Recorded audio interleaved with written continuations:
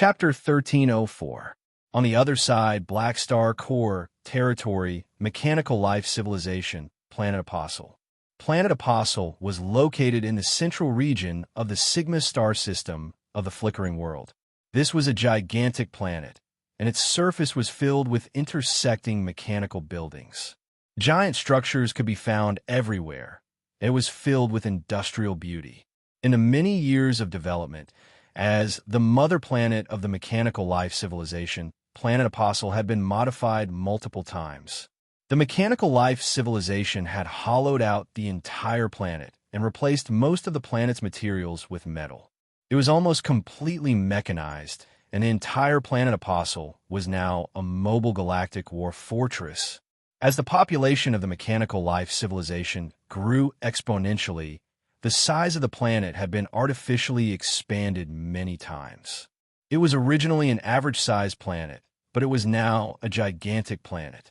For gigantic satellites surrounded Planet Apostle, and they were mainly used by the mechanical life civilization to carry out galactic construction projects.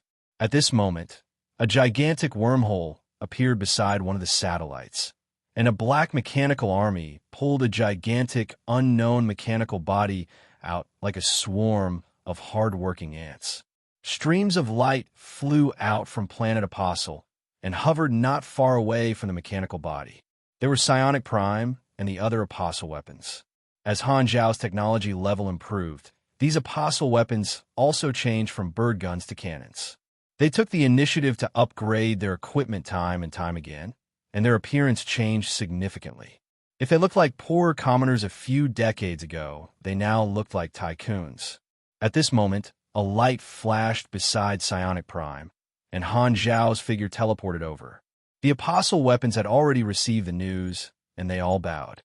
Psionic Prime's electronic eyes flickered, and a green virtual bubble with a curious expression appeared above his head. He asked with an emotionless voice, "What's the matter?" With an emotionless voice, he asked, "Lord, what is this?" "A mechanical wreckage that contains unknown technology. It's for my research. I'll leave it with you for now. I don't want it to be seen by too many people, so it's not suitable to keep it in the Black Star Palace," Han Zhao replied. Psionic Prime nodded. "I'll arrange for people to build a secret research facility to store this mechanical body. Do you want to start the project now?" Let's set up a file. From now on, this big guy's serial number will be SWY-001. Han Zhao casually came up with a code name. SWY didn't have any special meaning. He just casually used the pinyin acronym for what the hell. He felt that the meaning of this code name was very clear. If he encountered any unknown things in the future, he would use this code name series. It would be easy to understand at a glance. While the construction team was transporting SWY-001, Han Zhao turned around to look at the mechanical life civilization and nodded. After 70 to 80 years of development, the mechanical life civilization, with the resources provided by the army, had greatly expanded in the Sigma star system, demonstrating their interstellar industrial level development and achieving self-sufficiency. Their population was booming, and they had become one of Han Zhao's main sources of soldiers. Even without the bonus of his mechanical force, the current mechanical life civilization was more than enough to deal with an ordinary star system civilization. After all, the greatest advantage of a mechanical civilization was the high efficiency of resource allocation, the high uniformity of thinking, the almost zero physiological and entertainment needs, and all the citizens were soldiers. However, they would not encounter all kinds of negative social problems like ordinary civilizations. It could be said that the industrial system of a mechanical civilization was born for war. Han Zhao could not help but think of the black spirit race that was developing in the Edney star system next door. They also had a hive mind that efficiently allocated resources. Through their amazing collective learning ability, they quickly digested the technology tree and deduced new technological directions. They were also developing rapidly and had already started colonizing the galaxy, transforming into a star system civilization. Because of the strong collective learning ability of the mental network, the Black Spirit race had nurtured a large number of scientists in basic subjects. Currently, They had already sent a large number of talents to the logistics department and the Super Academy.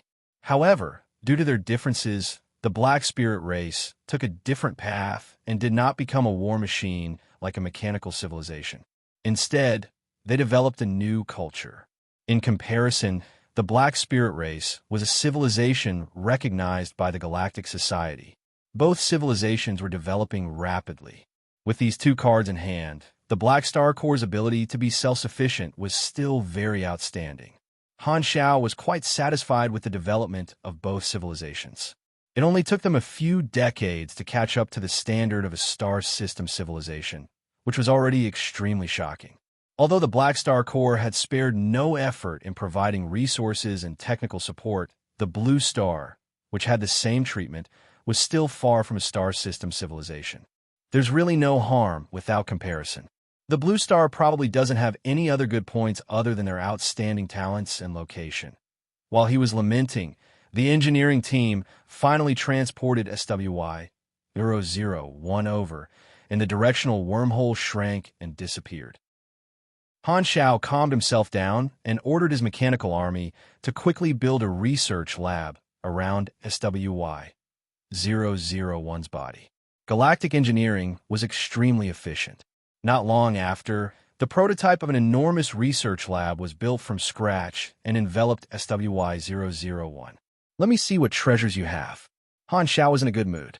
He walked into the research area, summoned all kinds of research equipment, and immediately immersed himself in the reverse engineering research. His first step was to look for SWY-001's memory module. Very soon, he found the damaged memory chip module and the enormous biological organ with brain tissue structure. However, be it mechanical technology or biological technology, they were all within the scope of his technology. Han Xiao ordered his mechanical assistants to take off the memory chip module, put into a data analysis device, and started reading the data inside. At the same time, he ordered another batch of assistants to take out a set of needle-like cables and insert them into the pale white brain fluid of the biological organ. The cables were automatically attached to the memory synapses and analyzed the memory information stored inside. Very soon, reports were displayed on the screen one after another. Due to the fusion, the memory module seemed to contain the life experiences of all the mechanics who sacrificed themselves. However, SWY-001's memory file was severely damaged and contained a large amount of redundant information, so the process of analyzing and piecing it together was rather slow. Han Xiao had a few research goals. One of them was to directly obtain the blueprint knowledge of these mechanics by digging into the memory module. If he succeeded, he would save a lot of time and not have to reverse engineer every part of SWY-001's body. After placing the device to continue analyzing the memory, Han Xiao specifically found the AI control module. There was a high chance that the logs of all the functions of the body were stored inside. It was like a manual to him. However, the AI control module was protected by a virtual firewall and used the basic code of this unknown civilization. It was different from a virtual technology of the Galactic Society and required basic analysis, just like the virtual mutiny virus of the Intelligent Plague. This was not difficult for the current Han Xiao, but it would take some time. According to SWY-001's characteristics, the nature of its consciousness was very likely to be double. One was the soul consciousness sleeping in the creature's brain, and the other was the AI consciousness stored in the mechanical memory device. It was a combination of a normal life form and a mechanical life form. Therefore, as long as he could break through the firewall and rewrite the AI program, there was a high chance that he could achieve the effect of brainwashing. After all, Han Xiao had also mastered the felon technology, so he was not unfamiliar with this kind of thought modification. You have gained some insights from your current research. Plus 16. 4% unique talent research progress current progress. 61. 1%. He triggered another exclusive skill? Today is really my lucky day. Han Xiao paused for a moment, and his eyes sparkled. In the past few decades, he had only triggered the unique talent 3 times. Now, the progress of his unique talent had finally improved again. If this notification had not popped up, he would have almost forgotten about it. During the version update, His EXP reserve was a little tight, so Han Xiao did not use his awakening points to exchange for talent progress. However, now that the players had returned, it was not impossible to consider this option. However, promotion was his current priority, so Han Xiao did not plan to use his EXP recklessly. He planned to use the remaining EXP to exchange for awakening points after he met the requirements for promotion. After all, he did not know what the threshold for a higher level was, so he had already decided to increase his energy rank as much as possible before promotion. The Void God's trait transformation was one of the reasons, but having another unique talent was not bad either. After obtaining SWI-001, Han Zhao's research focus changed. He spent most of his time analyzing SWI-001 in the Research Institute, talking to the Holy Covenant members one by one, convincing a group of them, and waiting for the right time to come out. In the outside world, the three universal civilizations and the Beyond Grade Association did not continue to have conflicts on the surface, but the battle in the black market was getting more and more intense. The players who took over the black market in different areas faced different challenges. Most of them worked together to overcome the difficulties, slowly increasing the progress of the black market integration. Endless Nebula, Didora star system, certain transit station planet, Kacha, footsteps that sounded like they were stepping on broken glass echoed in the dim room. The army commander's big PP leaned against the wall, covered in wounds. There was already a pool of blood under his body, and he was in a heavily injured and stiff state, unable to move. He could only stare in the direction of the footsteps with his eyes wide open. Very soon, the sound of footsteps gradually approached. A thick silhouette gradually became clearer under the dim light. He was wearing a black and red mechanical armor, holding a blood-red mechanical axe in his hand. Blood was dripping down from the axe. Behind him was a messy scene. Corpses were scattered all over the ground, blood flowing everywhere. The walls were full of bullet holes, and a large number of bullet casings and metal fragments were scattered on the ground. It looked like a fierce battle had taken place here. This was a black market base that had been taken over by the Army Commander's Big PP not long ago, and it was gradually getting on the right track. However, today a person came knocking on the door and destroyed this black market channel by himself. He killed everyone in the base, leaving only the Army Commander, Big G, alive. He was killed many times and used up all of his resurrection chances. He had no power to fight back. This was because the enemy was a calamity grade. The mechanical suit warrior stopped in front of the Army Commander's Big PP, opened his helmet, and revealed a brown scaled face that looked like a pangolin in human form. He said calmly, "You're the only one left. Dafis, we have no grudges in the past. Why are you doing this to us? Did you accept the employment of the affiliated organizations of the three universal civilizations?" The Army Commander's Big PP clenched his teeth. After operating the black market here for a while, he had some understanding of the organizations around here. This guy who looked like a pangolin in human form was the leader of a well-known civilian-armed organization in this star system, a calamity-grade mechanical pugilist. Hearing this, Dafis let out a short laugh with a hint of mockery. "Do I need to inform you when I'm going to kill you? Don't be arrogant. You ruined my mission. I'll remember you. Just you wait." The Army Commander's Big PP clenched his teeth and threatened. "What? A grade B super wants to take revenge on me? Just because you're an immortal?" Dafis's face was cold, unmoved.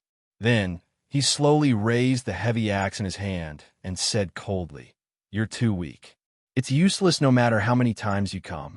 It's your honor to die in my hands." As soon as he said that, the heavy axe fell and blood splattered everywhere. This time, the Army Commander's Big PP did not revive. He had already used up all 6 days of revival chances. Seeing this, Dafis turned around and left without even looking back, leaving behind a ground full of corpses. The Army Commander's Big PP was ejected from his body and could not go online for a day. He could only log into the forums. "Damn it, you forced me to do this." The Army Commander's Big PP was furious.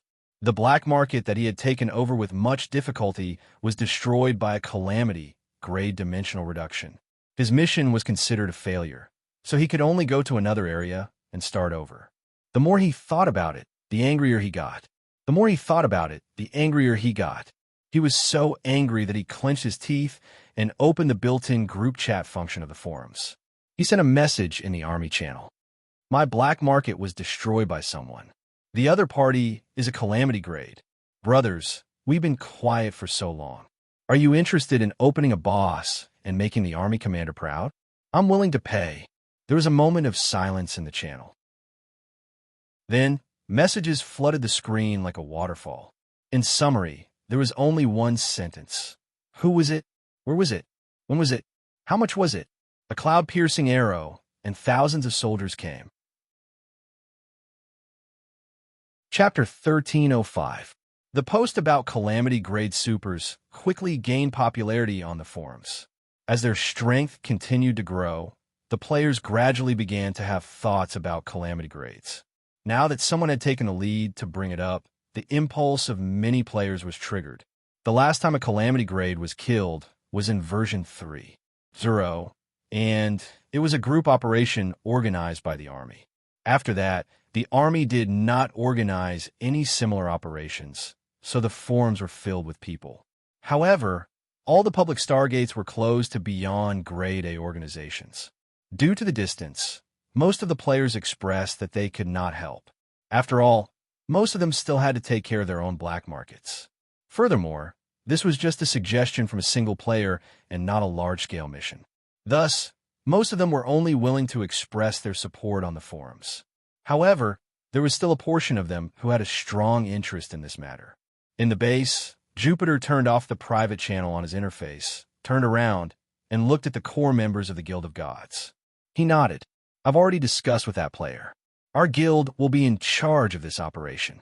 The boss will be active in the Didora star system in the Endless Nebula, which is not far from us. Coincidentally, many of our guild members are operating the black market nearby, so it's convenient to mobilize them. Poseidon, the core member of the guild, wanted to say something but stopped. This will affect the progress of many guild members in the black market, right? Furthermore, this is just a spontaneous operation. Is it worth it for us to make such a big fuss? Jupiter nodded. Of course it's worth it. This is a good opportunity to make a name for ourselves. The club has not made any progress in the past few seasons.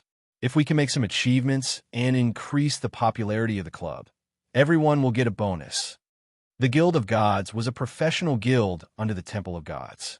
Due to the poor performance of their team, the guild had not been doing well in the past few versions. Their reputation had been snatched away by Dynasty, Long Sky, and Rivervale. However, as the versions changed, the foundations of the various guilds became stronger and stronger. Things that they did not dare to think about in the past were gradually becoming more and more ambitious. If they could kill a calamity grade, they would be able to return the favor to the club. Are you sure it will work? A calamity grade died in the hands of the players in version 3.0. If it happens again, it shouldn't cause much of a stir. Poseidon hesitated. Stupid. How did that Adamo die in version 3.0? That was a faction activity organized by the Black Star Corps. Too many people participated, and no one could become famous. However, if our guild kills a calamity grade on our own, will it be the same? This was a guild first kill. How popular! Jupiter jabbed Poseidon's head with his finger and said in an exasperated tone. Hearing this, the core members of the guild present deeply agreed. Although the army had long ago allowed the players to kill a calamity grade super, the significance of an independent guild first kill was different. It was definitely sensational. The next level of honor would be the first blood.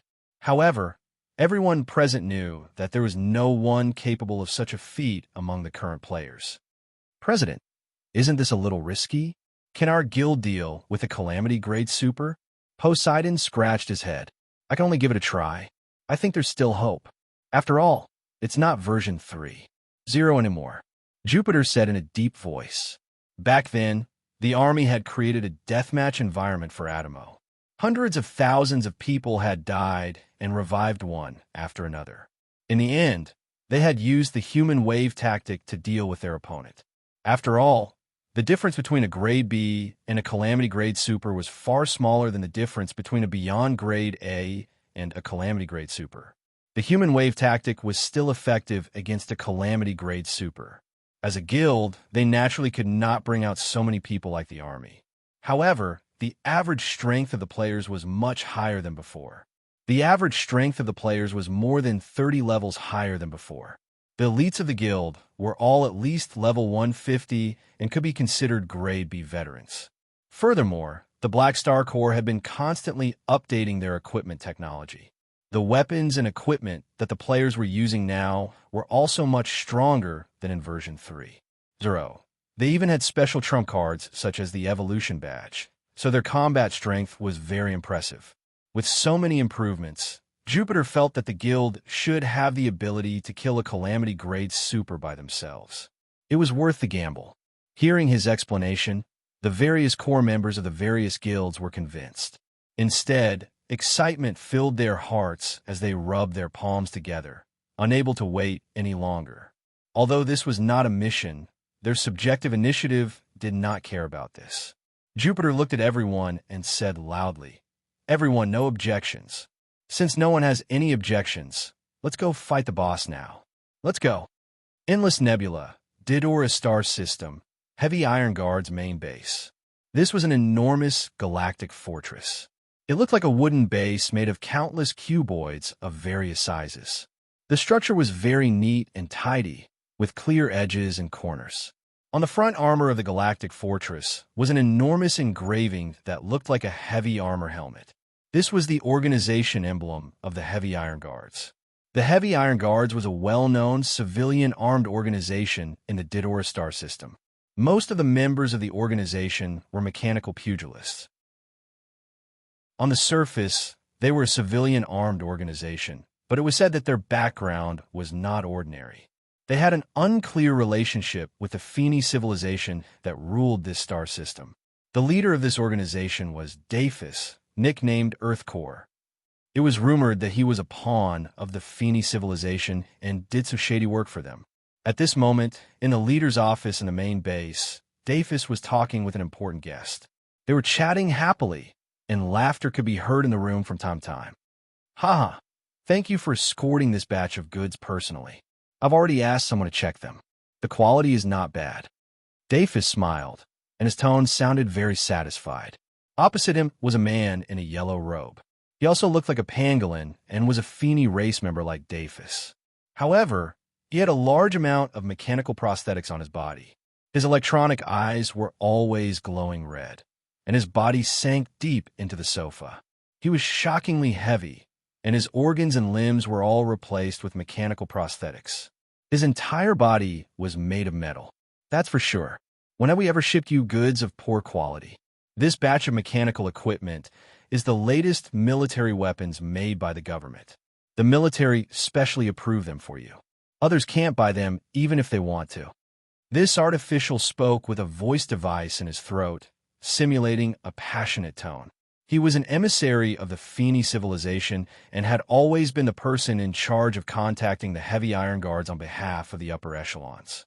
The two sides did have a cooperative relationship, exchanging resources for Daphis. The Feni civilization had a soft spot for mechanical prosthetics. It had always been a hot market for mechanical prosthetics. Almost everyone had been modified.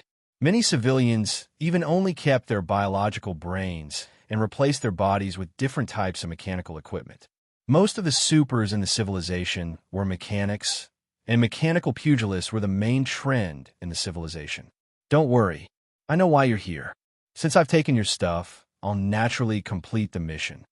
Daphis grinned and said, "I'm almost done with what you told me to do.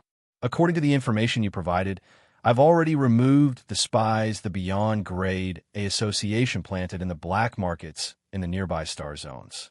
I'm only a few planets away." "Oh, many of these people are immortals from the Black Star Corps. They can't be killed. Are you sure you've taken care of all of them?"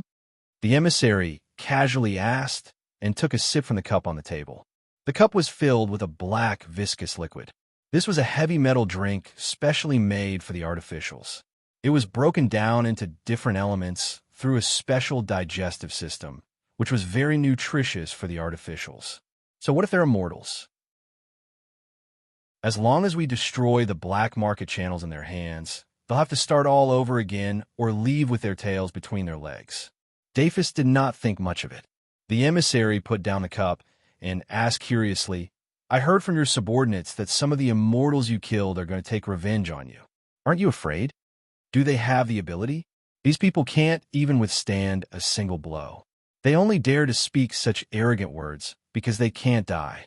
Otherwise, they would have been scared witless by me. If they dare to come for revenge, I'll kill them one by one. If two come, I'll kill a pair. Dafis snorted. While expressing his disdain, there was also a hint of jealousy in his tone. He was confident in his strength. Unless it was someone of the same level or a beyond grade A, he would not take them seriously. However, any super would be jealous of the immortality of the players. He was no exception. He would be jealous just by looking at them. So he did not hold back. It was precisely because he couldn't obtain it that he developed a different kind of resentment and contempt. He couldn't help but have a sour attitude of what's so great about him. Then I'm relieved. The emissary nodded and said, Anyway, this is the mission given by the 3 universal civilizations. It's better to be cautious. Plus, the black market is under our control and provides us with a lot of profit. The Beyond Grade A Association thinks they can just send a few people to take over our black market because they have the support of the black market manager.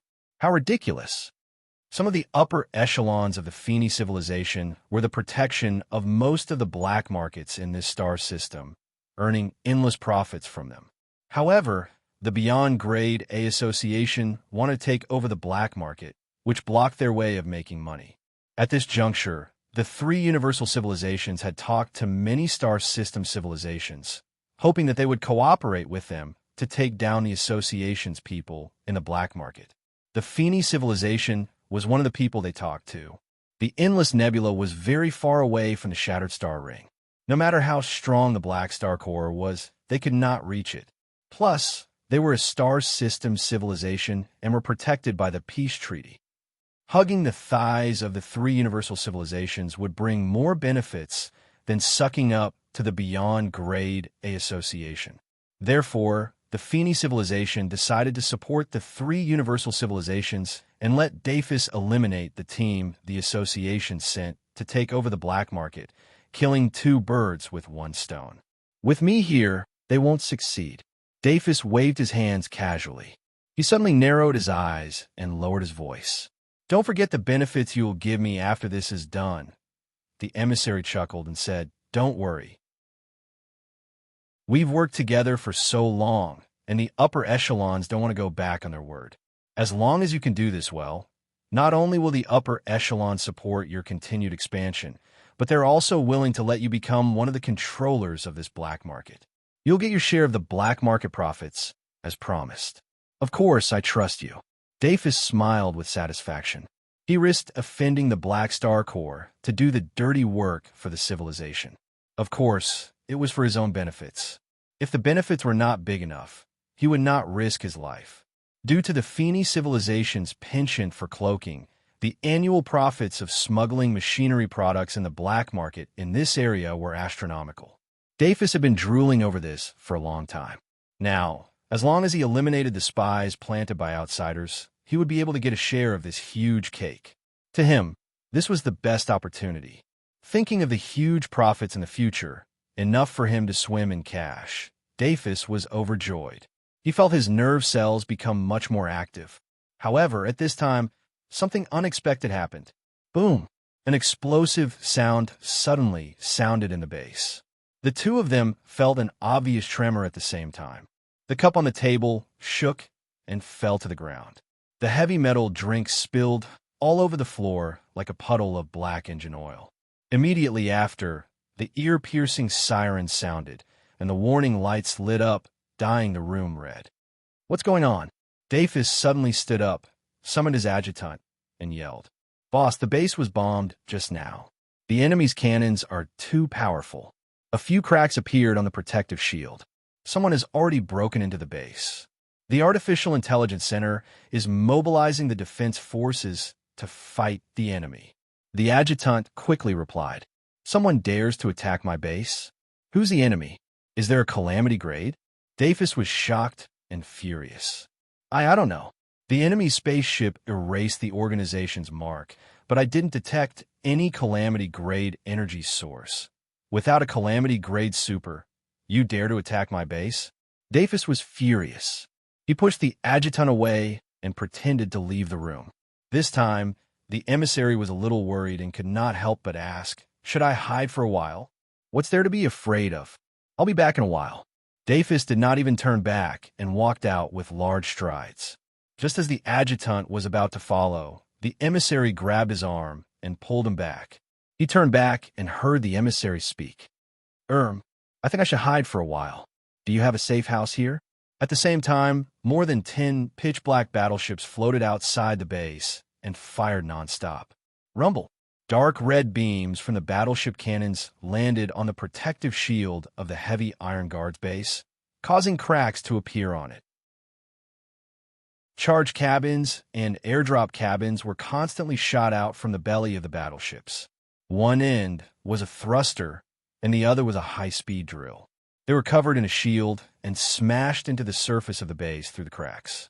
Some were shattered in midair by the base's defense cannons, and some successfully passed through the barrage of bullets and pierced into the base's armor, leaving behind holes. Continue with the rest. All those who land on the enemy's base, remember to tie the resurrection flag to a fixed point immediately.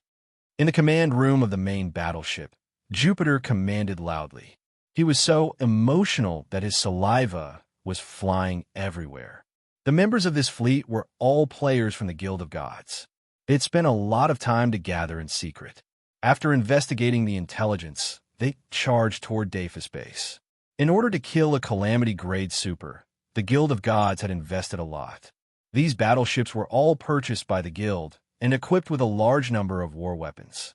Although there were not many battleships, the technology on the ships was very advanced, and they were all the best products of the army. Dealing with a civilian armed organization was a huge blow. At this moment, the Guild channel was extremely lively. Messages flooded the screen like crazy. "Nice, I'm going in. Those at the back, airdrop quickly. The enemy's reinforcements are here. Mages and psychics, control the field. Give the mechanics a chance to set up the field. Don't waste energy on the small monsters. Force the boss out first." In the base, the players who had already landed started a massacre. They were all Grade B supers, and they killed a large number of guards like cutting vegetables. At this moment, an aura quickly approached. With a loud boom, the metal wall on one side opened up, and Daphis charged in with his heavy axe. Daphis looked at the enemies in the field, and his eyes locked onto the army commander's big pages. He had an impression of this guy who had died 10 times in a row by his hands. He was instantly enraged. "It's you?" The army commander's big PP smashed a Grade C mechanical pugilist into pieces with a single cannon. He turned around and grinned. "Are you surprised? You're out to make a living. If you say you're going to call a truckload of breadmen, you're going to call a truckload of breadmen." Without waiting for Daphis to reply, the army commander's big PP pointed his gun at him and yelled, "Brothers, it's him. Get him." The next moment, everyone's eyes landed on Daphis, and the excitement of seeing prey burned in their eyes. Even though Daphis had been through hundreds of battles, being stared at by a bunch of Grade B supers still made him shudder instinctively. However, right after that, his anger suddenly swelled. He raised his mechanical axe and charged into the battle. With a powerful swing of his axe, he sent 2 players in front of him flying. "You're courting death." On the player's side, they said almost at the same time, "Main tanks, go." Chapter 1306. Rumble. Explosions occurred one after another. Pillars of fire shot out from the inside of the base, penetrating the armor and creating holes in the base. The location of the explosions kept changing, and the battlefield was moving rapidly. In the base, the vanguard of the Guild of Gods was already engaged in a fierce battle with Daphis. More guild players were still landing from the airdrop and joining the battle. Swoosh! The enormous axe left the handle and spun at a high speed like a saw with blue mechanical force arcs around it. Wherever it passed, blood and flesh splattered everywhere, and broken mechanical parts danced in the air. A silver transmission retractable cable was connected to the axe blade and the handle. It twisted and danced like a mad dragon, constantly emitting a chee-chee sound as the retractable cable slid.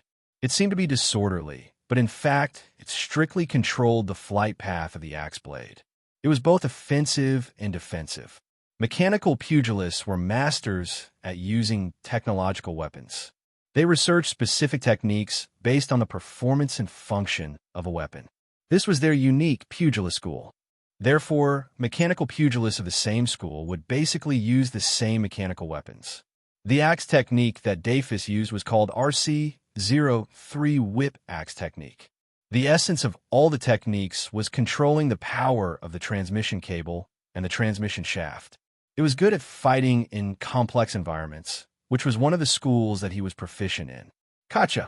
The spinning axe cut through the players along the way and stabbed into the chest of an extreme mutant transformed by a player.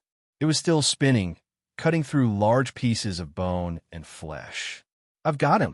This player adjusted his pain threshold to the lowest, so it was not painful or itchy at all. He grabbed the axe with both hands and did not care about his hands being cut and bleeding. The extreme mutants of the main tanks all pounced forward. Each of them grabbed a section of the cable and pulled with all their strength to control it. Meanwhile, the teammates of the damage output team all fired at Dafis. Dafis twisted his hips, and a yellow energy shield flew out and protected him. The attacks of the players all landed on it. In a series of colorful explosions, the shield was quickly filled with cracks. Taking advantage of the brief moment, Dafis issued an order in his brain, and his neuron signals entered the axe's control module through the transmission line. In that instant, the cable tightened with a bang, and a plasma current flowed along the cable, bouncing away the hands of the many ultimate aberrations. Then, the transmission device instantly overloaded, and with a bang, the speed of the axe soared, cutting off the hands of the player at the end. As the cable retracted, it cut all the aberrations along the way in half, and finally returned to the handle. Then, Dafis spun around, and the axe slashed out a wide silver shockwave surrounded by electric arcs, sending a few pugilists who wanted to take the opportunity to get close to Euler and beat them up. Although the players had the numerical advantage, a Calamity Grade Super had a crushing advantage over a Grade B Super. They could only use their lives to exhaust Dafis' status. Before he was completely exhausted, the players would not be able to catch his weakness. Continue. Secondary T team, push up. Pay attention to pulling. Damage output team, spread out. Outer team, block the small monsters. Don't let them come in and cause trouble. The Guild of Gods was forced back time and time again, and their formation was disrupted time and time again. However, they were not afraid of death and continued to surround Dafis after getting up. The captain excitedly gave out orders in the team channel. To the players, the most unbearable part was that there was no aggro mechanism. In order to control who Dafis attacked, they could only let the MTs block him and use their bodies to form a line of defense. Even so, Dafis would still choose to go around the MTs and attack the weaker damage output team. Most of the time, they could only improvise and let the squishy players take the damage. Thankfully, the standard armor of the Black Star Corps was very sturdy, so the squishy players would not be killed instantly. At this time, in the sky above the base, the fleet of the Guild of Gods was already exchanging fire with the fleet of the Heavy Iron Guards. Due to their numerical disadvantage, the fleet of the Guild of Gods was at a slight disadvantage. However, with their superior performance, as well as their high-tech virtual interference and radar jamming, they were able to disrupt the enemy's formation and encroach on the enemy. The command room kept vibrating. Jupiter pressed his hands on the control panel and stared at the battlefield surveillance footage of Dafis. He said in a deep voice, "No, the efficiency of the siege is too slow. If this continues, we won't be able to last much longer. Ignore the enemy fleet and aim all weapons at the boss. Support him with firepower. What about the people surrounding him? Poseidon asked. We can't care about the casualties. Tell them to dodge. There's nothing we can do if they get killed, Jupiter said decisively. All right, Jupiter said decisively. Once the order was given, more than a dozen guild battleships simultaneously shifted their cannons and locked on Adafus, who was moving around inside the base. A light cannon and a trapezoidal homing missile shot toward him. Adafus' mechanical suit's built-in radar rang with an ear-piercing warning. He cursed in his mind and hastily dodged. Beams of light pierced through his previous position like spears and chased after him. Many players had already received the news and dodged early. However, there were always a few who could not dodge in time and were turned into dust. If the enemy was only a group of Grade B immortals, it would not be a problem for Adafus. However, with the accurate firepower support of the fleet, he was immediately restricted. The players were not afraid of being killed, but he was not. A normal Calamity grade would not be able to withstand too many high-energy ship cannons. Furthermore, he was a mechanical pugilist with average defense, so he did not dare take the risk. Everyone fought fiercely, and the base was in ruins. The Guild of Gods fleet was pinned down by the enemy ships and could only occasionally break through the defense line to provide support. The shockwaves of the bombardment also gradually injured Adafus. Seeing another small group of immortals being killed by the firepower of his teammates while the rest were still yelling and charging, Adafus' eyelids twitched. Tisk, these lunatics! He could not help but feel like he had poked a hornet's nest. He could not help but feel a little regretful. Strange, I'm not the only Calamity grade that the 3 universal civilizations bribed. There are Calamity grades hunting the players in every area, and I've never heard of anyone being targeted. Why am I so unlucky? Adafus dodged the 5 explosive fireballs. Looking at the corpses of his subordinates all over the ground, his face became darker and darker. Although he was not afraid, personally, the others in the base were not as strong as him.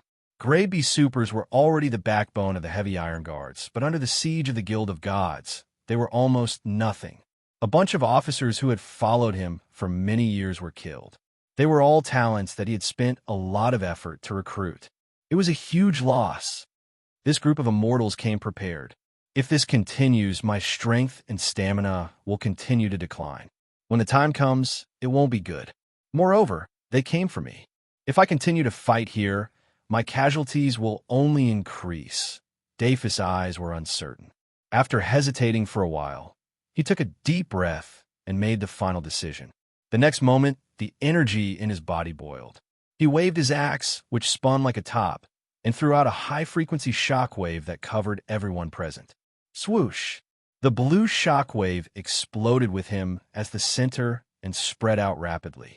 The strong shockwave knocked over all the surrounding players.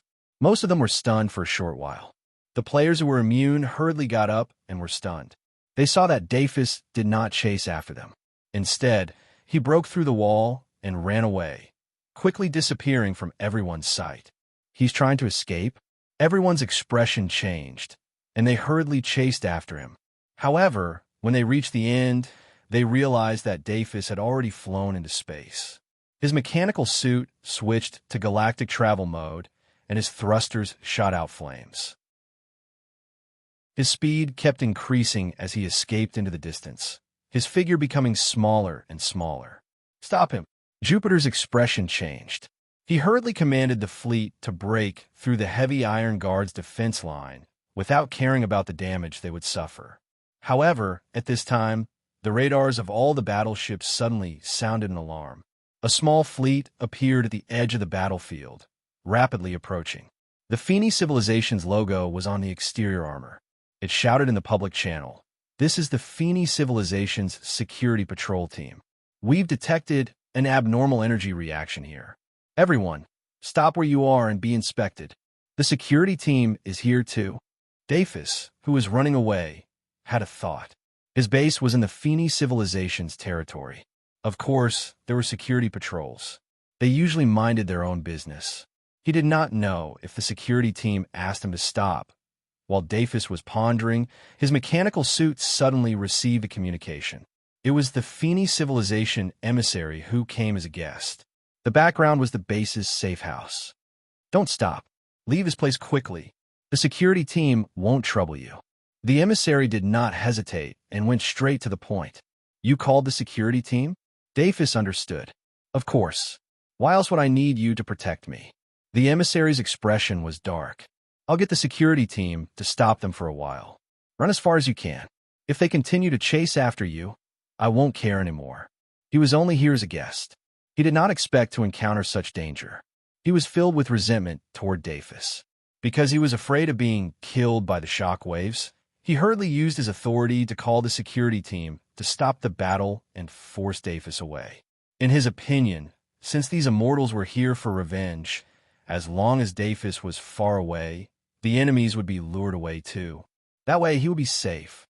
I'll leave now. Dafis nodded.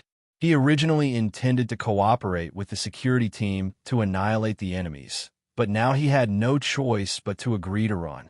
He did not want the emissary to be harmed either. The emissary hesitated for a while before saying with a deep voice, "Planet Burger is nearby. It's a colonial planet where low-value citizens live. I've already talked to the planet manager. You can go to Planet Burger and wait there. Although there aren't many defense forces there, those enemies won't dare violate the peace treaty and attack a colonial planet." Okay. Dafis hung up and accelerated at full speed. Although the guild battleship had placed a space-stabilizing anchor that limited hyperdrive, his normal flying speed was not slow either. He turned into a stream of light and quickly disappeared from sight. Seeing this, Jupiter immediately became anxious. They had only fought a small part of it, and the boss had already run away. What should they do now? Poseidon slapped his forehead and complained, I've miscalculated. I knew your plan was unreliable. If they can't beat us, won't they run away? Do you think we're in a dungeon? Although they could weaken a calamity grade with their lives, and even have a chance to kill it, if a calamity grade wanted to run away, it would be very difficult for them to stop it. After all, the desperate situation that Adamo was in was very difficult to replicate. Furthermore, Dafis was not an ignorant native. He would run away immediately if he saw that the situation was bad. He would not stand there and fight a bunch of immortals head-on. Shut up. Veins popped up on Jupiter's forehead as he cursed. He then turned on the public channel and yelled at the security team. The Black Star Corps is doing something. Please give us some face. I don't care who you are. This is the Feni civilization's territory. No one could do whatever they want. Stop the ship immediately for inspection. Otherwise, it'll be considered a violation of the Feni civilization law. Your record will be recorded. The security captain received the emissary's order and continued to command the troops to stop the guild fleet. Then why didn't you stop the one that ran away? Jupiter was furious. He marked Dafis, who was getting further and further away. What does it have to do with you? I'm giving you an ultimatum right now. Stop the ship immediately. The security captain yelled. Jupiter clenched his teeth. After spending so many resources, it would be a huge loss for the guild if they gave up halfway. He was the one who planned this operation, so he had to take the blame. He immediately made up his mind. No matter what, we have to kill the boss today. Charge. Cripple anyone who dares to stop us. As soon as he said that, the guild fleet did not hesitate anymore. They did not care whether it was the heavy iron guards or the Feni civilization law enforcement team in front of them. They fired at all the enemies, trying to kill their way out.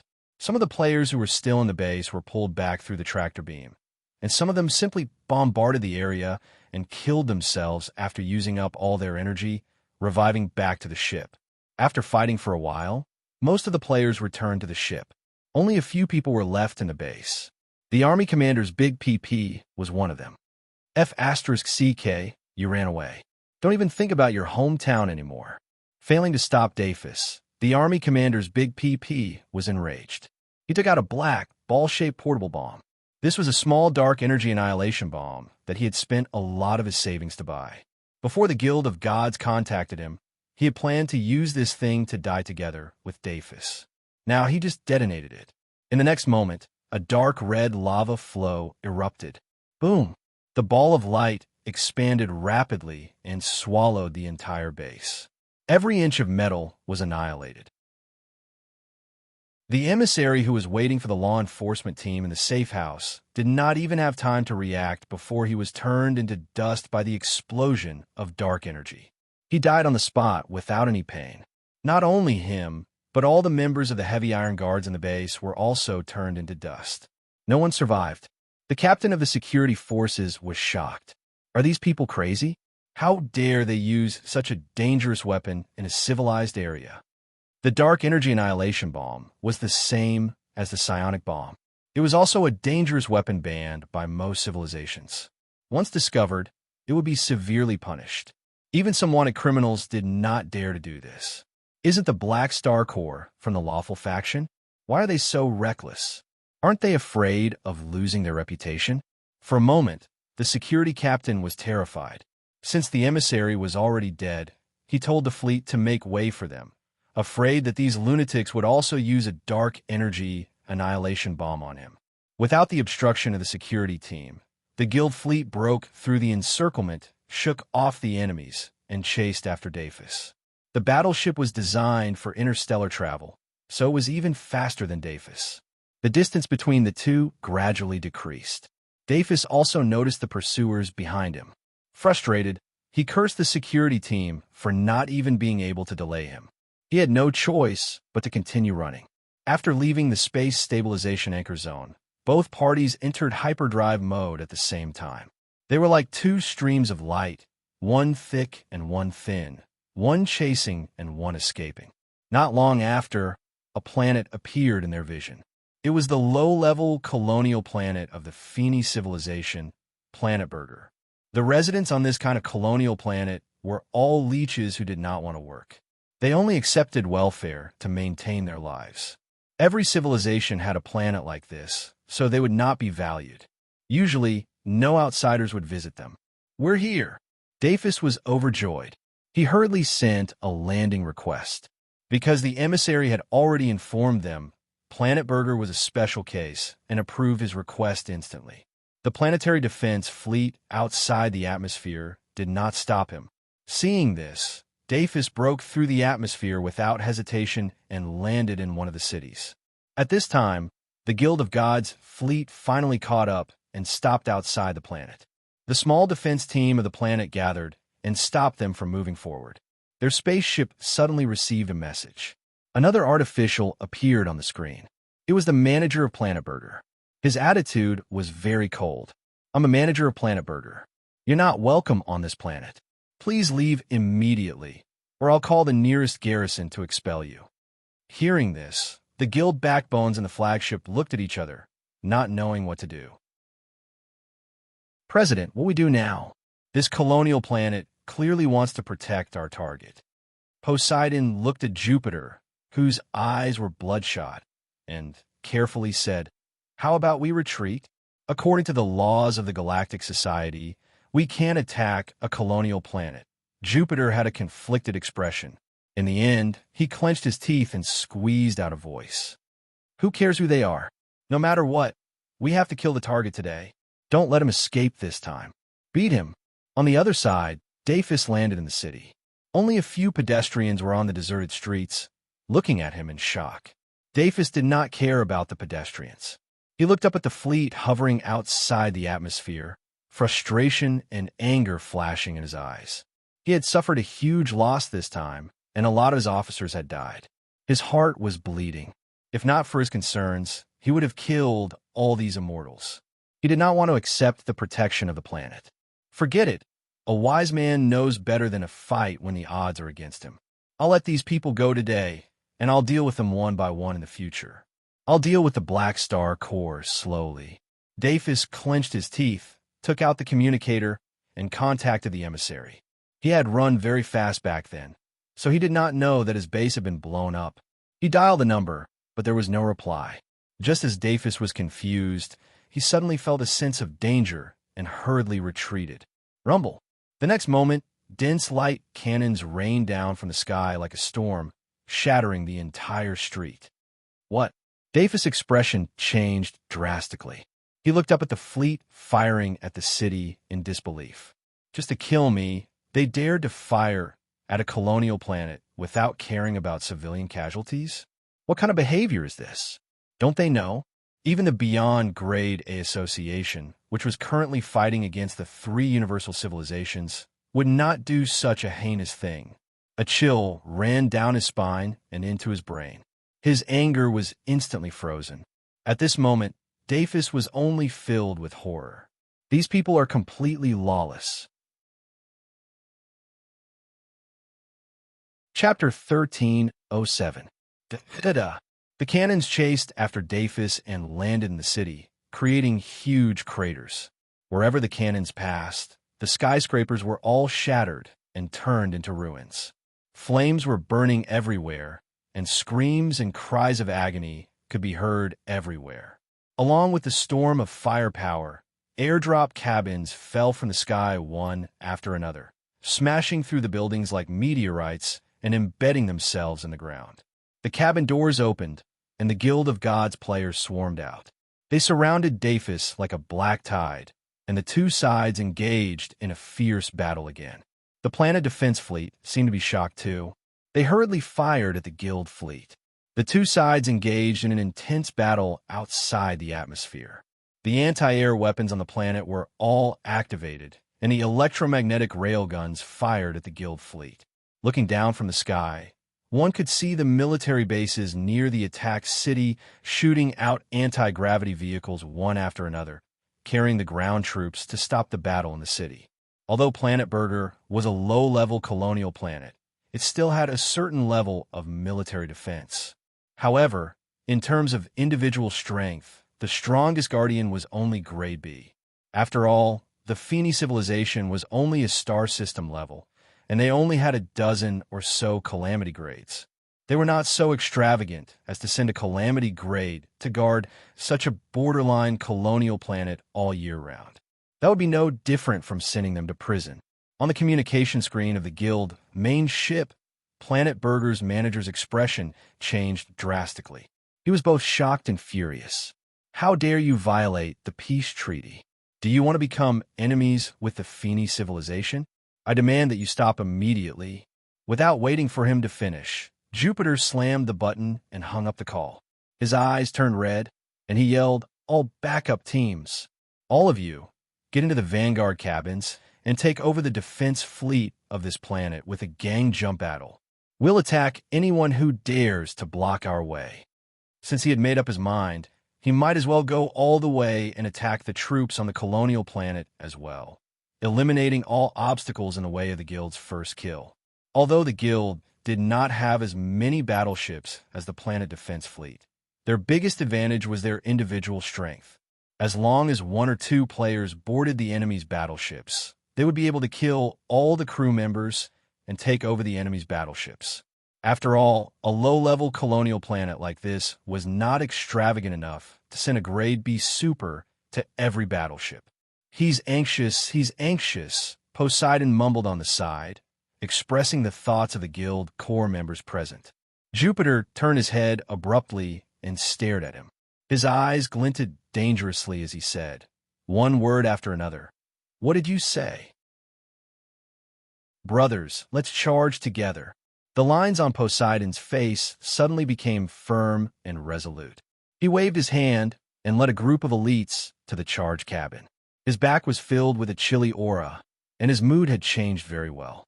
Very soon, assault cabins carrying players shot out like missiles and bit the enemy's battleships. The defense battleships quickly fell under the control of the Guild of Gods.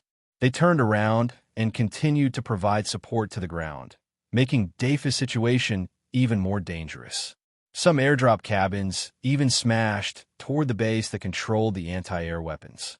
Teams of players went forward to paralyze the armed forces of Planet Burger. Outer space and the surface of the planet were divided into many battlefields. Explosions occurred non-stop, and the cities turned into ruins one after another. The sky and the ground were in chaos. The manager of Planet Burger was furious and panicked. He hurriedly asked for help from the nearest galactic garrison base. At the same time, he sent the information of the planet being attacked to the Feeney civilization's artificial intelligence center through the emergency military channel and forwarded it to many key departments. Only 2 or 3 minutes later, he received a serious call from the upper echelons. What exactly happened? Who are the enemies? The enemies are a group of immortals.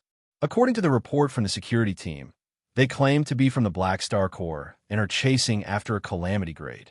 The manager of Planet Burger hurriedly explained the situation, saying that it was because he received a message from the emissary asking him to protect Dafus. He did not know the relationship between Dafus and the Feeney civilization, but the emissary's authority level was higher, so he could only obey. His words implied that he was just following orders and was not at fault. After hearing the explanation, the Feeney civilization's upper echelon looked gloomy and solemnly said, "I understand the situation. Now, you restrain the attackers. The nearest garrison base will be dispatched immediately to arrest them." After hanging up, the manager of Planet Burger heaved a sigh of relief.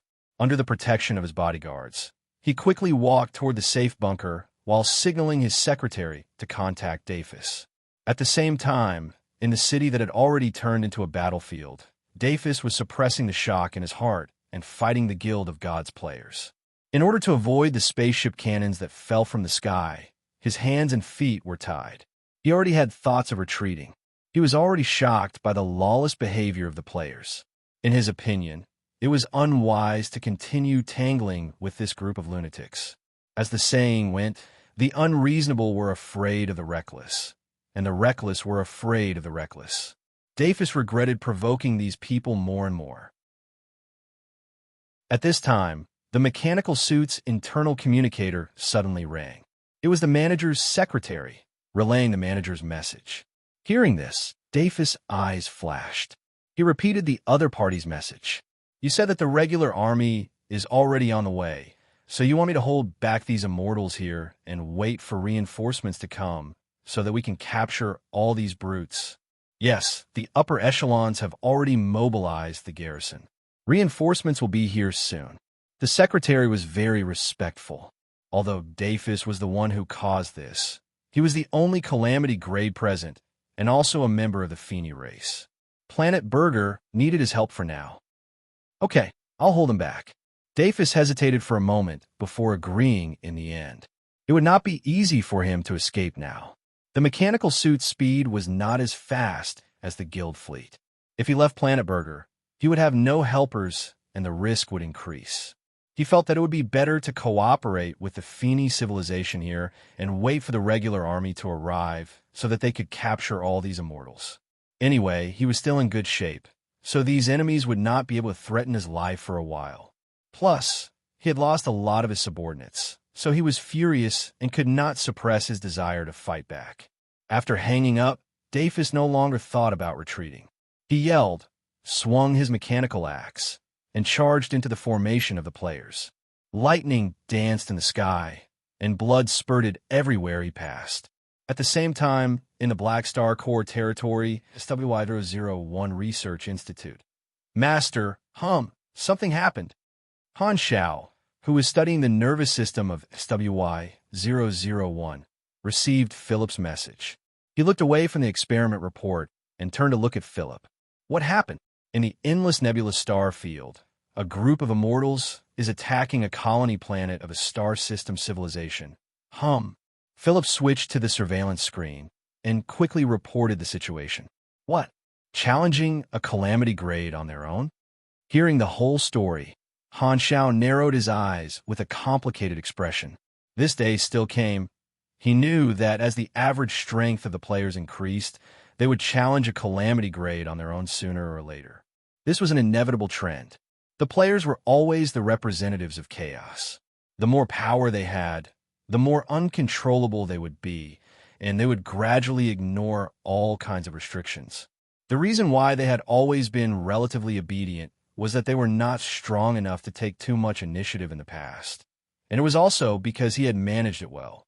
Now, in version 5.0, the players' obedience had finally reached its limit, and their chaotic tendencies started to rise. In his previous life, this was one of the important fuses for the calamity of the supers. Even with his influence now, it was impossible to change the nature of the players. TSK, this is bad. Han Xiao shook his head helplessly. He already knew the cause and effect. The other party was an enemy that prevented the players from taking over the black market. There was no problem for the players to gang up on him, so Han Shao naturally would not object. However, they were openly violating the conventions of the Galactic Society, and this was what made his balls ache. When you guys are fighting the boss, you should at least pay attention to your image. This way, both rewards and punishments would have drawbacks. The former would make the players more fearless, while the latter would hurt the feelings of the leaks and their sense of belonging to the faction. Neither was an outcome that he wanted to see. The person that Han Shao was most annoyed with was none other than Jupiter, that piece of trash. The Black Star Corps is doing something. Please give us some face. Your face is bigger than mine, and you've eaten a face fruit too? Even if you're determined to kill the boss, at least don't expose your identity. At such a sensitive juncture, it's too difficult for me to do something like this in the name of the army. Han Shao was speechless for a while before he sighed and slowly said, "Too reckless. No matter what, I won't take the blame for this if I can. The most important thing now is to clean up the evidence and clean up the mess for these Astartes." As he spoke, Han Shao pressed his forehead and entered the quantum network vision. The data stream quickly arrived at the guild battleship with Philip as the transfer station. The battle on Planet Burger was getting more and more intense. The defense forces of the planet were basically destroyed by the Guild of Gods, and a large number of battleships were also seized by the Guild of Gods, which strengthened the enemy's fleet. The battlefield kept moving on the surface, and 4 cities had already been razed to the ground. Dafis ran for his life while dealing with the guild players' relentless attacks. His energy and stamina were greatly depleted, and injuries appeared on his body. His condition gradually deteriorated, and his combat ability inevitably decreased. Boom! Dafis turned around and slammed a pugilist onto the wall with his axe. He panted heavily and did not dare stay any longer. He quickly retreated and avoided the focus fire of more than 10 cannon masters. The place where he was standing earlier was blasted into a deep crater. Not only were his muscles sore, but his brain was also in pain. Mental attacks were not the strength of mechanical pugilists. After all, the psychics and psychics of the Guild of Gods had done a great job. Invisible mental attacks were constantly damaging Dafis' consciousness. There was basically no way for him to dodge. He could only take the damage head-on, which took up at least 60% of his damage. Huff! Huff! Are the reinforcements not here yet? Dafis sensed the terrible state he was in, and his face was green. The moment his condition deteriorated from its peak, it was the beginning of a snowball effect. He was already at his limit from being attacked by the players. Without personally experiencing the feeling of being ganged up on by players, it was difficult to understand the horror. Dafis finally felt it. He originally thought that he could hold on for a long time, but now he realized that he had completely underestimated how difficult it was to deal with these lunatics. He misjudged the strength of both sides. If the reinforcements don't arrive in time, I'm afraid I'm really going to die here. Dafis was shocked. The thought of retreating appeared in his mind once again. However, at this time, he suddenly felt something. He looked up at the atmosphere with surprise. They're finally here. An enormous fleet was rapidly approaching. It was the military group sent by the Feni civilization as reinforcements. There were close to 2,000 battleships. The size was not something a guild fleet could compare to. Planet Burger's manager, who was taking refuge in the bunker, was overjoyed when he saw the battlefield. The army is here. Ha! These brutes are done for. Inside the guild's main ship, Jupiter also noticed the hostile army. His heart quickly sank. **T, this looks like the regular army of the local civilization. It took too long. Looks like I still underestimated the difficulty of the boss. A free calamity grade is way too difficult to deal with. Is this operation still too difficult for the guild?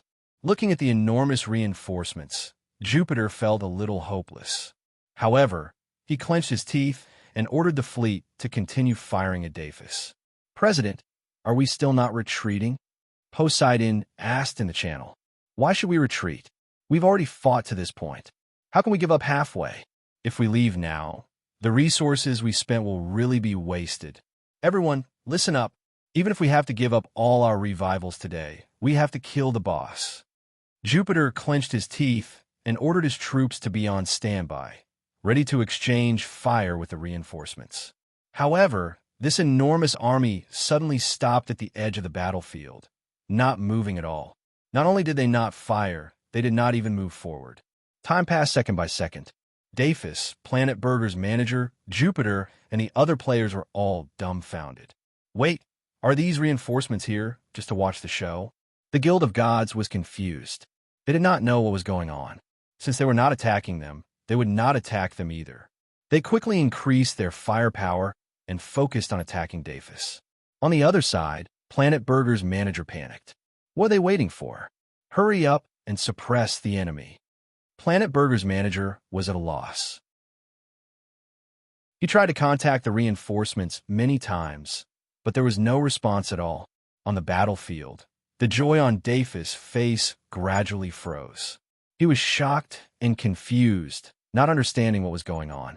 In shock, he could not help but let his imagination run wild. Why aren't the reinforcements firing? There's a huge problem here. If not for the fact that he was waiting for reinforcements, he might not have stayed to stall the enemy. Now that the reinforcements were here, they were just watching coldly without any intention of interfering. Could this be the Feeney civilization's plan to use this as an excuse to keep him here, killing two birds with one stone and using the immortals to get rid of me? Could it be that they think I know too much and think I've lost my value, so they're not saving me? Dafis was shocked by his own guess. His mind was in a mess. No, it'll be over if this continues. I can't rely on the Feeney civilization. I can't stay here. Dafis clenched his teeth and unleashed overload. The surging energy blew the players around him away. He took a bunch of focus fire head-on and shot into the sky. The mechanical suit's thrusters were operating at full power. He turned into a stream of light and flew toward outer space, trying to escape the battlefield. However, at this moment, the Feeney civilization's reinforcements at the edge of the battlefield suddenly fired. Their target was Dafis, who had just escaped the atmosphere. What? Dafis was shocked. He hurriedly turned on his shield. The next moment, his body was drowned by the cannon fire. He took a lot of damage this time. Boom, boom. After a series of explosions, he fell from the sky and smashed into the ground with a loud boom. Dust filled the air. Crack, crack, crack. The heavily damaged mechanical suit could not take it anymore. It shattered into pieces and scattered all over the ground. Dafis lay in the middle of a huge pit on the ground with blood gushing out of his mouth and nose. His body was covered in burns, and many parts of his body were already charred. His bones and organs were a mess. He was heavily injured. A large group of players rushed over from afar and surrounded him. Seeing this, Dafis clenched his teeth and dragged his heavily injured body to stand up.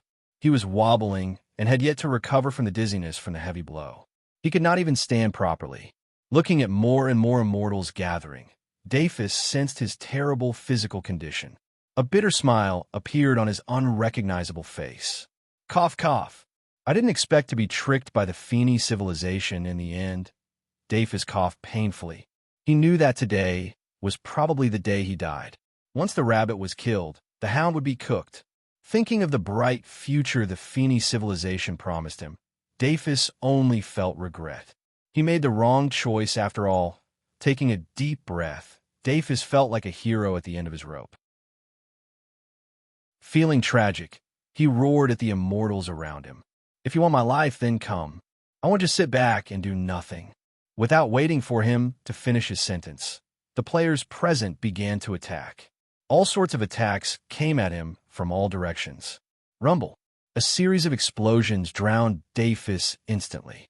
The moment he lost consciousness, Dafis was only left with a strong sense of unwillingness. Can't you let me finish my last words? The explosions lasted for more than 10 seconds before everyone stopped. The dust slowly settled, and their vision became clear again. They saw a charred body on the ground, no longer showing any signs of life. Seeing this, the crowd of players paused for a second before suddenly cheering and jumping for joy. Awesome! We finally killed him. We got the first kill. First kill. I'm so tired. F***CK. This boss even knows how to add scenes for himself. I was almost stunned. Who recorded the whole process? Send me a copy. Inside the guild main ship, Jupiter was finally able to relax after witnessing the guild kill Dafus with his own eyes. The anger that had been pinned up in his heart was finally vented, and he no longer had to worry about it. Getting the first kill of the guild, this trip was worth it. The resources he spent were not wasted. Then, Jupiter looked at the Feeney civilization's army, whose target was unknown, and frowned again.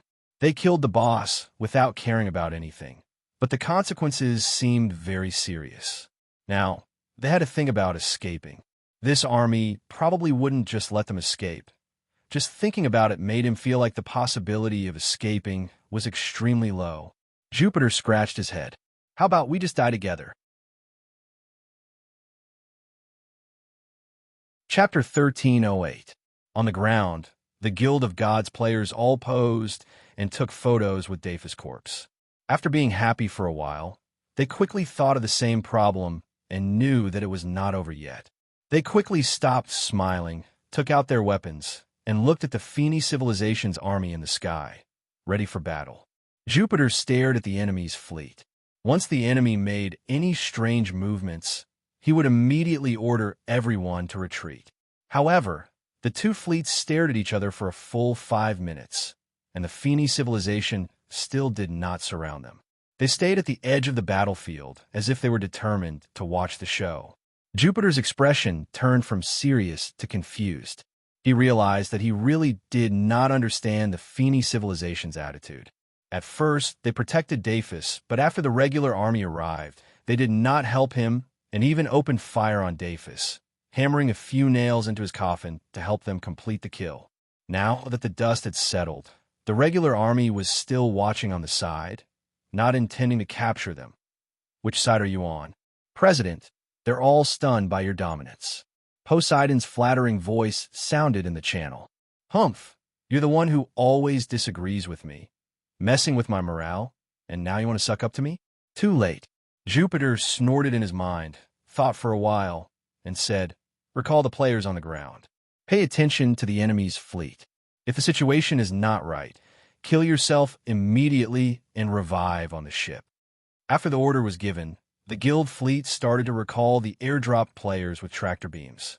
They paid close attention to the Feeney civilization's army. Once they showed any intention of stopping them, they would turn around and run. However, the Feeney civilization's army did not react at all. They just stood there and watched the Guild of Gods clean up the battlefield and recall the players. Seeing this, the guild fleet became bolder and sped up. The Feeney civilization's army did not move even after all the players were brought back to the ship. Strange, why aren't they moving? Jupiter was puzzled. However, since the enemy did not stop them, he had no reason to stay.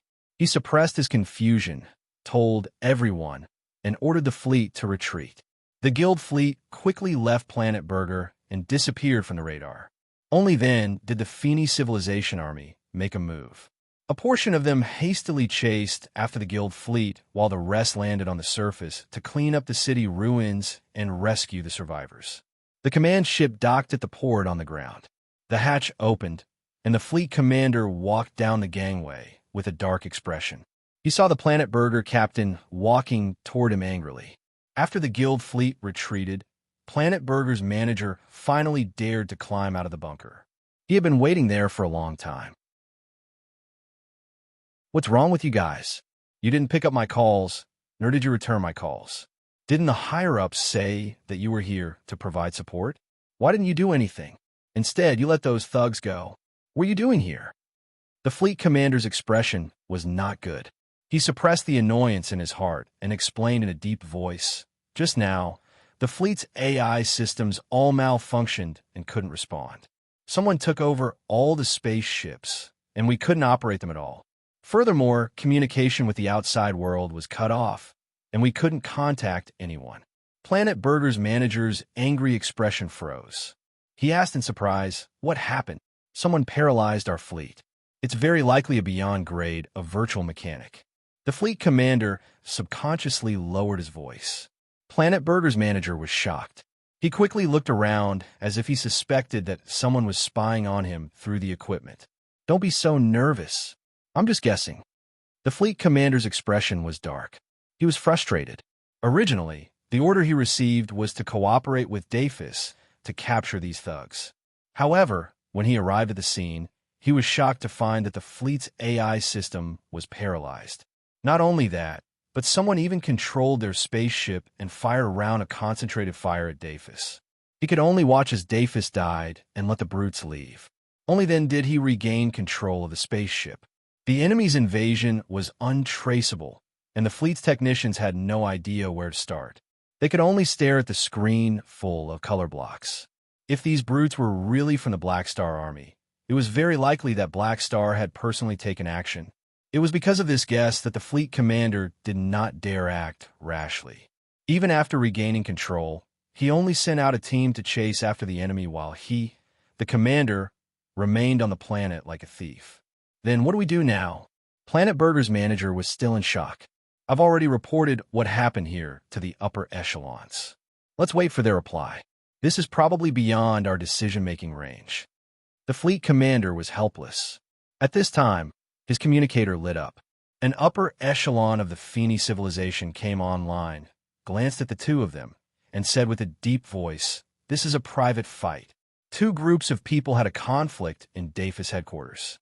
The security team went to check it out, and Dafis took the opportunity to escape the enemy's encirclement. He escaped all the way to Planet Burger and landed on the surface without permission to use the planet's defense force to stop the enemy. Therefore, he brought disaster to the planet's residents.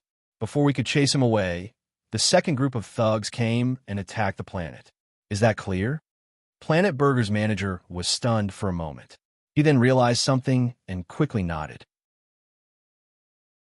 Now that Planet Burger had suffered huge casualties, it became a large-scale social event within the civilization. The upper echelons wanted to reduce the impact and remove their responsibility.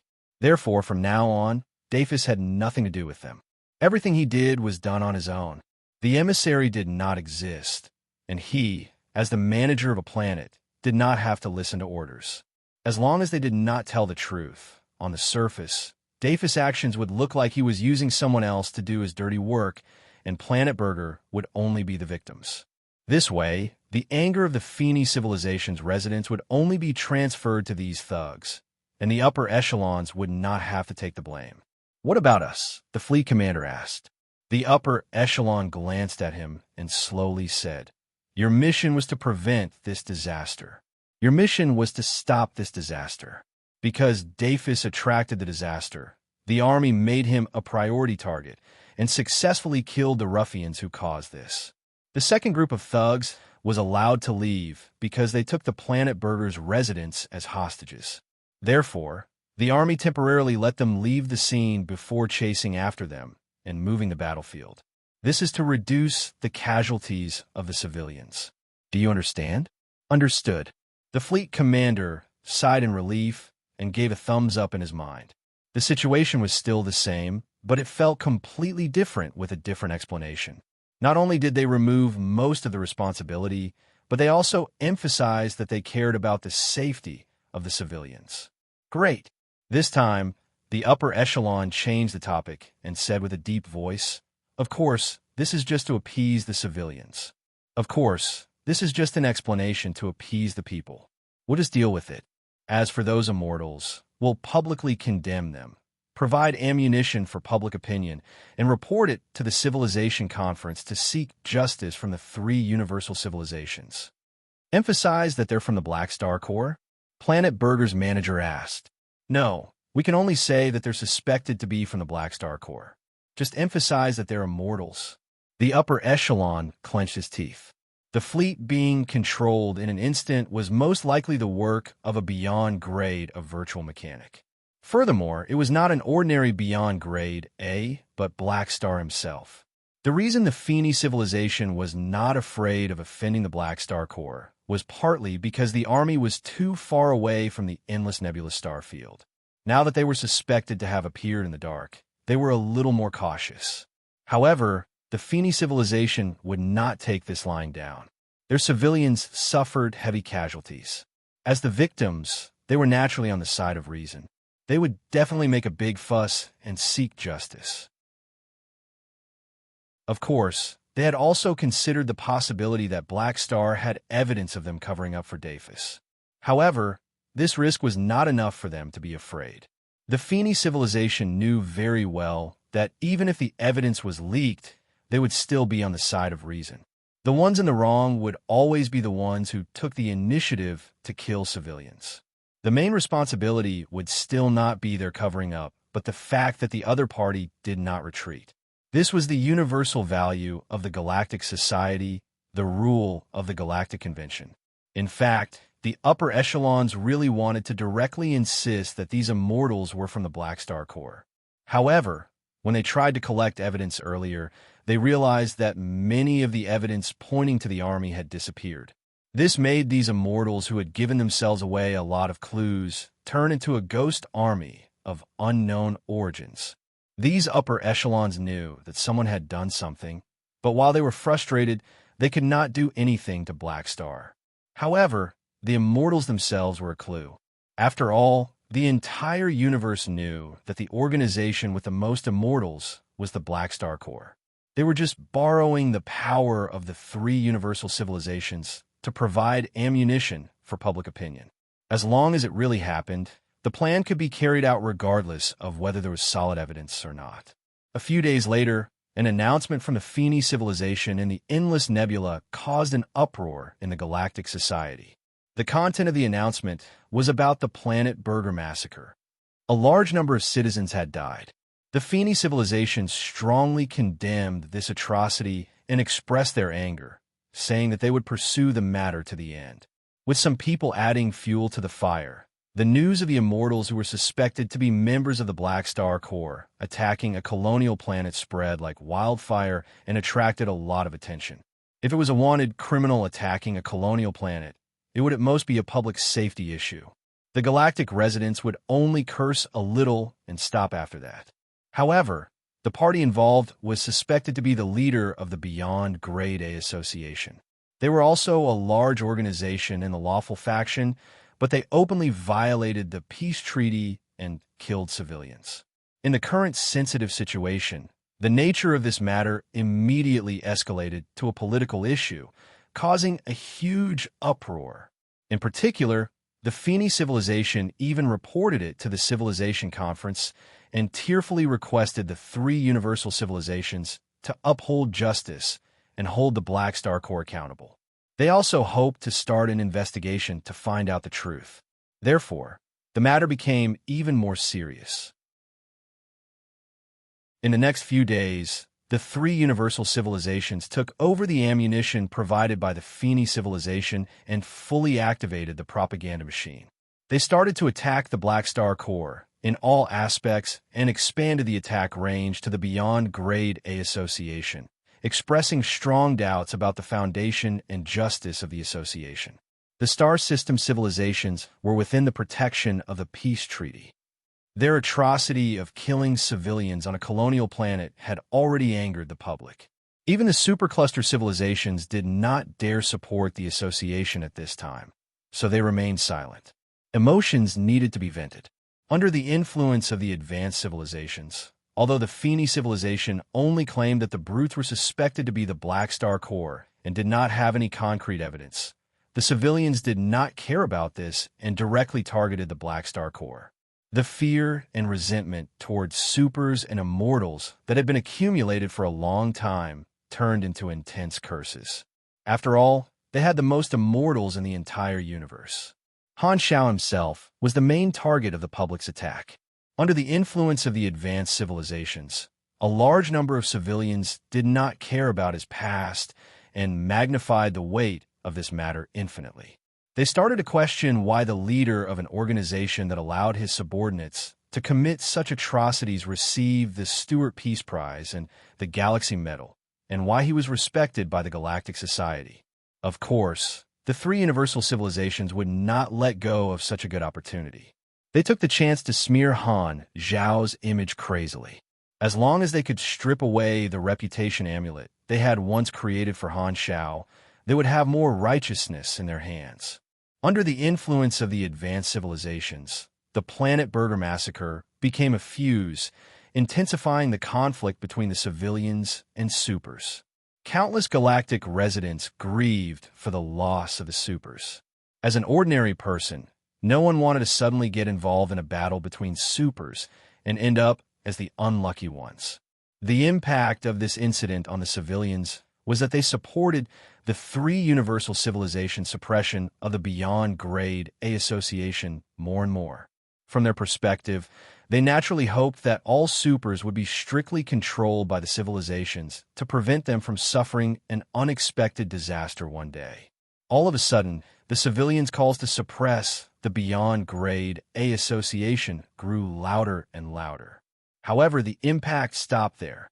The three universal civilizations only took the chance to smear the Beyond Grade A Association's reputation.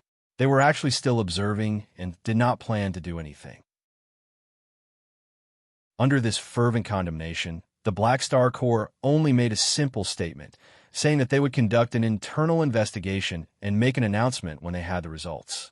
They also warned the Feeney civilization not to slander them without any evidence. Then, they did not say anything else. No matter how noisy the outside world was, they did not do anything. In the desolate universe belt of the Endless Nebula, the Guild of Gods fleet slowly sailed.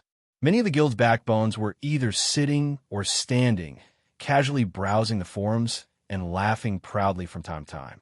President, look, our deeds have already been written in the Galaxy Chronicles. Our first guild kill has been recognized. Poseidon was overjoyed. Jupiter took a look at the forums. The news of the Guild of Gods getting the first kill of a Calamity-grade super had been plastered all over the forums for many days.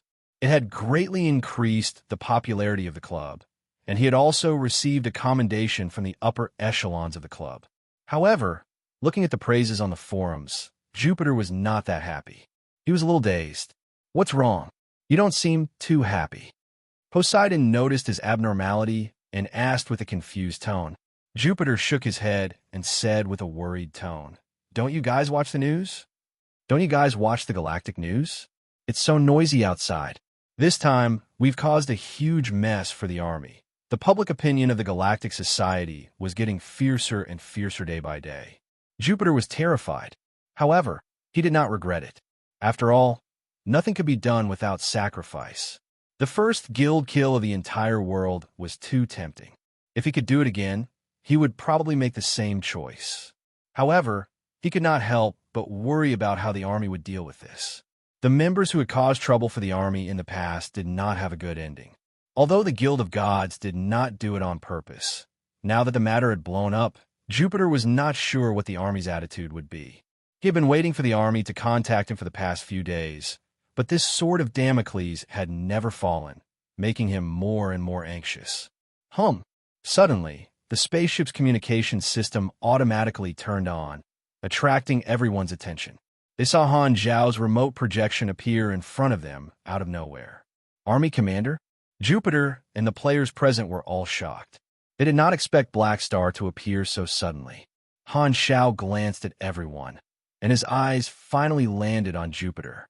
With an expressionless face, he did not exchange pleasantries and went straight to the point. "Don't you want to give me an explanation?" Jupiter's heart skipped a beat, and a helpless expression appeared on his face. He knew that he was in the wrong. His actions had caused so much trouble for the faction. Facing the question of the faction leader, who had accompanied him for 5 versions, he did not know what to say. Seeing that he did not speak, Han Shao narrowed his eyes and purposely paused for a moment. When he caught a glimpse of the guild players around him who had turned on the recording function, he continued, "You acted on your own without reporting to the army, and in the end, you gave the enemy a weapon of public opinion to attack us. I'm very dissatisfied with this matter." Hearing this, everyone's hearts sank. However, Jupiter had already expected this. It would be strange if Black Star did not have any reaction when the matter had blown up. He sighed. "How does the army plan to punish us?" Han Shao looked around and took in everyone's expressions. He snorted softly and said, I'll be straightforward. I'll be frank. This time, the army will not give you any punishment. We're all old friends who came from Blue Star together. This time, I'll take care of it for you. But if there's a next time, don't blame me for following the rules." Everyone was stunned. Seeing Han Zhao's attitude just now, they were all mentally prepared to accept the punishment of the faction. When they suddenly heard this, they could not help but be stunned. Chapter 1309. Jupiter originally thought that he was going to suffer this time, but he could not help but be stunned for a moment. Suddenly, he felt a surge of emotions. On one hand, he was relieved that he had escaped the calamity, but on the other hand, he was moved by Han Zhao's attitude. Memories from version 1.0 were brought back, and he felt nostalgic and touched. As a professional president who worked for a salary, all he thought about was how to run the guild. Although he had some feelings for the Black Star Corps after so many years, he would not be as loyal to the army as some ordinary players. The interests of the guild were his foundation. However, at this moment, he still felt warmth in his heart. He felt a sense of nostalgia from Han Zhao's words. Although he was touched, Jupiter still could not help but ask, "Is this really okay? After all, we've caused a negative impact." Han Zhao waved his hand.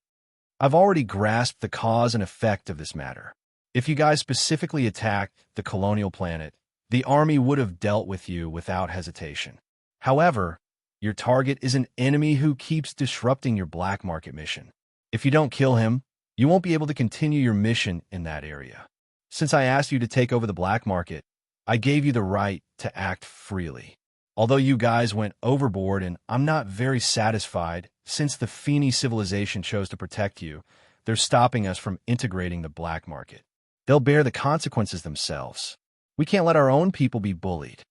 But the public opinion outside, Han Zhao interrupted him and casually said, "Although you guys are the fuse, the three universal civilizations are still our enemies. Even if this didn't happen, they would have found other things to attack us. I won't turn around and deal with the members who are doing their best for the army just because of the enemy's moves.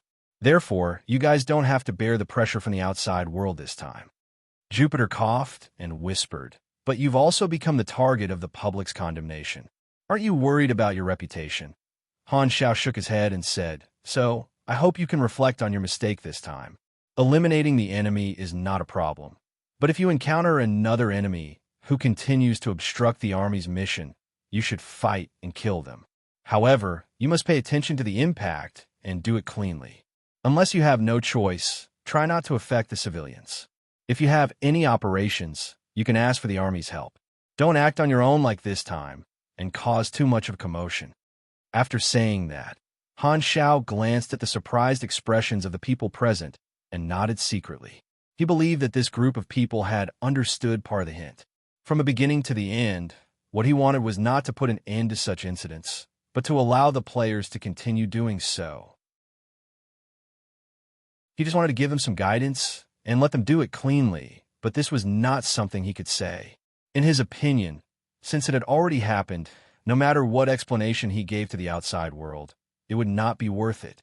It was better to beat them at their own game, ignore the public opinion of the three universal civilizations, and let the army continue to do what it wanted. While deepening the threat of the cancer of the universe, it would also change the army's positive image in the outside world. Before the association and the three universal civilizations went against each other, the three universal civilizations had always been promoting him, raising his reputation, and letting the galactic people put on all kinds of halos for him. It was both to support him and to restrict him. This was a double-edged sword. With a reputation, the army's actions would be restricted. If they did anything that violated the rules, they would suffer a backlash.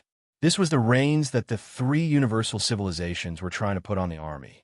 Han Zhao knew very well that the situation was getting more and more complicated. If he continued to stay in the rules set by the other party, he would only be more and more restrained. Therefore, although the players had made a mistake this time, it was not necessarily not an opportunity to adjust his strategy. Wanted criminals like ES God had done many things that were even more infuriating, but most people only felt fear and did not dare to force them because they knew that they were villains and could not be offended. Now, the outside world was so agitated, denouncing the Black Star Corps. One of the important reasons was that in their hearts, the Black Star Corps had once been a good person, and good people could be pointed at with a gun. The longer they were good people, the less they feared them. The many civilizations that responded to the call of the three universal civilizations and tried their best to stop the association from integrating the black market more or less had the same mentality. They thought that they had the protective talisman of the Galactic Convention, so the Black Star Corps would not dare to violate the rules and do anything to them. The Feni civilization used a colonial planet to protect Dafis because of this mentality. If they really cared about the casualties of their own people, they would not have dared to do this. If the other civilizations learned from them and did worse, the association's work would only become more and more restrained. How would they be able to integrate the black market then? If they could increase the threat of the cancer of the universe through the Planet Burger incident and let the outside world realize that there was a group of armed and violent people in the army who were not afraid of violating the rules, then some civilizations and calamity-grade organizations would reconsider the consequences before going against the association again. Playing around was one thing, but the cancer of the universe was not a joke. As long as similar things happened a few more times and made them afraid, they would be able to avoid a lot of trouble and speed up the integration of the black market. However, this could only be understood and not expressed. Therefore, the army would not admit to any accusations from the outside world and would only insist that these were slander. As for the truth, they would let the outsiders understand it themselves. As for the influence of public opinion, the three universal civilizations had the most powerful propaganda tool, so his reputation would be tarnished sooner or later. Han Xiao was already mentally prepared. It was impossible to go against them without paying a price. Plus, this reputation was just a facade. After all, armed organizations were not a civilized regime. The things they had to worry about were different. In the current environment, public opinion was nothing. No matter how big the commotion was, the three universal civilizations would still not dare to do anything when it came to practical matters. During the cooperation period in the past, positive reputation would help the army find more partners and build a network of interests. Now, the three universal civilizations had issued a ban, forbidding any civilization from cooperating with the association. Every stage had its own path. Now, the face of a good person was basically useless, and the mask of a bad person was more useful. Because of this, Han Xiao did not mind switching the reputation mode of the army.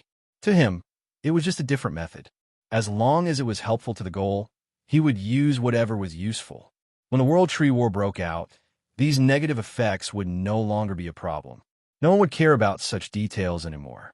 Of course, even if he temporarily switched to the path of a bad person, there was still a limit to what he could do. Therefore, he still had to restrict the actions of the players to a certain extent. Therefore, he personally came out and criticized Jupiter and the others to convey a vague attitude to all the players. It was fine to cause small accidental injuries when fighting bosses, but not on purpose. The discretion was in his hands.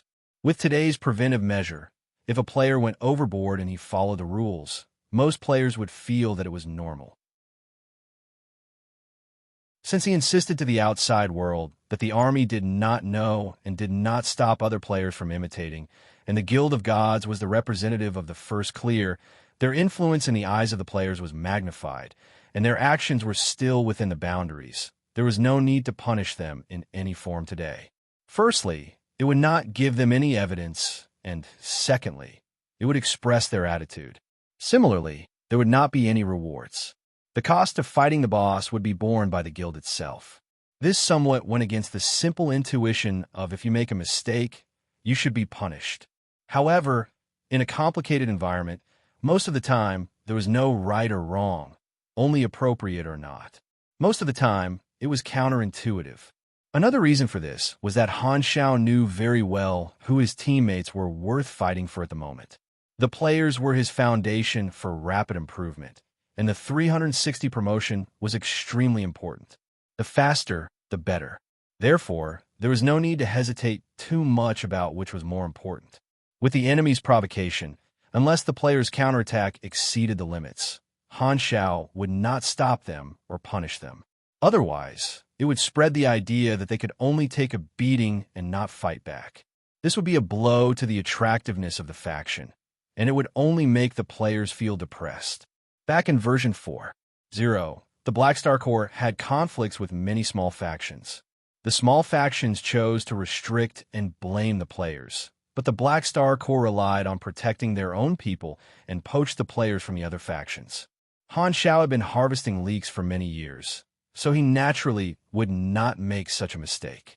After all, the players could not be restricted simply by management methods. The trend of challenging calamity grades could not be stopped.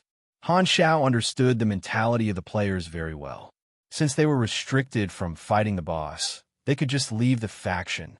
In any case, it was impossible for them not to fight the boss. Not everyone had a deep-rooted sense of belonging to the faction. As the players continued to grow stronger, their demand for the faction would gradually decrease. Strength was the greatest source of confidence. With strength came bargaining power, and they would be treated well no matter where they went. Furthermore, Han Shao never doubted the players' interest in establishing their own faction. At this point, among the factors that attracted the players to stay in the army, the proportion of benefits had already decreased. The proportion of belonging and habits had increased, and the long-term investment in the past had provided more and more returns. Therefore, Han Shao had personally spoken to the Guild of Gods and used them to promote his comradeship on the forums. He had already controlled the artificial intelligence of the spaceship, and the players could only record through the interface. Therefore, this video would only be spread on the forums, and the groups other than the players would not be able to see it. I understand. If there are similar operations in the future, we will definitely report to the army, Jupiter replied energetically. That's right. Han Shao nodded. Do a good job and control the black market in this area as soon as possible. After giving a few instructions, Han Shao ended the communication, and the projection in the cabin disappeared. The members of the Guild of Gods looked at each other and heaved a sigh of relief. Smiles of relief appeared on their faces. This feeling of having someone looking after them was simply too good. President, I recorded the conversation just now. Should I post it on the forums? Poseidon asked. Of course. Jupiter was overjoyed and waved his hand. This is Black Star's attitude. We have first-hand information, and it's good for everyone. Post it in the name of the guild.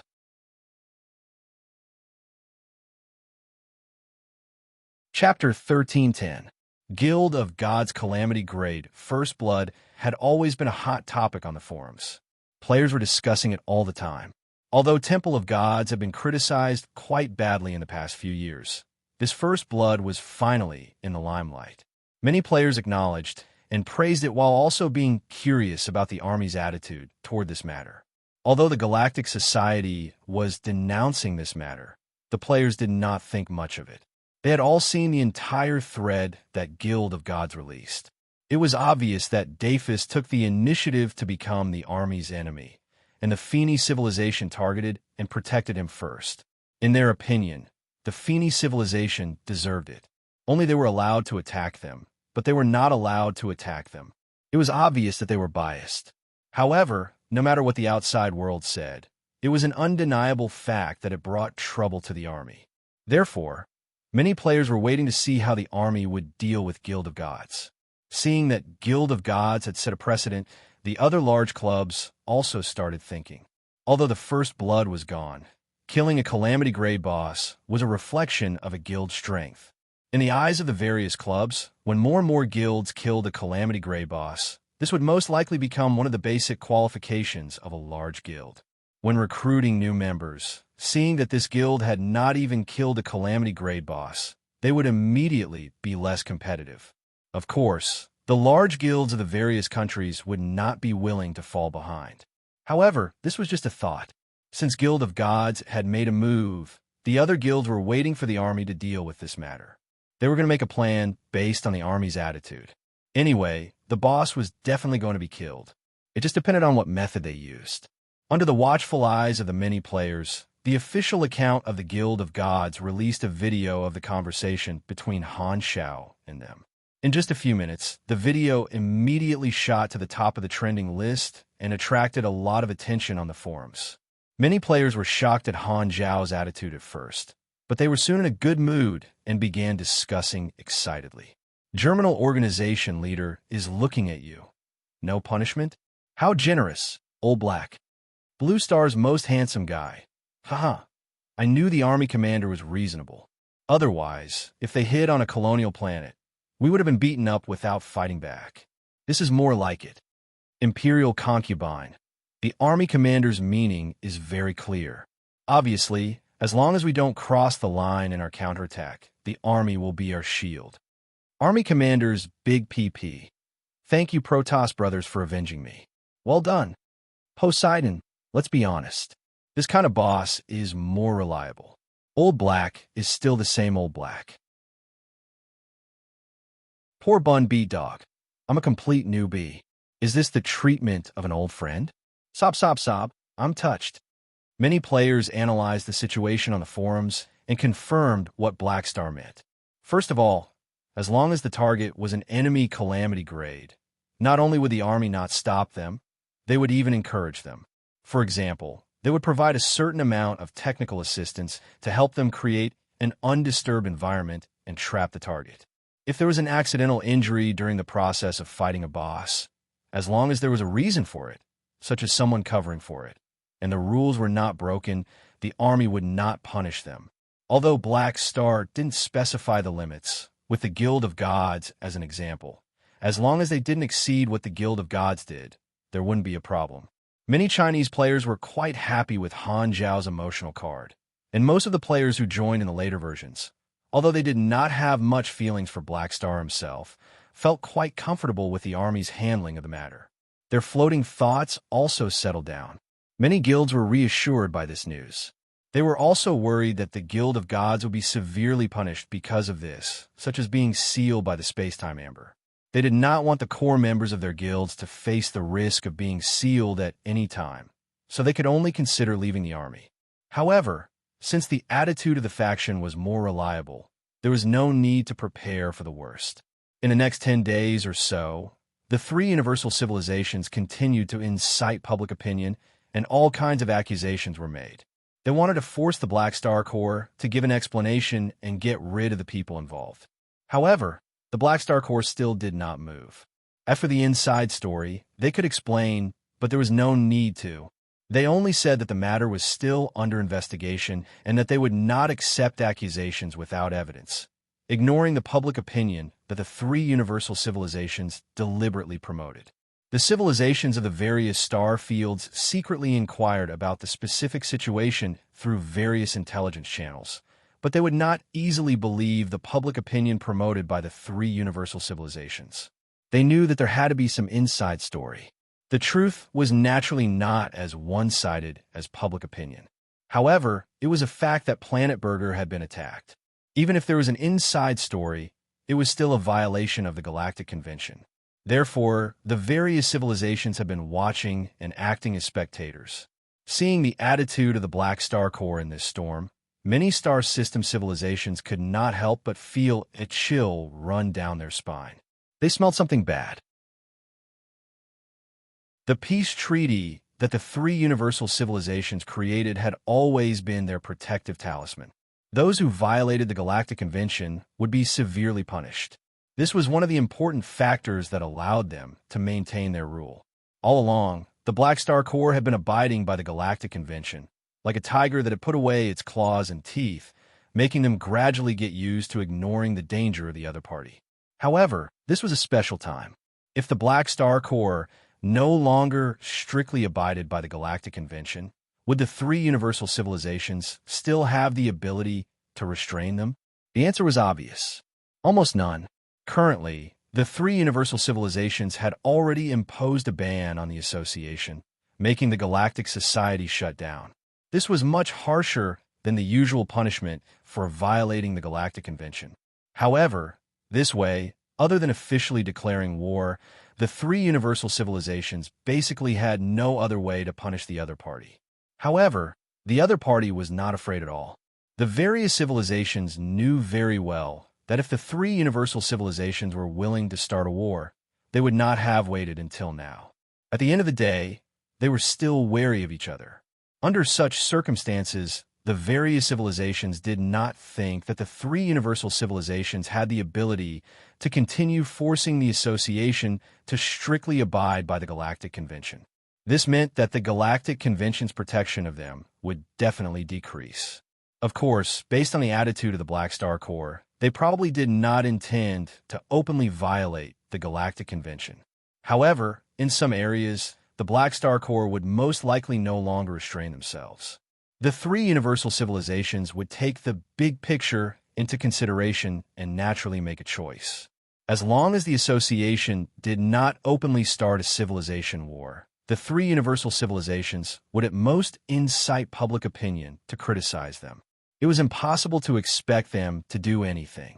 Understanding this, many galactic civilizations that responded to the call of the three universal civilizations gradually wavered.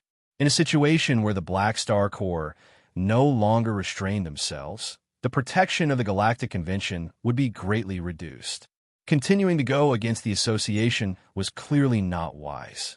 Even if they wanted to rely on the thighs of the three universal civilizations, the other party would not be able to do anything immediately.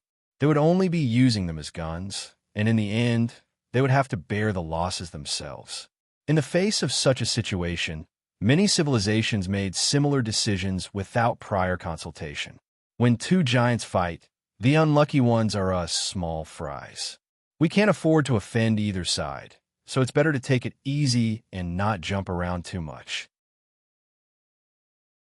Although we responded, we should still turn a blind eye to the beyond grade A association's actions of integrating the black markets. The three universal civilizations have the ability to send people to stop them themselves.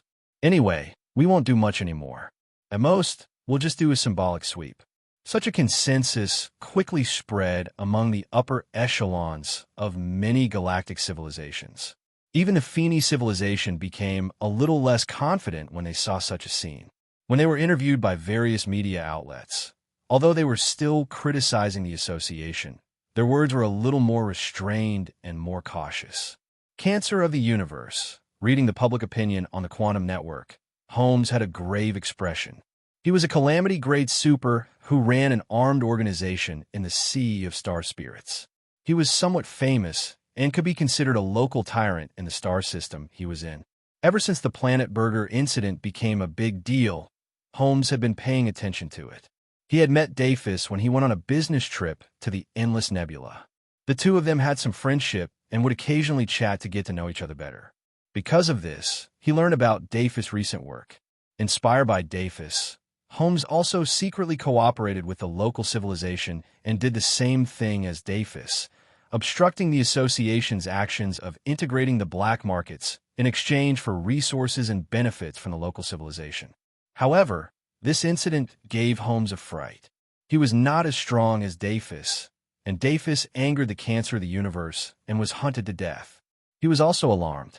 While secretly obstructing the association, Holmes also killed some immortals. He could not help but be afraid that the immortals would come to him in groups. He was not as arrogant as Dafis and did not think that he could stop the immortals from seeking revenge on a large scale. Going against the association was risky in the first place. Only because the local civilization promised to protect him when necessary did Holmes agree to cooperate. However, the Black Star Corps' response to the Planet Burger incident made him scared. The cancer of the universe was so determined to seek revenge that it did not hesitate to violate the Galactic Convention, and the Black Star Corps was unmoved. In this case, how useful would the protection promised by the local civilization be? The risk is getting higher and higher. If the cancer of the universe comes to seek revenge, my life will be in danger too. I can't continue like this. Holmes' expression was uncertain. He took out his communicator and contacted the contact person sent by the local civilization. Very soon, the call was connected. The contact person's figure appeared on the screen with a warm and respectful smile. "Your Excellency Holmes, how can I help you?" With a heavy tone, Holmes went straight to the point. From now on, our cooperation is terminated. I will not continue to help you deal with the administrator of the black market. The previous agreement is null and void. The contact person was stunned. With a surprised expression, he hurriedly said, "This is too sudden. Are you not satisfied with the agreement? We could talk about it." Holmes interrupted him and said in a deep voice, "I've already decided. Tell the upper echelons that the cooperation is over. I'm not doing it anymore." After saying that, without giving the other party a chance to speak, Holmes hung up the communicator. He stood up and paced around the room, still a little uneasy. After hesitating for a while, Holmes gritted his teeth and strode toward the dock. "No, I can't stay in the base anymore. The enemy might come to settle this. I'll go out and lie low for a while." In the central galaxy, the three universal civilizations leaders' conference room. The Black Star Corps' reaction is just as expected. Black Star really won't fall for this trick. Lewis glanced at the report submitted by the Public Opinion Control Department and nodded at the other two. Of course. If Black Star is naive enough to respond to public opinion and betray his own people, it'll be too easy to deal with him. We won't have to spend so much effort. Bruce crossed his arms and snorted. The Feeney civilization provided the ammunition for public opinion, and they just casually used it to attack Black Star's positive reputation. They did not expect to use public opinion to force Black Star to submit at all. That was obviously a fool's dream. The ethereal Pope tapped the table and slowly said, "Although Black Star's positive reputation is decreasing, giving us more righteousness, he beat us at our own game and removed the restraints, which will only make the various civilizations more and more wary of him. It's not easy for us to deal with him. Using the cancer of the universe to do the dirty work and increase our bad reputation is really a good idea." Lewis frowned. According to the intelligence, there are already quite a few star system civilizations that are unwilling to send people to clean up the black market. It seems like we have no choice but to send our immortals. The cancer of the universe against the cancer of the universe, the most cost-effective. Bruce nodded. The three universal civilizations also raised a group of immortals. To them, letting the immortals fight among themselves was obviously more worth it than wasting their own troops. After all, they would not feel bad if the immortals died. The ethereal Pope said with a deep voice, "But the immortals are too difficult to control. If something happens..." The three of them exchanged glances and felt a headache. The players under the three universal civilizations were also difficult to control, and they caused a lot of trouble. However, the three universal civilizations did not have a good way to deal with them. They punished them many times, and many of them directly left, leaving the faction and joining other organizations. Some of them even defected and became wanted criminals. They were too strict, causing the number of immortals to decrease to a certain extent. With the start of version 5.0, the player's strength showed signs of increasing again. The three universal civilizations also felt the severity of the situation and suspected that the immortals had the potential to reach the calamity grade. If such a day really came, the cancer of the universe would be the most suitable to deal with the cancer of the universe. So they had to have enough immortals in their hands. They could not continue to lose them. Therefore, the three universal civilizations had also implemented special treatment for the players. They would not punish them if they could, and they would try their best to suppress the mistakes that they could. However, it was still difficult to stop the loss of immortals. The three universal civilizations had always been troubled by this problem. Therefore, the three of them were envious of the Black Star Corps. The immortals that they could not control were already very obedient in the hands of the Black Star Corps. In the entire universe, only the Black Star Corps had the most effect on restraining the immortals. Now, the Black Star Corps was showing signs of loosening this restriction. If the army really did so, Bruce shook his head and changed the topic. This is all a last resort.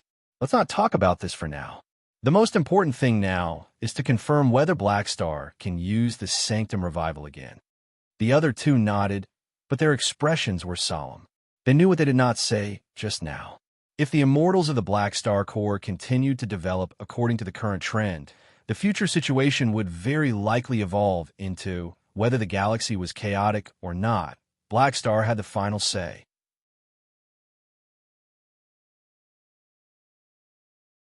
Chapter 1311. As time passed, the Galactic Society saw that the three universal civilizations did not take any substantial action. How could they not know that there was something fishy going on? Since they could not do anything to the Black Star Core, the popularity of public opinion gradually decreased. One day, the Supercluster Alliance received an anonymous piece of information. It was the inside story of the Feeney civilization, so they released it without hesitation. After a round of publicity, the public opinion was quickly changed. After many parties competed with each other, the mastermind behind this matter basically got what they wanted and stopped. Without the guidance of public opinion behind the scenes, very soon, only sporadic voices were left on the internet. The Galactic Society did not lack news, and new hot topics attracted the attention of the galactic residents, opening up new debates. However, the impact of this matter had already settled down and awakened many people's dormant thoughts. The various civilizations adjusted their countermeasures and were unwilling to get too involved in the battle between the three universal civilizations and the Association. They stopped some private interference, which greatly reduced the resistance of the various beyond Grade A organizations in integrating the black markets. Without the various civilizations working for free, the three universal civilizations sent their immortals to intervene in the various black markets to deal with the immortals of the Black Star Core. The battles between the players were even more unrestrained. In the next month or so, the two sides fought fiercely. Many of the planets where the black markets were located became secret battlefields. With the technical assistance of the army, the various large guilds got rid of a few calamity-grade supers one after another. The name of the cancer of the universe became more and more popular. Han Xiao did not pay attention to the commotion in the outside world.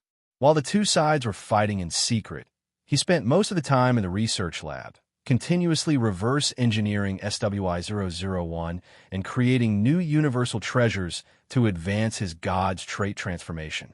On this day, there was finally a breakthrough in the reverse engineering of SWI-001. In the Bright Research Lab, SWI-001's enormous body was fixed in the center. Densely packed, multifunctional mechanical arms were everywhere.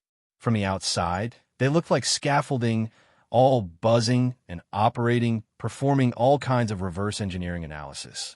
Mechanical assistants flew in the air around SWI-001, transporting parts from time to time like a swarm of bees. Han Xiao hovered in the air at the same height as SWI-001's head. Beside him was a ring-shaped anti-gravity workstation. A large number of neatly arranged virtual screens surrounded his body, continuously displaying various parameters. He used this workstation to coordinate the research plans of the different teams. The deciphering is finally complete. Han Xiao let out a sigh of relief. After more than a month of analysis, many of SWI-001's modules have been successfully analyzed. The most important one was naturally the memory file, which had been transcoded and exported into readable data. On the virtual screen, a large amount of information was displayed. After removing the redundant data, all that was left was the essence of SWI-001. Han Xiao browsed through the information. The useful information could be divided into three main sections. The first section was the various technologies used by the mechanical body. The second section was the technical blueprints in the memories of the sacrifice mechanics. And the third section was their memories of the unknown civilization. The name of this universal civilization that had been destroyed by the World Tree was Karma Republic in Galactic Common Language. Unlike the three civilizations in the explored universe, the Karma Republic was the only universal civilization in the area it was in. It was the largest universal civilization and had swallowed all the other civilizations in the area, turning them all into their subsidiary civilizations. It had absolute control, and even the territory was distributed by the Karma Republic. They had established a monitoring system and set up a civilization level. They stipulated that the research results of all civilizations had to be reported and copied to the Karma Republic. If there were major breakthroughs, they would be able to increase their civilization points. If they had enough points, the civilization would be upgraded and receive better treatment. They would then expand under their approval. If a civilization did not make any breakthroughs in their research for many years and failed to reach the required points for a cycle, the civilization would be downgraded, and the Karma Republic would take back all the benefits, including the territory. The Karma Republic's galactic society had a strict hierarchy. Although the competition between civilizations ensured a certain degree of vitality, the overall atmosphere of the society was still rather dull. After all development was under the supervision and restriction of the Karma Republic. The ceiling could be seen at a glance. In order to maintain their level or upgrade, most civilizations had no choice but to invest most of their resources into scientific research. Their attitude toward the livelihood of the people was that it was fine as long as they could get by. Most of the people were just muddling along. Under the high control of the Karma Republic, the cost of breaking the law was too high, and there was no hope. Superknowledge was also strictly restricted by the Karma Republic and could not be spread freely. The only way to learn was through the official channels, and after completing their apprenticeship, they would be distributed to different civilizations. If nothing went wrong, with the Karma Republic absorbing the nutrients of so many subsidiary civilizations, their civilization strength would continue to rise. Unfortunately, they encountered the World Tree civilization and were wiped out in the end. Because superknowledge was not spread to the civilians, the Karma Republic controlled the scale of individual civilizations quite well. However, it was also because of this that they lacked high-level combatants. They only had less than 20 beyond grade as, and due to the lack of fighting, they only had 2 peak beyond grade as. There were pros and cons to both. Although the 3 universal civilizations were worried about losing control of their individual strength every day, they had accumulated several times more high-level combatants because of this. The Karma Republic did not have such concerns, but when facing external enemies, they did not have enough high-level combatants. Facing the devastating attacks of the World Tree civilization, the high-level combatants of the Karma Republic were almost completely defeated. In the end, they had no choice but to use a technology called fusion mechanical ascension, which was only suitable for mechanic supers. By gathering the strength of a peak beyond grade A mechanic and a large number of grade A and grade B mechanics, they helped this mechanic break through the limit and become a true mechanical deity, reaching a higher level. However, they failed in the end. Although they obtained an even stronger individual, they did not transform and were defeated by the World Tree civilization's experts in battle. Han Xiao looked at the technical information. The name of the blueprint shown on the interface was Fusion Mechanical Ascension. Other than the known effects of fusion, the side effect was a change in personality, becoming a collective consciousness. This technology didn't reach the goal I expected at the beginning of the design, but it's still a breakthrough. It's not very useful to me, but the mechanical body template after fusion is very powerful. Maybe I can reverse engineer it and imitate its structure to become a new form of the mechanical deity? Han Xiaoxin thought. Although SWI-001 was a fusion of flesh and machinery, the purpose of flesh was to provide a large number of supercells to provide mechanical force for the huge mechanical body, and he had polar channel flow, blood rage. As long as he controlled it well, he might be able to achieve a similar effect. If he could successfully imitate the form of SWI-001, he felt that the mechanical deity would most likely undergo a huge change. Other than fusion mechanical ascension, Han Xiao also obtained a large number of blueprints from the mechanical body's memory file. However, only the peak beyond grade A's memory contained a few gold blueprints.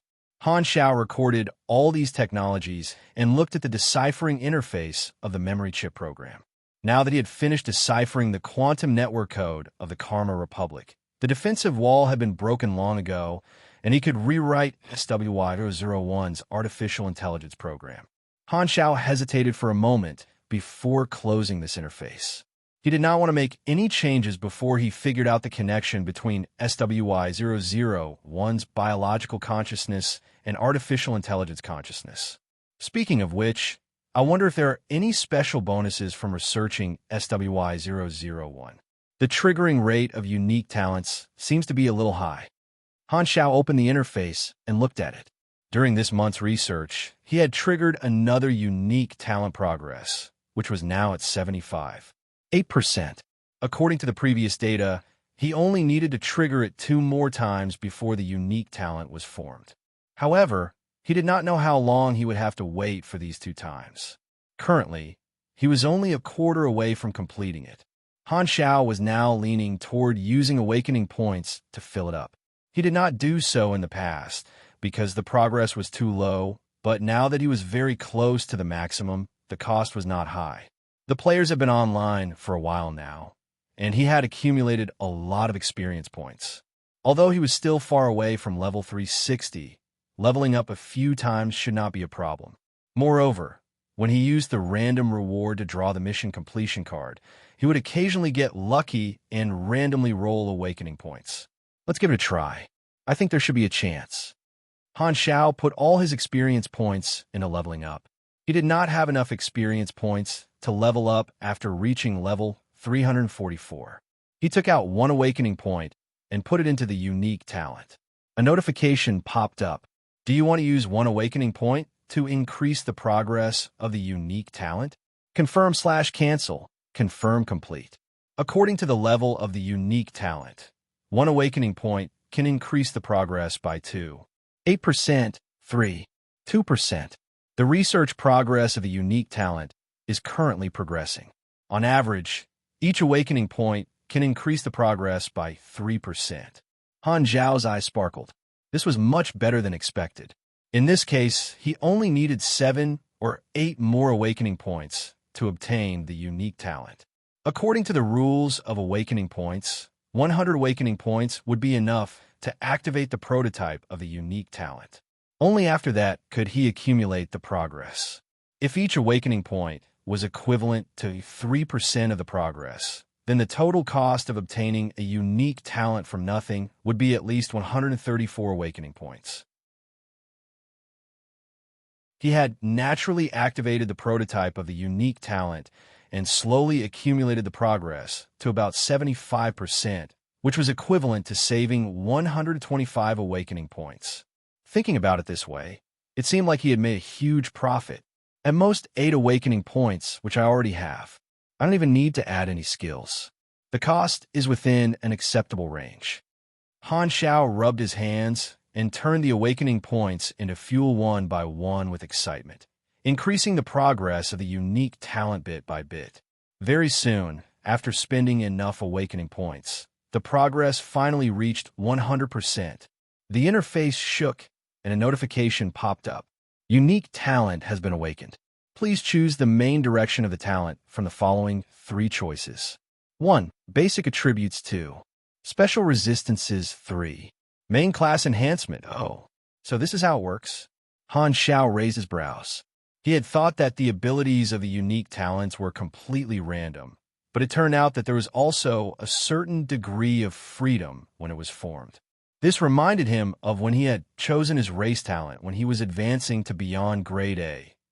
Currently, there were not enough choices given. It seemed like the completed unique talent had already been formed. If he used the awakening points to create a prototype from scratch, he might have the most complete customization experience. Han Xiao hesitated for a moment before choosing the main class enhancement option. Main direction has been determined. Please choose the secondary direction of the talent from the following 3 choices. 1. Machinery manufacturing. 2. Virtual technology. 3. Machinery combat. With the 2 unique talents contributed by Old Manison, I should have enough for manufacturing and virtual technology. Han Xiao thought for a moment before choosing the 3rd option. Secondary direction has been determined. Please replace one of the following 3 bonus effects. 1. Long-range artillery strike. 2. Mechanical force strength bonus 3. machinery efficiency enhancement. When it comes to the third choice, I have to choose one of the effects. This means that these three choices are the bonuses provided by the final form of the talent. Han Xiao narrowed his eyes, thought for a few seconds, and chose the first option. Among the three options, only the first option was slightly worse. Replacement complete. Long-range artillery strike, randomly converted to main class attribute enhancement. All directions have been determined. Creating unique talent, creation complete. You have received the new talent, unnamed, Han Xiao. Unnamed, Han Xiao, plus 10% INT. During battle, your mechanical force will receive a 1.2x bonus coefficient, and your machinery creation efficiency will receive a 1.3x bonus coefficient. The other percentage increases will be multiplicative with the bonus coefficients. Remarks. To be filled in. You have received your first unique talent. The difficulty of activating the next unique talent prototype will be increased. The initial level of the next unique talent will be increased. Bonus range will increase, and more directions can be accommodated.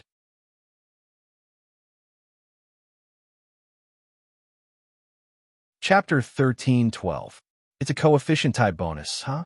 The range is quite impressive. Han Zhao's eyes sparkled. The bonus from this talent had undoubtedly reached the level of a template. Not to mention the 10% increase in intelligence. With his current intelligence base, this was a few thousand attribute points. With the mechanical force and machinery efficiency bonuses working together, his machinery combat ability had increased by a large margin.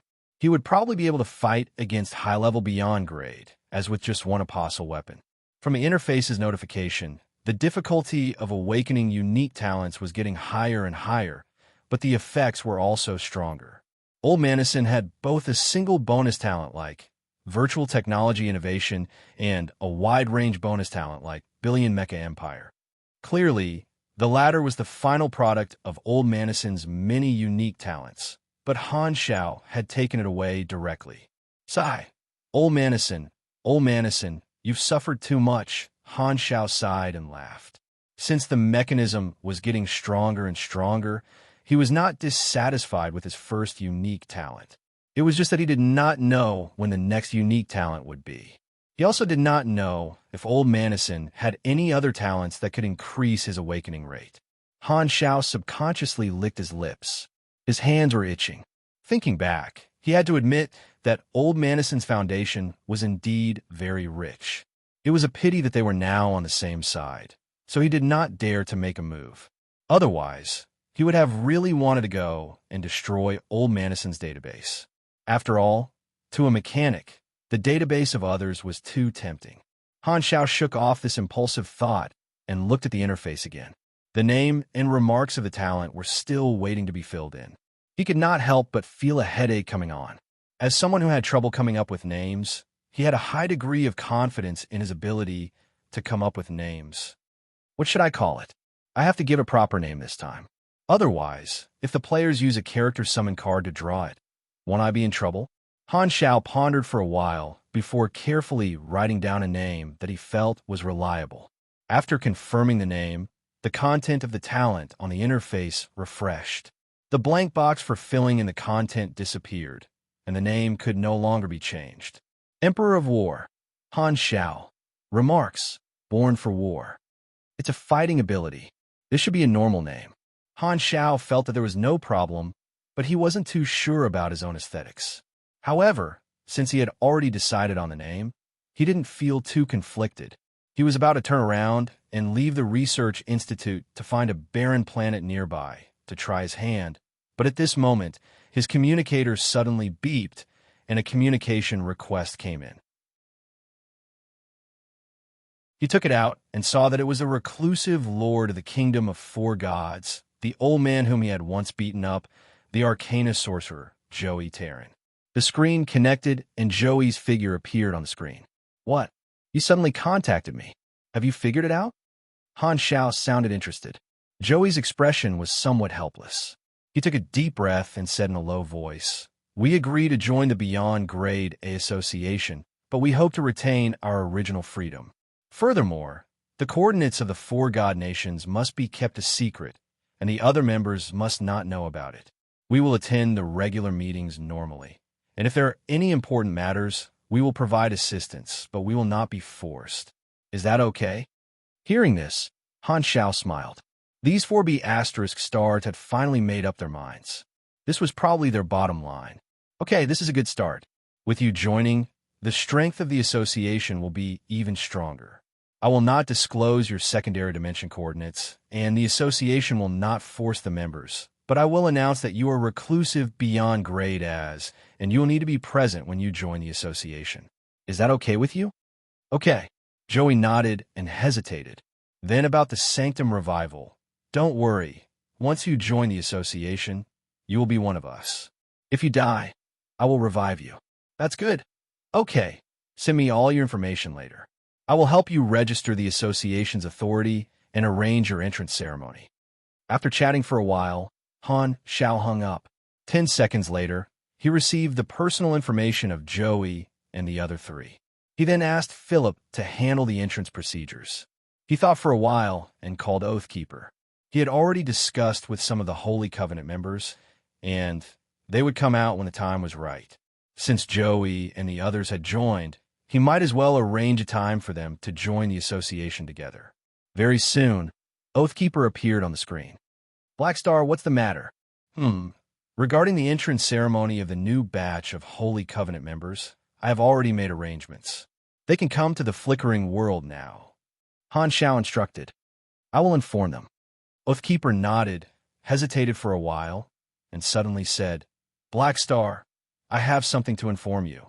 The second set of Sanctum keys is about to be collected. So fast. Han Xiao was stunned.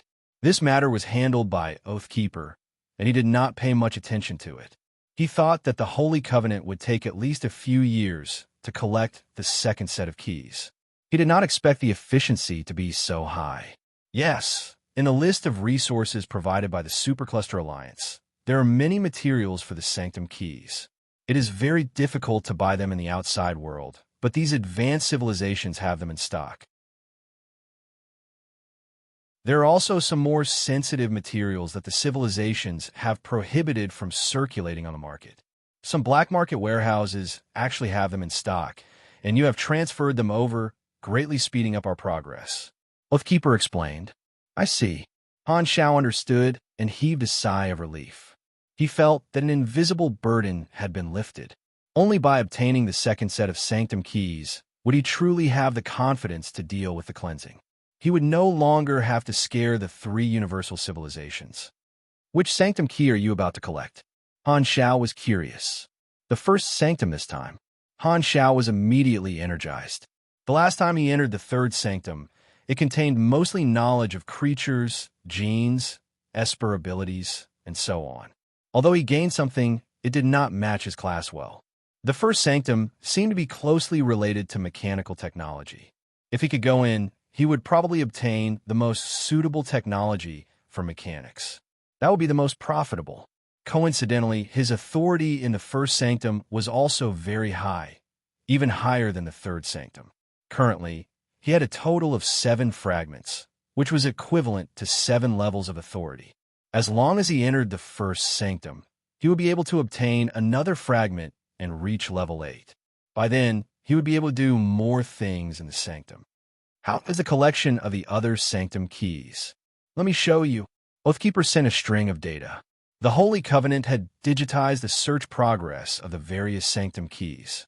At this time, other than the first Sanctum key with 92% progress, the second highest was the third Sanctum key with 67% progress. The search progress of the other Sanctum keys was around 40%. Only the sixth Sanctum was the most arrogant, with only 7% progress. Han Xiao looked at the progress, then looked at the list of materials for the various Sanctum keys. He encouraged, I'll try my best to pay attention to these materials. Keep up the good work. You do a good job too. The organization won't mistreat you. Oathkeeper said before Han Xiao could reply. He felt comfortable all over and hung up the communication without waiting for Han Xiao's reply. Han Xiao put down the communicator, scratched his head, and had a strange expression. Usually it was him who spoke to Oathkeeper like this. He did not expect Oathkeeper to suddenly change to this tone, which caught him off guard. Interesting. Is he not satisfied with being ordered around all the time? So he wants to turn the tables and take advantage of me verbally? Humph, childish. Next time, I'll definitely speak faster than you. Han Xiao curled his lips and decided not to lower himself to Oathkeeper's level. After all, everyone knew who was the boss who made the decisions. The second set of keys is almost complete. I can consider finding an opportunity to have a showdown with the three universal civilizations. Han Xiao calmed down and pondered. According to his judgment of the situation, one of the effective ways to resolve the stalemate between the three universal civilizations and the association was to seek peace through war. Let the three universal civilizations launch a cleanup, and the two sides would fight to their heart's content. When the association suffered heavy casualties, they would revive all the members and show the truth that there was no limit to the number of sanctum revivals. This way, while the three universal civilizations would learn a painful lesson, they would also know that they could not stop the beyond grade as. There was a high chance that they would give up their current strategy, stop doing these useless things, and focus on studying the sanctums. This way, they would be able to achieve a new round of checks and balances, which should last for a long time. However, although this method would only cause limited damage to the Beyond Grade A Association, it would deal a heavy blow to the three universal civilizations. After all, the fleets, armies, and soldiers that were destroyed could not be revived through the sanctum. If the direct descendants of the three universal civilizations died in this war, even if the sanctum revival could revive them, Han Xiao would not let them revive in the same batch as the association members. It would definitely be delayed. He had two goals. One was to deal with the world tree, and the other was to protect the Beyond Grade and not walk the same path as the Celestial Star Alliance. The former was a higher priority. Before the World Tree War breaks out, try not to cause too much damage to the military forces of the explored universe. Therefore, we still have to continue controlling the intensity. The association will not take the initiative to start a war, try to maintain the original state. The second sanctum revival is just a protective talisman. Only when the three universal civilizations take the initiative to start a cleanup will this plan be implemented. Han Xiao exhaled. If he thought about it from another perspective, it was possible that they would not start a war. When that time came, in order to prevent damage to their forces, he might have to go against his original intention and reveal information about the World Tree Civilization in advance, causing the war to break out earlier. However, whether the three universal civilizations would believe him or not was another matter. I hope the three universal civilizations don't play with fire. It's already good enough that they can maintain the current state.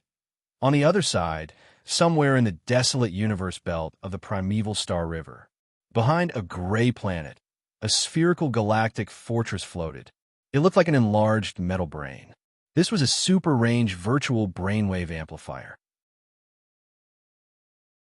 On its surface, there was a matrix of intrusive quantum network base stations, which could hide the data packets sent out to a certain extent and increase the strength of the virtual intrusion.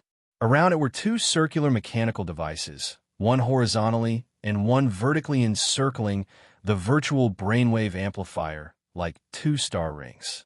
This was the Radiant Federation's multidimensional sky opening transportation device. Outside the teleportation device, there were high-level concealment devices floating like buoys, providing multi-frequency shielding for this area, blocking all kinds of detection, including prophecy abilities. At this moment, Morniza and the doppelgangers of several Beyond Grade A mechanics were inside the virtual brainwave amplifier, sitting in their respective positions. They were all direct members of the three universal civilizations. After 2 to 3 months of preparation, the three universal civilizations finally agreed to this cooperation project. Those participating in this operation were all direct Beyond Grade A mechanics, led by Morniza and assisted by the three universal civilizations. They came to the primeval star river to invade Manison's database. The three universal civilizations took out a lot of cutting-edge equipment and even agreed to share the computing power of their main artificial intelligences to help with the invasion. This was all for the sake of successfully destroying Manison's database and catching him off guard. The virtual brainwave amplifier and intrusive quantum network base stations are operating at full power. The multidimensional sky opening transportation device is in the preheating stage. The Radiant Federation, Red Empire, and Arcane Church's main artificial intelligences have been allocated computing power. The invasion path has been calibrated, and the preparation is complete. Please give further instructions. The artificial intelligence's emotionless voice sounded in the room. Morniza glanced at her teammates, and a red light flashed in her mechanical doppelganger's eyes. She said firmly, "Don't worry. Everyone, let's do it."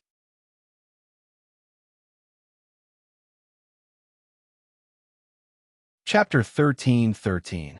In a certain secret base in the primeval Star River, in the spacious factory full of mechanical equipment, numerous mechanical arms were working day and night. Teams of mechanical assistants were as busy as workers in a workshop. Countless assembly lines were producing all kinds of mechanical products in a neat and smooth process. Manison sat cross-legged in the air of the factory with his eyes closed as he meditated. Golden electric arcs danced on the surface of his body like small snakes. His brain was working rapidly as he focused on training his computational ability. This was a compulsory class for most virtual mechanics every day. While he was swimming in the sea of data, a firewall alarm suddenly sounded from the connection between his consciousness and the quantum network. It reverberated in his mind. Alarm! Alarm! Abnormal data detected. It is currently infiltrating the database firewall. Manison opened his eyes abruptly, and his training state was interrupted. Someone infiltrated my database? Manison frowned, and Han Zhao's figure subconsciously appeared in his mind. The last time someone did this was many years ago. Could it be the Asterisk Star Black Star? Although they were on the same side now, Manison had never hesitated to speculate about Black Star with the greatest malice. Don't ask, it would be PTSD. His consciousness suddenly sank into the quantum network, and along the quantum network node, he instantly jumped to the location of the firewall. The next moment, his vision changed drastically, and he arrived at a virtual world built from data streams. In front of him was a thick firewall array that looked like layers of translucent shields. Countless jumping data bytes flowed on the surface. It was these things that protected his virtual artificial intelligence core in many databases, making them invisible in the quantum network, making it impossible for ordinary people to find the path and search. The enemies who could find the path to infiltrate were either beyond grade A mechanics or the main artificial intelligence of an advanced civilization or some large organization. In any case, they did not come with good intentions. At this moment, a large cluster of slightly glowing dark purple data was crawling on the surface of the firewall like a slime, continuously wriggling and corroding the firewall. Large patches of purple spread out. From a microscopic perspective, it could be seen that at the point of contact between the two parties, their respective basic data bytes were fighting fiercely. The basic bytes that were torn apart by the firewall were reorganized into the appearance of the other party's bytes and were assimilated and swallowed by this cluster of abnormal data, causing the computing scale of the abnormal data to slowly increase. Inside the firewall, streams of data surged out from the ground and condensed into the virtual appearance of Manison's soul. He narrowed his eyes and looked at this scene. He stretched out his hand and grabbed a stream of data. The two ends continued to extend, and the whole stream became thin and long, turning into the shape of a scepter. Manison held it in his hand. He tapped his scepter, and streams of data surged up from the ground. The texture was like mud, and they were quickly molded by an invisible force into a legion of fully armored AI guards, arrayed behind him. "You dare to invade my territory, but you don't have the guts to show yourself?" After finishing his battle preparations, Manison spoke expressionlessly. As soon as he said that, Morniza's virtual figure appeared outside the firewall. She looked at Manison, who was protected by the firewall, and said calmly, "You're not a member. We meet again. Teacher, so it's you." Manison narrowed his eyes. "What? You still haven't given up?" Morniza had once tried to steal his technology secretly. The reason was that she was close to him and had grasped some secret routes, so her ambition grew. However, Morniza's skill level was not high enough, so she did not succeed. She was discovered by him and taught a lesson. After that, Morniza joined the Radiant Federation, and this matter was left unsettled. Over the years, Manison had taught many mechanics, and Morniza was one of the most talented. After Morniza became a Beyond Grade A, he originally wanted to support her in establishing her own organization and forming an alliance with her to indirectly expand his own organization. Unfortunately, Morniza bit him back, and this plan fell through. Their relationship went from that of teacher and student to that of colleague. However, although the two of them did not have a good relationship, they did not become enemies immediately. On the contrary, the two of them had always maintained a certain level of intelligence cooperation. Morniza would occasionally reveal some unimportant insider information to Manison. From Manison's point of view, she was trying to get on his good side and keep him in check. He knew this student's personality quite well.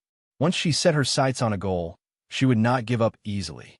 She would definitely try everything she could and would not give up on stealing his technology so easily. Therefore, Manison was surprised by Morniza's sudden invasion today, but he felt that it was reasonable. Hearing this, Morniza sneered. "Teacher, things are different now.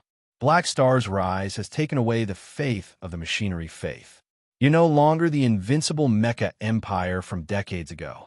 Hearing Black Star's name, Manison snorted in his mind, but did not refute this point. He calmly said, "Even so, it's still very easy for me to beat you up. I'm not so overconfident as to think that I have the ability to fight you alone."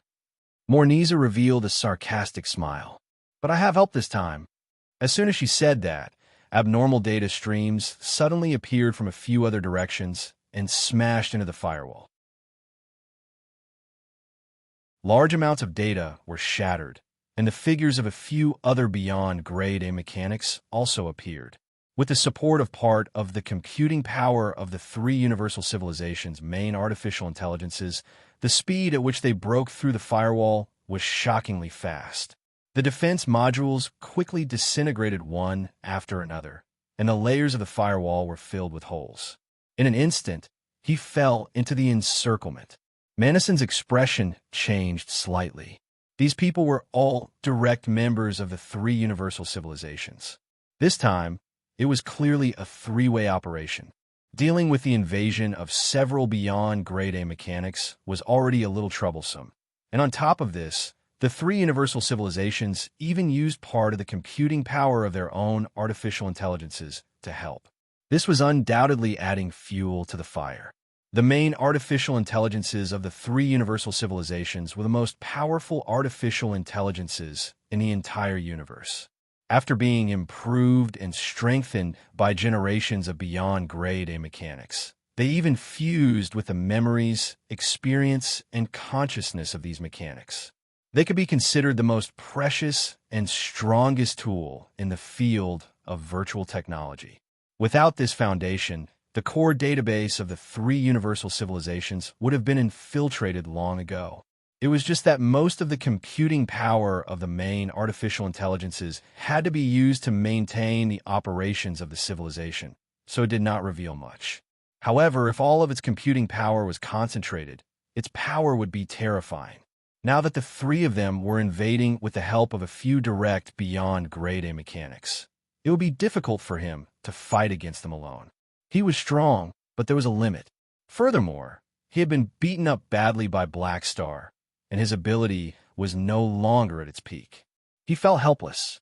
"The three universal civilizations really think highly of me," Manison said with a deep voice.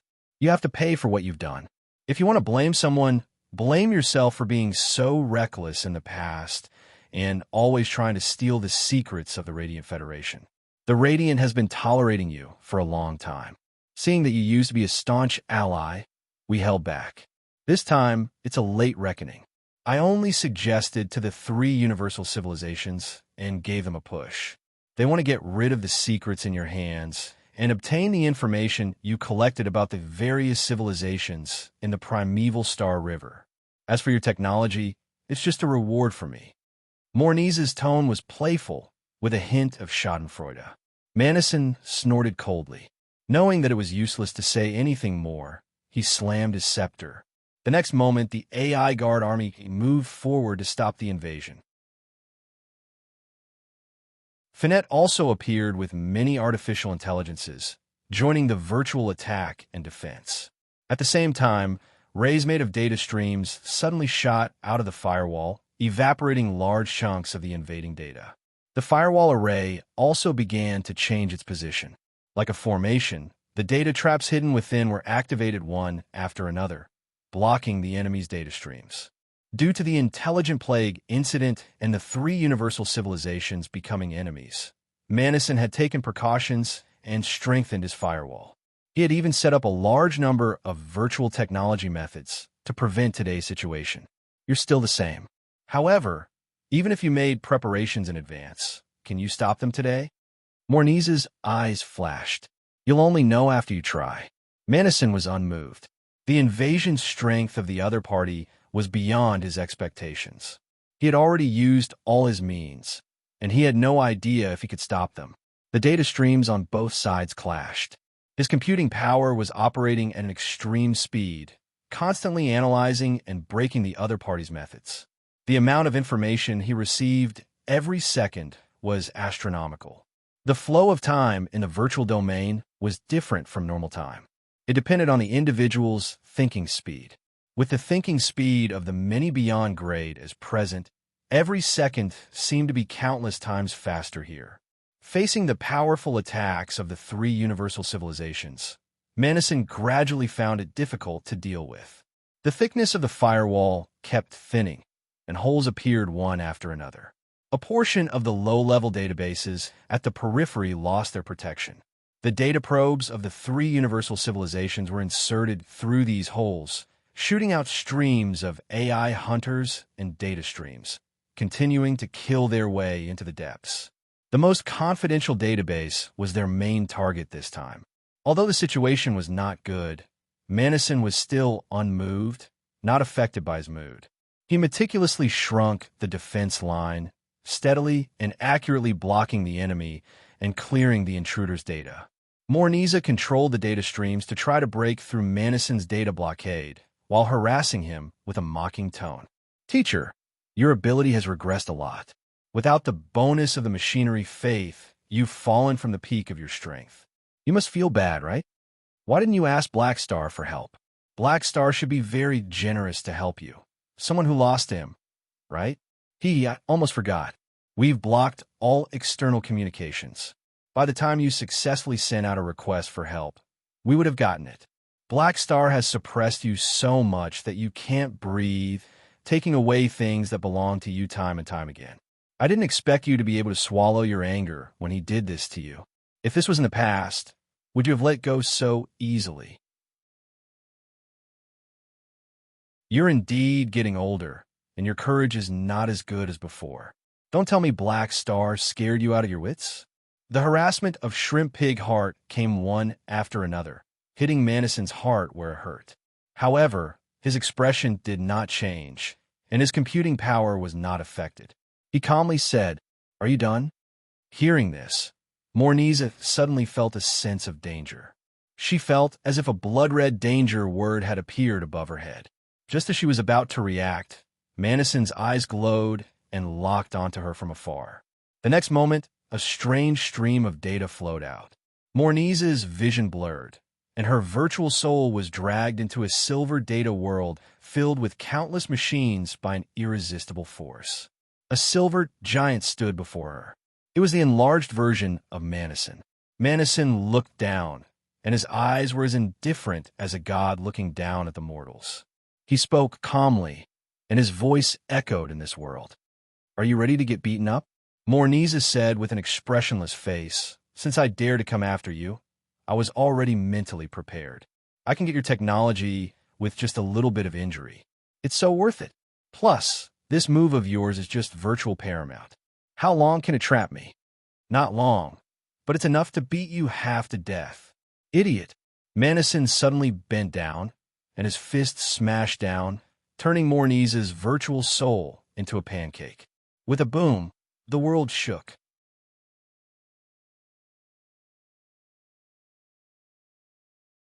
Chapter 13-14. P.S. At the same time, I'd like to help Brother Moderator promote the event Super Godly Mechanics 7th Book Review Section event. The event will last from today until the 28th of June. The theme of this event is Han Technician.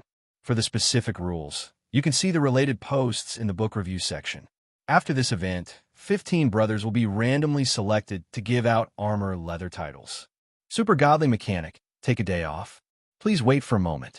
After the content is updated, please refresh the page to get the latest update.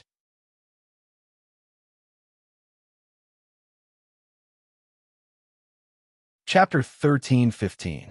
Bang, bang, bang. Countless cannons fired at the same time, bombarding the figure in the middle. Manison's consciousness turned into a silver giant and ravaged Morniza's virtual soul. In the territory of virtual paramount, Morniza could not fight back at all. She was beaten dizzily by Manison's barrage of attacks, and the pain in her mind almost stopped working. Her virtual soul flickered like white noise, appearing very unstable. Ark! Morniza screamed in pain. Although she was mentally prepared to be beaten up by Manison, the pain of having her consciousness heavily damaged was still unbearable. She could feel the strong, killing intent in Manison's attacks. This pain reminded her of the lesson Manison gave her when she failed to steal his technology for the first time. Back then, Morniza had just become a Beyond Grade A, and she was extremely proud. She was not clear about the strength of a senior Beyond Grade yet. After she failed to steal his technology, she was tortured by Manison. All her resistance was futile. She was as helpless as she was now, being tortured like a doll. At that time, Manison adjusted her understanding of reality, and the deep fear forced Morniza into the arms of the Radiant Federation. This humiliating memory had always been suppressed in her heart. At this moment, the shadow in her heart was reawakened. Morniza could almost feel her soul trembling instinctively. She gritted her teeth and endured the torture, praying that Manison would end it quickly. After who knew how long, Morniza, who was enduring bitterly, suddenly felt her mind lighten. She left the virtual paramount and returned to the battlefield of the virtual intrusion. Morniza's mind almost collapsed. Although the actual control time was very short, she felt like she had been tortured for more than 10 years. It was like countless blenders were operating in her brain, turning her brain into a mess. In order to continue the invasion, she had no choice but to continue operating her almost frozen mind. She had to stay awake, and the pain increased again. The moment she left the virtual paramount, due to the stiffness in her mind, her computing power plummeted, and the invasion of the area she was in charge of slowed down. Taking advantage of this short moment, Manison, who was prepared for this, suddenly released a huge amount of data, trying to break through the information blockade and send it to the outside world. At the edge of this virtual battlefield, layers of light screens suddenly lit up. The main artificial intelligences of the three universal civilizations formed a data blocking barrier, cutting off the data sent to the outside world. When this huge number of data Veda hit the blocking barrier, it was like a sky full of mosquitoes hitting a high-voltage grid. With a series of crackling sounds, they instantly exploded into nothingness. Cough, cough. You want to send a message while I'm injured? How will I let you succeed? I expected this. Morniza was still weak, but seeing the scene, she still laughed mockingly. Manison's face, virtual paramount's virtual paramount. While resisting the invasion, he tried to send messages to the outside world through the three universal civilizations' main artificial intelligences. With his virtual technology, it was basically impossible for the enemy to completely lock him down, but it would take some time for him to break through the blockade. Morniza endured the discomfort in her mind and intercepted a message sent to the outside world. The content was a request for help from the Beyond Grade A Association. Seeing this, even though she was injured, she could not help but laugh mockingly. The once mighty mecha empire has finally learned to ask for help. Huh? Where's your pride? Manison glanced at her, unmoved. He knew that after he sent out this request for help, it would most likely be Black Star, and he would probably be mocked. If possible, he did not want to have anything to do with Han Xiao, let alone let Han Xiao visit his database. After all, Virtual Purification Restore was his nemesis. However, in this situation, it was very difficult for him to hold on, so he could only put down his pride and ask for help.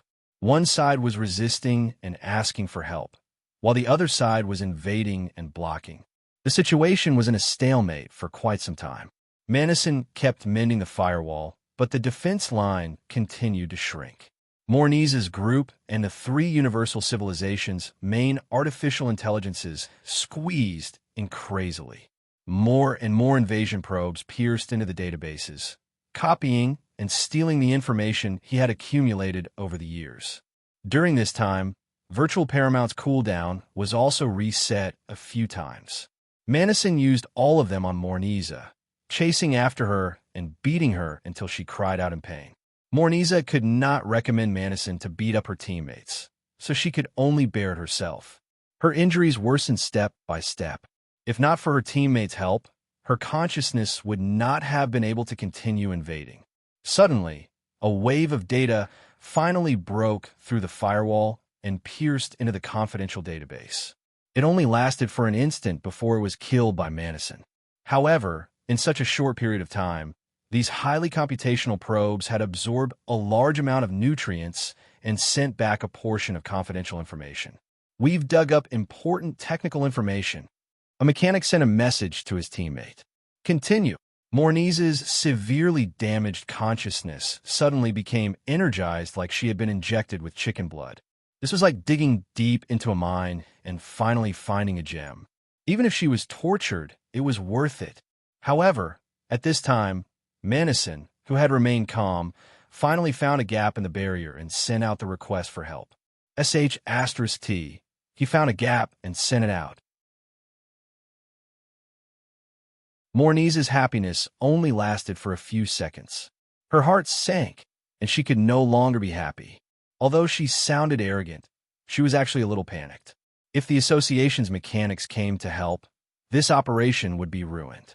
This was especially true for the unfathomable Black Star. He was someone who had kicked her teacher, whom she used to respect, off the peak. Just thinking about it made her very wary. If Black Star came, Morniza would run away without saying anything. She dared to stab Manison in the back, but she did not dare touch Black Star's butt. "Don't panic, we still have some time," her teammate said with a deep voice. Morniza calmed herself down, clenched her teeth, and activated her computing power, trying to dig up as much technology as possible before the reinforcements arrived. At the same time, she removed most of the computing power that the three universal civilizations' main artificial intelligences used to block the news. Since Manison's request for help had already been sent out, there was no need to spend so much effort to block it. They might as well focus all their computing power on hacking. In their anxiety, they increased the speed of their hacking. Wave after wave of hacking probes were inserted into the various important databases. Manison frowned and could only try his best to resist. This lasted for a while. One of the direct mechanics calculated the time and suddenly said, "It's almost time. If we delay any longer, the reinforcements will really come." Retreat. Morniza clenched her teeth. They were far from digging out all of Manison's information, but she did not dare delay any longer. Looking at Manison's broken firewall with reluctance, they retracted their computing power and retreated along the path. At this time, Manison's virtual paramount finished turning. Before this group of intruders escaped, it dealt Morniza one last blow. Morniza was shocked. Her virtual soul became fainter, and she used the last bit of her consciousness to leave. In a virtual brainwave amplifier somewhere in the primeval Star River, their consciousnesses returned to their avatars. "Quick, let's go." My mind can't take it anymore. Morniza only managed to say one sentence before her avatar fell to the ground, and the Lord's descent state was automatically deactivated. She had been caught and beaten up by Manison, and she was already at the end of her rope. Now that she relaxed, she could not take it anymore. Her consciousness returned to her main body automatically, and she almost fainted. She would probably need at least a year to recover from this round of injuries. Judith glanced at her avatar that had lost control, shook his head, and said, "Don't worry about her. Take the data we stole and retreat first. The Mecha Empire might catch up at any time." Everyone nodded and immediately activated the multi-dimensional sky opening transportation device. With a buzzing sound, the two star rings with the virtual brainwave amplifier started to rotate faster and faster, turning into a spherical phantom. The next moment, a light flashed, and the entire virtual brainwave amplifier was teleported away. The multi-dimensional sky opening transportation device immediately self-destructed and exploded. On the other side, in the virtual world, Manison silently looked at the battlefield that had been ravaged by the enemy. "Calculate the data loss and give me a report." "Understood." The main artificial intelligence responded and started to search the various databases. Very soon, a list was calculated. Manison looked at the tragic statistics, helplessly closed his eyes, and sighed in his heart. He had a self-deprecating expression on his face. How could one not wet one's shoes if one always walked by the river? Today, one was being pecked in the eye by the wild goose. It was indeed karma. About 70 to 80% of the information stored in the database had been stolen. This was the information that he had accumulated after many years of monitoring the various organizations. Many of them were confidential documents, especially those of the supercluster civilizations in the primeval Star River. Many of the technical blueprints that had been accumulated over many years had also been stolen. The only good news was that the core technologies of the felons and the indestructible Mecha Empire were all in his mind and not in the database. Otherwise, the losses would have been even greater. At this moment, a stream of data appeared out of nowhere and turned into the figure of a person. He looked down at the mess on the ground and clicked his tongue in wonder. Yo, this scene is really fresh. The Mecha Empire that once went around invading others had its database destroyed. Every dog has its day. Manison looked up. Who else could it be other than Black Star? He was not in the mood to care about Han Zhao's teasing. He said calmly, "You're late. I don't have telepathy, and I'm already fast enough. You should say that the enemy ran away in time." Han Zhao landed in front of Manison, looked around, stroked his chin, and asked curiously, "How many people did they send? How many people did they send to make you like this?" "A few direct mechanics and the main artificial intelligences of the three universal civilizations." Manison gave a simple explanation. "Whoa, then they really do value you quite a bit." Han Zhao raised his brows. In such a situation, even he did not have the confidence to withstand it. After all, the indestructible body was not very useful in the virtual technology level, so it was not surprising that Manison was heavily injured. Manison clicked his tongue. "If I used force, I would have dealt with them by now." Although he was also good at fighting in the virtual technology level, his strength could not be compared to his overall strength. After all, virtual technology was an independent ability, and the Mech Legion was not very useful in the virtual technology level. Otherwise, with his wealth, he could have easily defeated these invaders in the real world.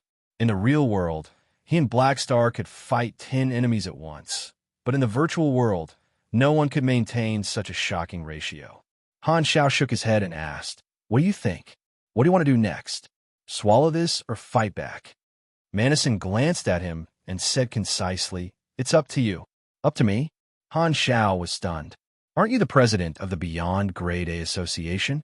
I'm also a member of the association. I'll do whatever you say." "Who are you? Spit out the real Manison."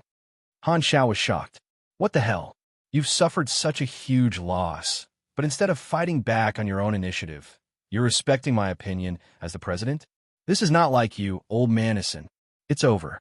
Either this be *starred soul has been swapped, or his personality has been distorted due to the huge blow.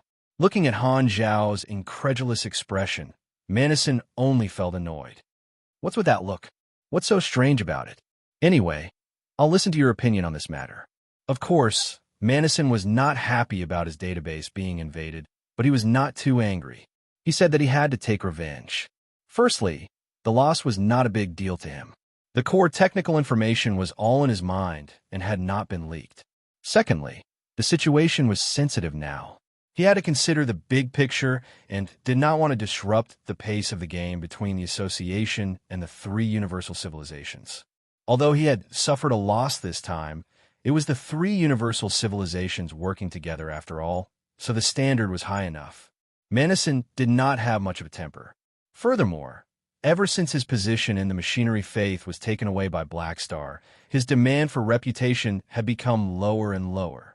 He felt that he had become more and more of a Buddhist, no longer clinging to the halo of the #1 mechanic in the galaxy. After all, it did not belong to him anymore. Maybe it's because I'm getting older. My temper is getting smaller and smaller. Manison sighed to himself. You've really changed.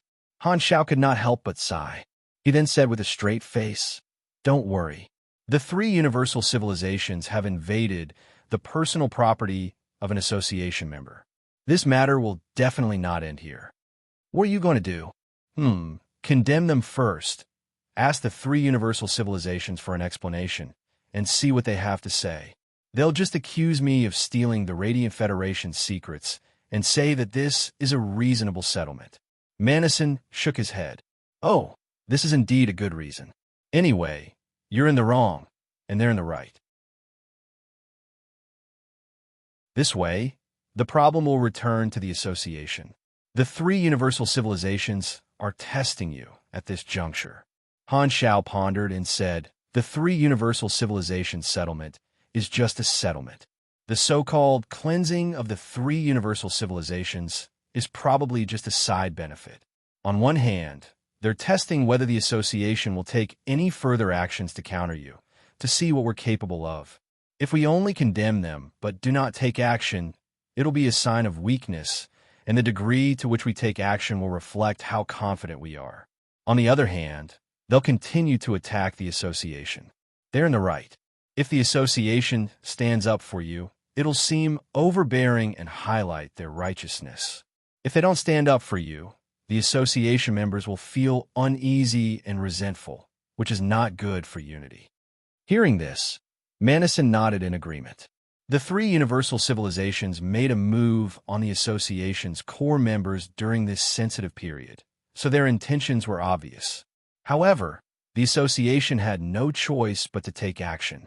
However, at this moment, Han Xiao changed the topic. However, the premise of this analysis is that we don't consider a huge variable. If this variable appears, the three universal civilizations' reaction will not be what I just described. What variable? Manison frowned. Han Xiao glanced at him and said, I'll ask you a question. Let me ask you a question, and you have to answer me truthfully. Is the virtual mutiny virus technology that you secretly created in the lost data? Manison was not mentally prepared and was stunned. Then his expression changed, and he stared at Han Xiao in confusion. When the F***CK, did you know my secret? Thank you for the short and powerless leather armor, the 10,000 reward that everyone knows. End of chapter.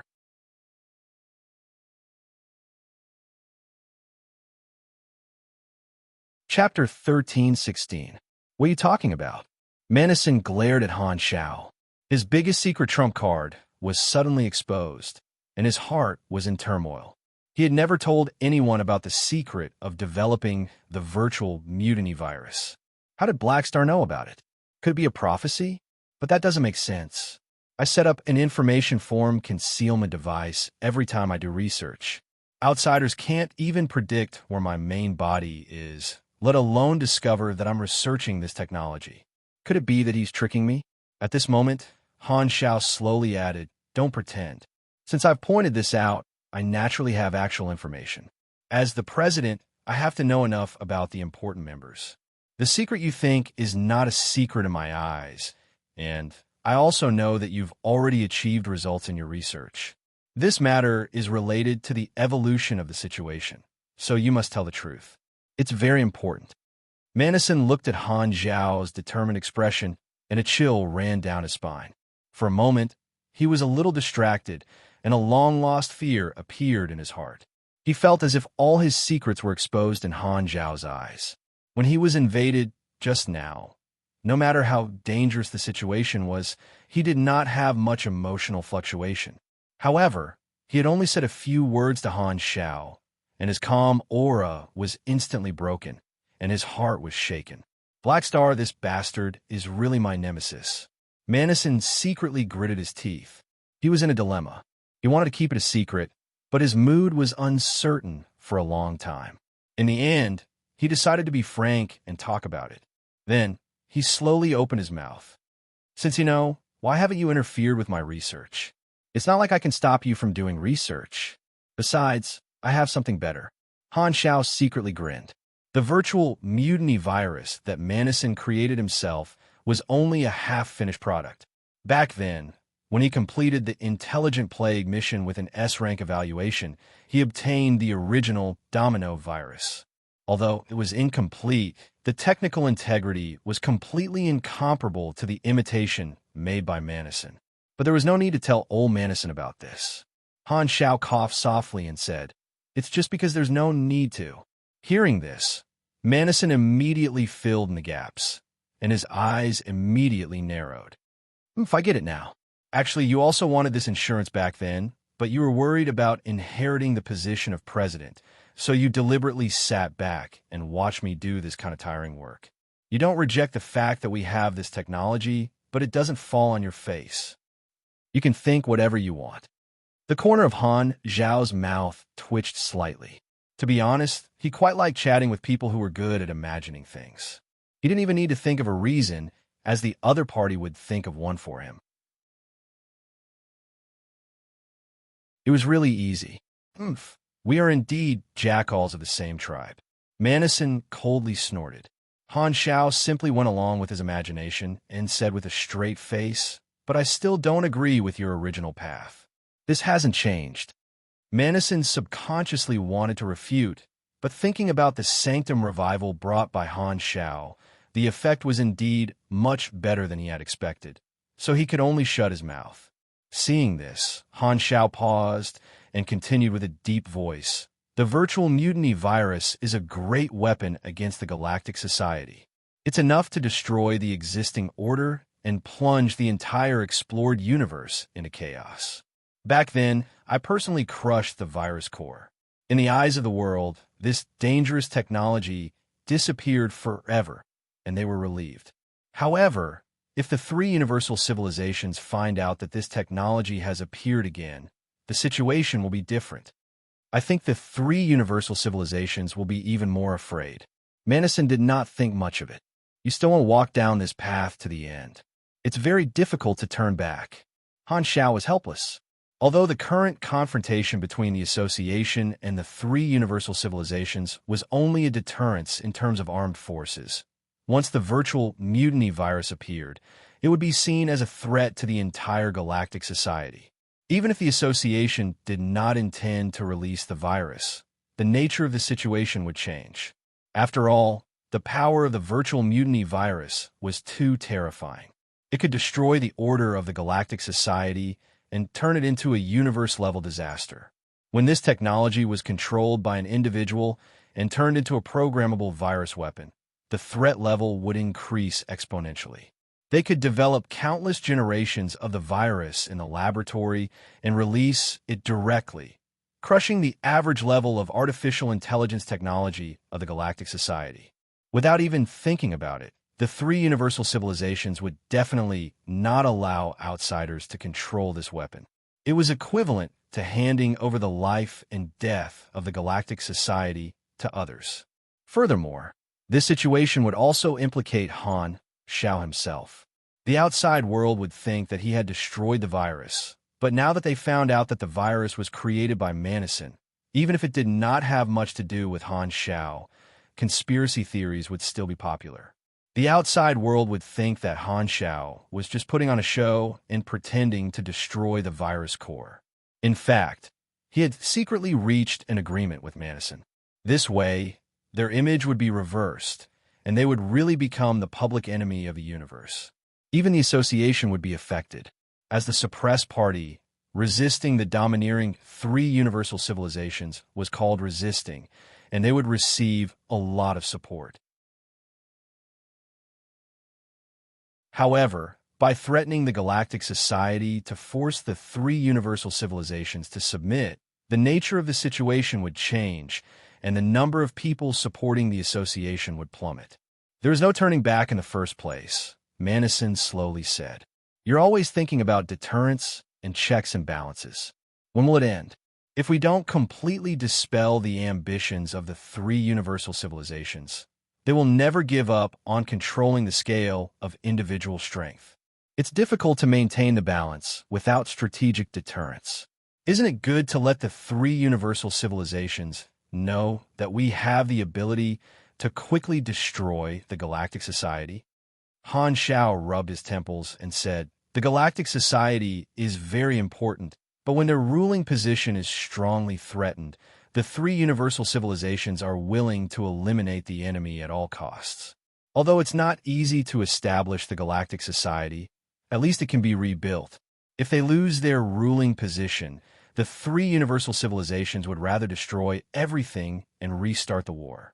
Although the three universal civilizations are cowering and afraid now, once they break through the limit, they will have the courage to destroy and rebuild. They will not be threatened, and this is not what we want to see. After being in the galaxy for so many years, he had already understood that the productivity of the galactic era was extremely shocking. When the social production chain did not need too many people to participate, to some advanced civilizations, the population was just a renewable resource that was not too precious. They only valued the various functions that the people played, not the people themselves. Most of the time, the higher and stronger the civilization, the less they needed to care about the wishes of the people because they could no longer cause any trouble. The three universal civilizations and the supercluster civilizations had actually reached this level, but they did not do so. On one hand, it was because of their inherent culture and system, and, on the other hand, it was to make the society operate in a virtuous cycle. In fact, this was not their weakness. Therefore, Han Xiao did not doubt that the three universal civilizations would flip the table if they were forced into a corner. To them, dead people were nothing. It was just that they were unwilling, not that they could not.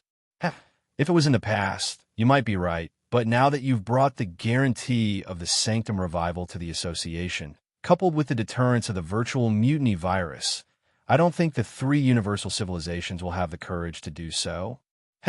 Anyway, I'm hiding this technology for the association.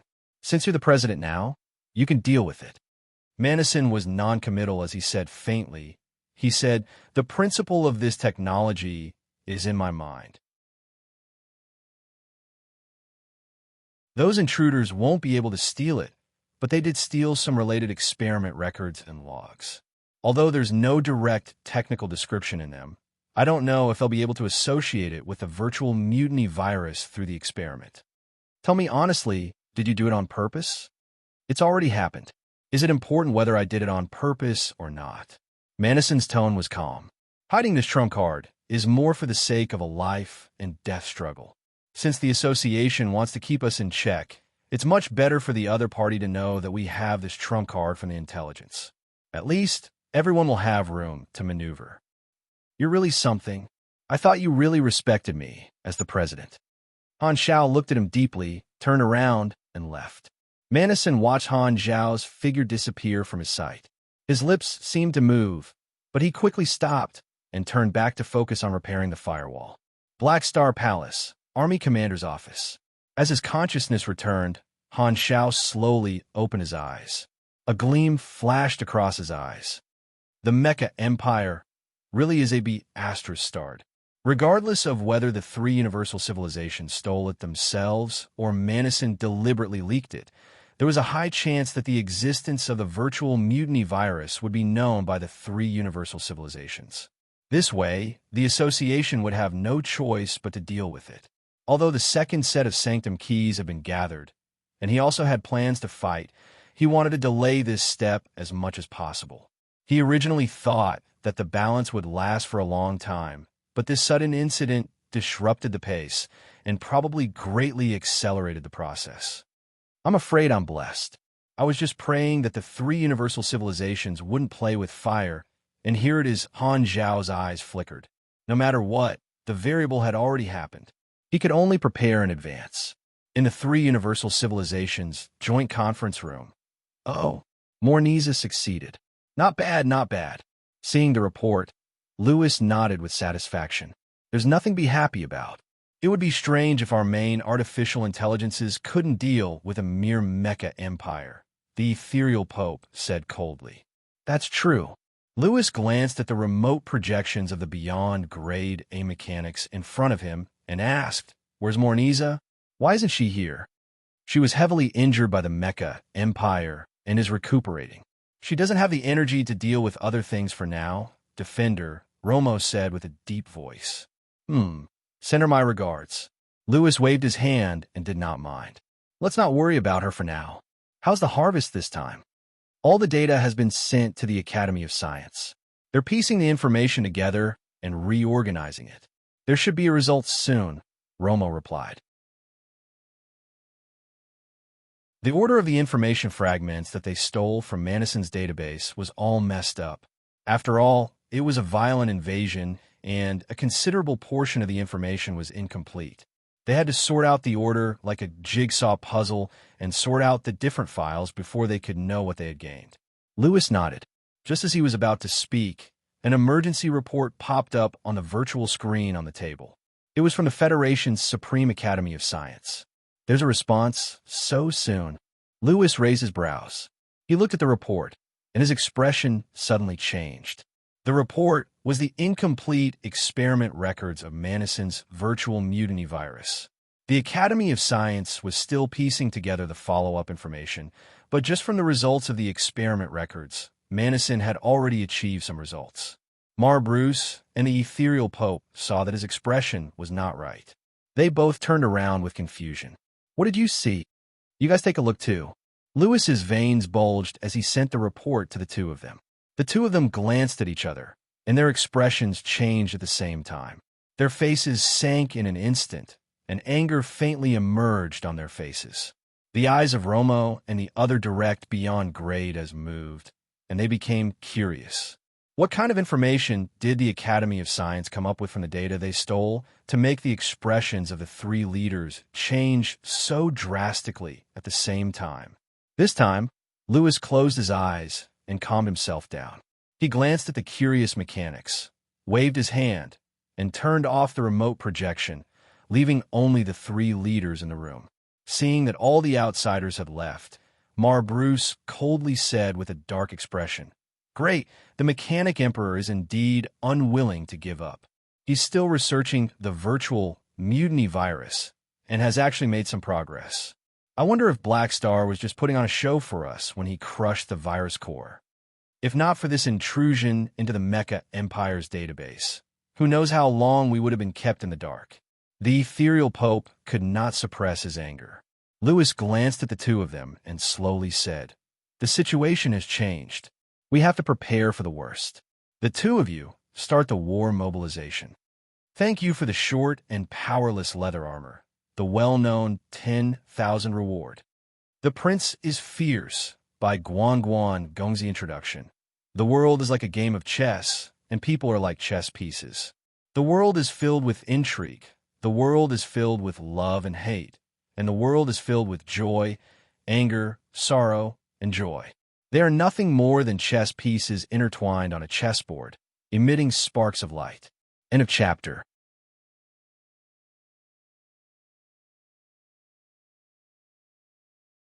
Chapter 13-17. Planet Finn, Beyond Grade A Association Headquarters. The few people I'm introducing are the new members of the association this time. Everyone will be on the same side from now on. In the venue, Han Xiao introduced this batch of rookies to everyone with a smile on his face. They were Joey and the other reclusive people, as well as the new batch of Holy Covenant members. After Manison's vault was destroyed by the three universal civilizations, he quickly arranged for the time for them to join the association. Today was the day of the welcoming meeting. Hearing Han Zhao's introduction, the Beyond Grade as present sized up this batch of rookies. They nodded slightly with surprise in their eyes. Although everyone already knew about the existence of the Sanctum Revival, they were still amazed when they saw this batch of revivers again.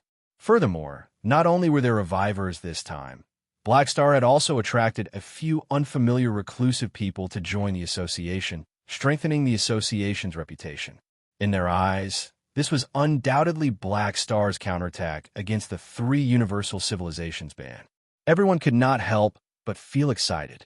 At the same time, this basically proved that Blackstar could use the Sanctum Revival more than once. This was what most people were concerned about and secretly rejoiced. Since you've joined the association, you're all family. Please take a seat, Kasui said with a smile. Joey and the others sighed and helplessly went to their seats. Although they had some social phobia, they still braced themselves to socialize with the other Beyond Grade as and get to know each other. As for the members of the Holy Covenant, they looked at each other and did not reveal anything. They chatted as if they were meeting for the first time. Everyone chatted with the rookies for a while, and the atmosphere was harmonious like a big family. Han Xiao waited for a while, and seeing that everyone had gotten to know each other, he smiled and said, "All right, everyone has gotten to know each other. Actually, other than welcoming the new members, there's another matter that needs to be dealt with today." Hearing this, the room fell silent. Everyone turned their heads and focused their eyes on Han Xiao, waiting for the president to continue. Seeing this, Han Xiao stopped smiling and slowly said, "Don't worry. Not long ago, the three universal civilizations worked together to hack into the Mecha Empire's database and succeeded. This matter is both a test and a provocation from the three universal civilizations. Therefore, today, I would like to hear everyone's suggestions on how we should respond." Everyone subconsciously looked at Manison, only to see Manison with his eyes slightly closed, looking calm and composed. "I know about this. I also received a request for help at that time." Khan pondered and said, "Manison is a member of the association. It is reasonable for us to seek justice for him." That's right. Although Manison has poor taste, is despicable, narrow-minded, old, ugly, and shameless, he's still one of us. The association can't pretend that nothing happened when he was attacked by the three universal civilizations for no reason, Sun Hunter said. "I agree." Secret Master nodded. Sun Hunter turned his head and glanced at him. "What do you agree with?" "The association should stand up for the old and ugly." "I agree with both." Secret Master's eyes twitched. He felt a trace of his luck inexplicably slip away. Manison snorted, opened his eyes, and interrupted. "Just say what you want to say. Don't attack someone personally." "No way. Even telling the truth is against the law?" Sun Hunter sounded surprised. Manison took a deep breath and calmed himself down. "Don't be angry, don't be angry. No one will take my place if I get sick from anger." Han Xiao looked at Sun Hunter approvingly and asked for their opinions. Almost 90% of them agreed with the association standing up for Manison. It was not because they had a good relationship with old Manison, but because they hoped that they would be treated the same way in the future.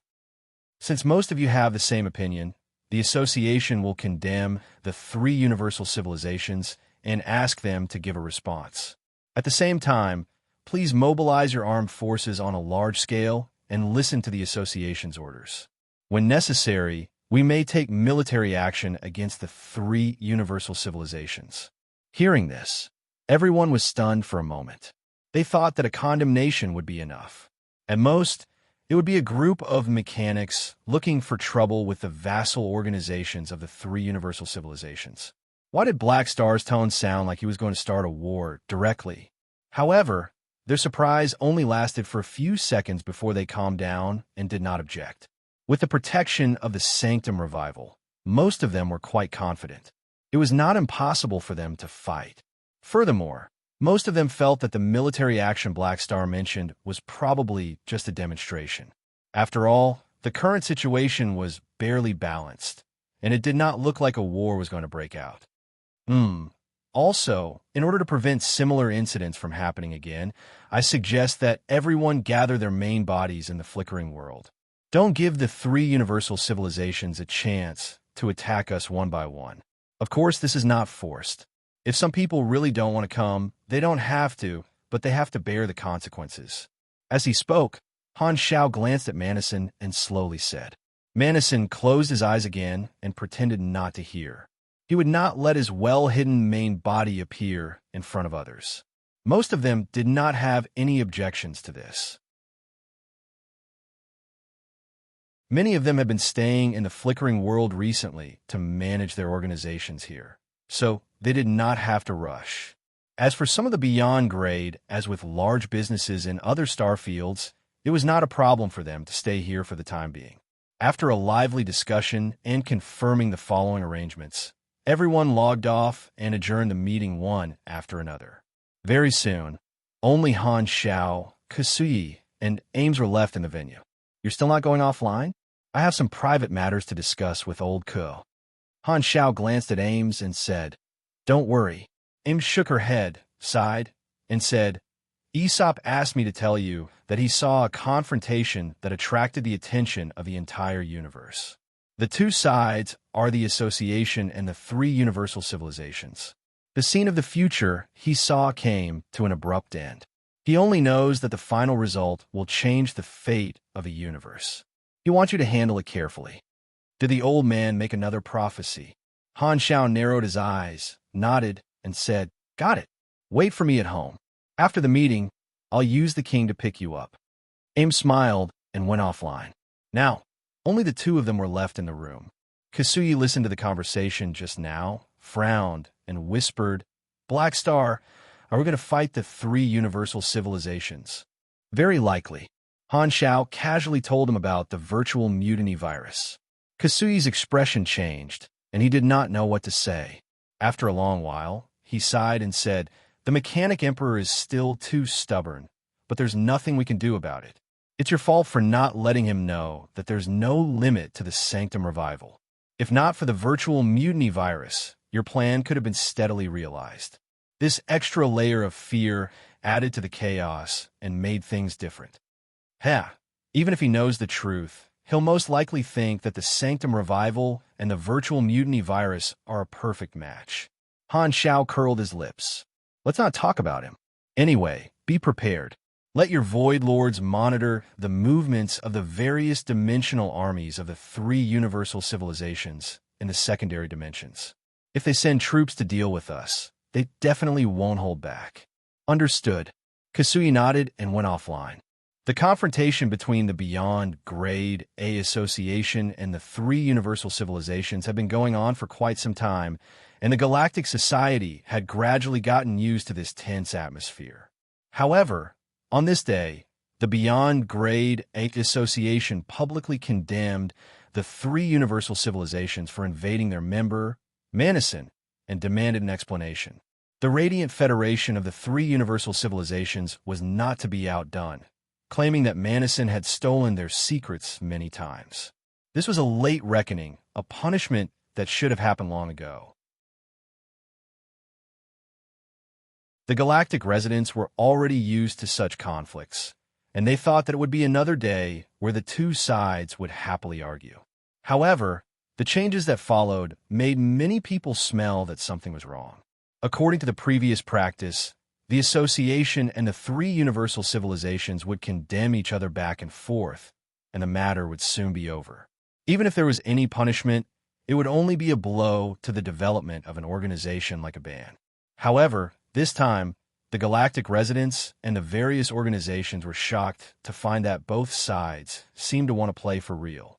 After the announcement was made, the three universal civilizations and the Beyond Grade A Association actually mobilized their forces on a large scale at the same time.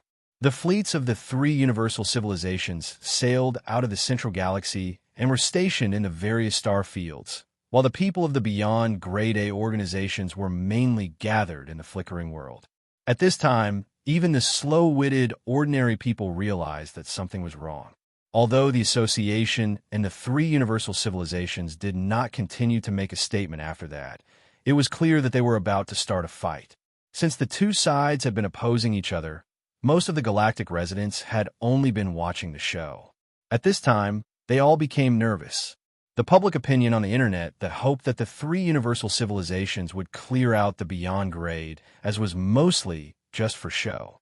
However, when this scene seemed to be about to happen, many people panicked, afraid that a war of this scale would affect them. For a time, the atmosphere of the entire galactic society became jittery. Countless eyes stared at the movements of both sides, as if they could see a storm brewing quickly. Strange, why are the three universal civilizations suddenly not afraid? In the meeting room of the Supercluster Alliance, the leaders were all surprised. According to their analysis, the three universal civilizations should not start a war so easily due to the fear of various parties, and it was the same for the association. So why did both sides suddenly become so reckless? The invasion of Madison was the trigger, but the leaders of the Supercluster Alliance did not think it was necessary. It was only a copy of the database that was stolen, and he was not beaten or killed. Was there a need to make such a big fuss? Could it be that the three universal civilizations have changed their minds and want to cut the Gordian knot without caring about their losses? Someone asked suspiciously. That's unlikely. Don't forget that we're still here. If the three universal civilizations and the association both suffer heavy losses, won't that give us a chance to rise up? The Star Arc civilization leader said hesitantly. It was because of their existence that the previous weak balance was maintained. If not for the Supercluster Alliance benefiting from it, the two sides might have attacked long ago. What should we do? Just wait and see. If they really want to fight, it's a good thing for us, the Star Arc civilization leader rolled his eyes. However, we have to be careful of the three universal civilizations taking the opportunity to drag us into it. It's not the first time they've done something like this. It's best if we arrange a large number of troops at the border. We don't need to interfere in their battle, and just protect the safety of the territory. The leaders of the Supercluster Alliance discussed softly with excitement in their voices. Although they did not know why the three universal civilizations and the association suddenly became reckless, it was not bad news for them. Time passed quickly in the atmosphere of a storm. Under the nervous attention of the galactic society, the movements of the two sides became more frequent and obvious. They did not hide at all and kept placing their pieces like chess. However, they never touched each other, and there was no friction. It was as if they did not exist. Both sides still hadn't made any new announcements, causing all kinds of rumors to spread wildly, and public opinion was spreading panic everywhere. The population flow of the various star fields also had a chain reaction. The galactic residents who stayed in the flickering world left en masse, causing congestion in the stargates. The number of people who went to the central galaxy and some of the border star fields to seek refuge also increased. Under the eyes of the world, a super-large joint fleet of the three universal civilizations entered the primeval Star River and headed straight for the mechanical race's territory. At the same time, the three universal civilizations finally issued a new statement. Through the analysis of the Mecha Empire's database by the Academy of Science, we have obtained conclusive evidence that the Mecha Empire has been secretly developing the virtual mutiny virus, trying to replicate the source of this universal disaster. Currently, they have obtained relevant results and are trying to bring disaster to the galaxy. Here, the Radiant Federation, the Red Empire, and the Arcane Church represent the Galactic Society to issue a joint ultimatum to the Mecha Empire. Immediately hand over the virtual mutiny virus technology and destroy all backups under our supervision. We will protect the safety of the Galactic Society at all costs. On the day the statement was released, the haze of the intelligent plague once again shrouded the Galactic Society and the hearts of countless galactic residents. Panic swept through one star system after another at an unbelievable speed. The virtual mutiny virus still existed in the world.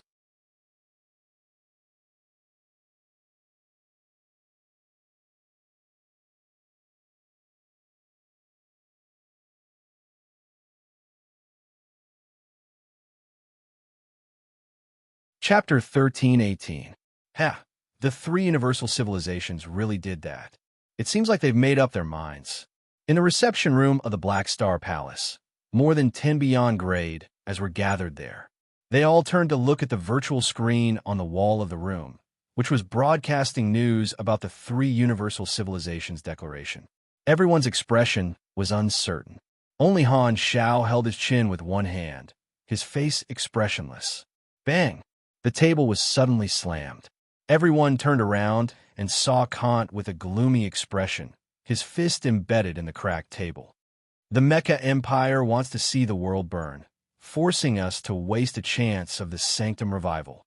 Everyone present had unfriendly expressions. Recently, there had been frequent military movements between the two sides.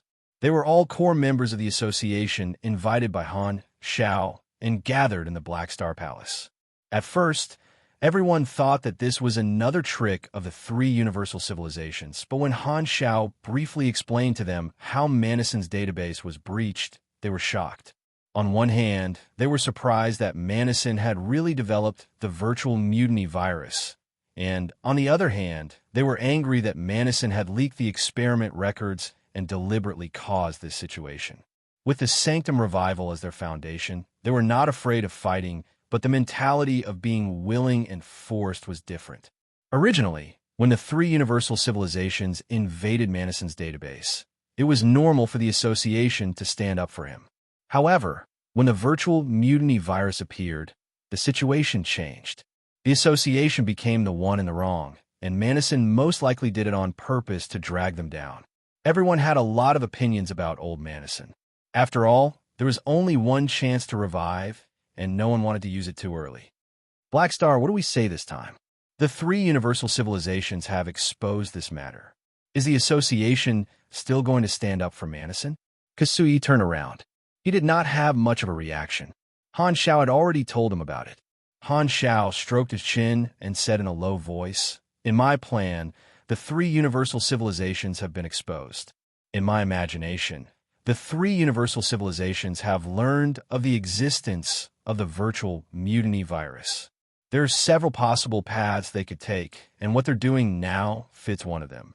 Inform the Galactic Society, send an army to surround the mechanical race's territory, and threaten Manison to hand over the technology.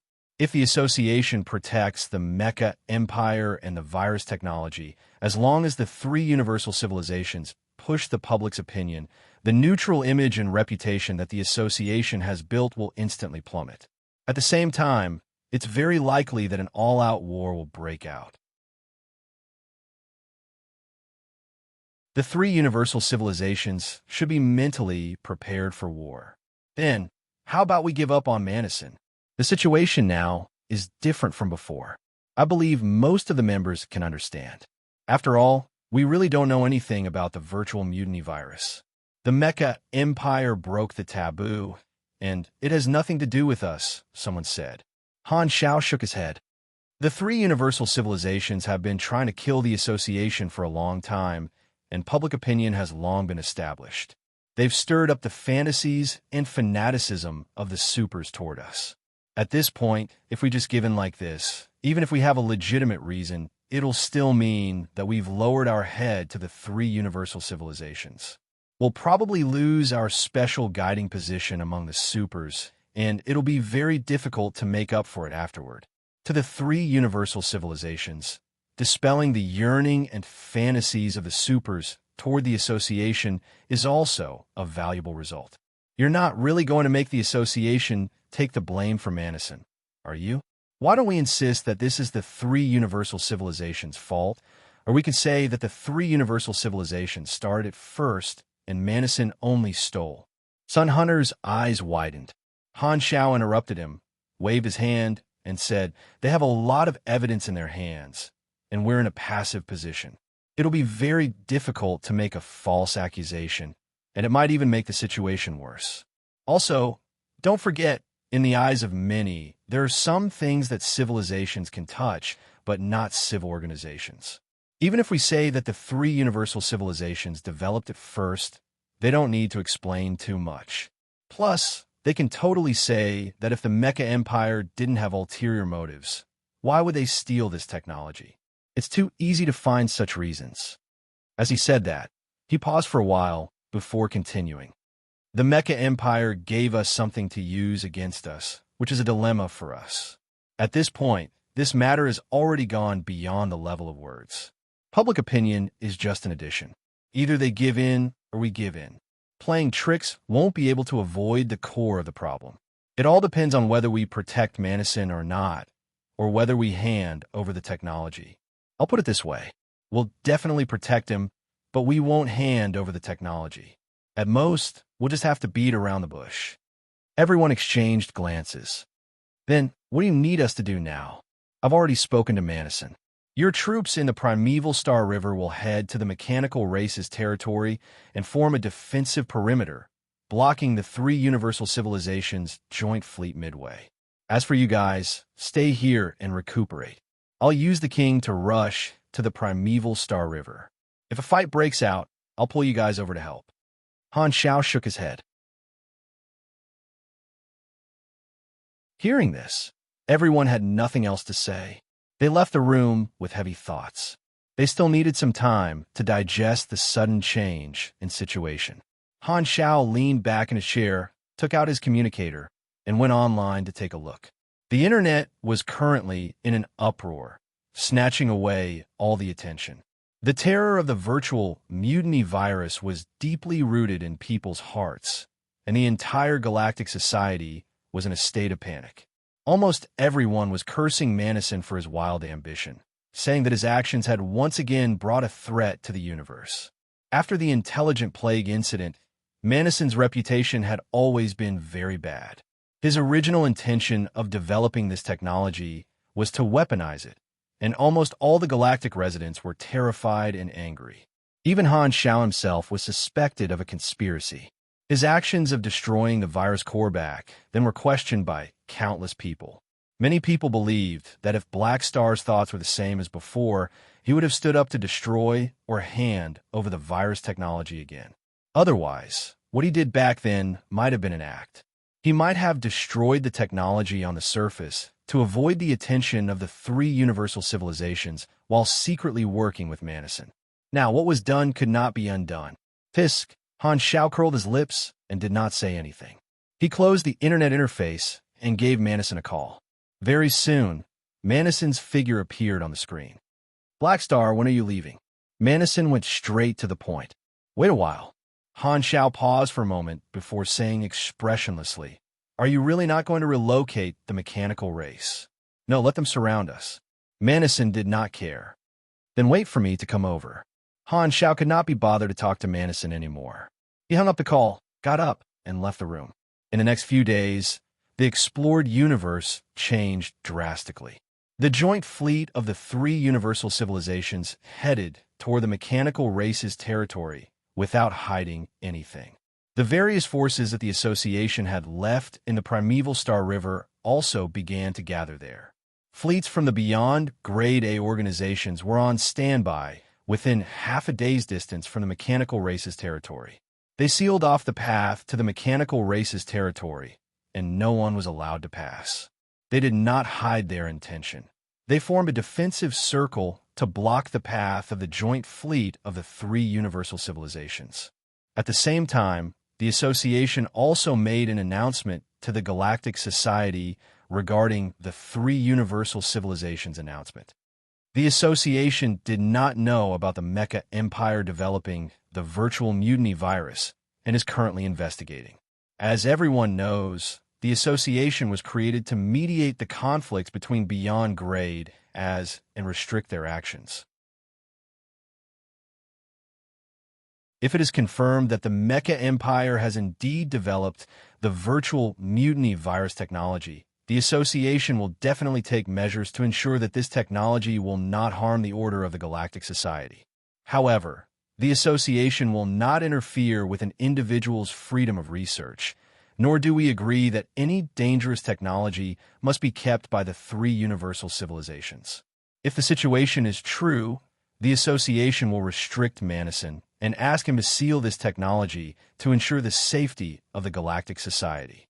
Furthermore, the association strongly opposes the military actions that the three universal civilizations are currently taking against Manison's people. This is an underhanded threat. We hope that the three universal civilizations will withdraw their troops immediately and not intensify the conflict. After the association completes the investigation, we will give the Galactic Society an answer. There is no need for the three universal civilizations to interfere. As soon as this announcement was made, it once again caused an uproar in the Galactic Society. Many people thought that the association would give in no matter what this time, but they did not expect them to be so stubborn.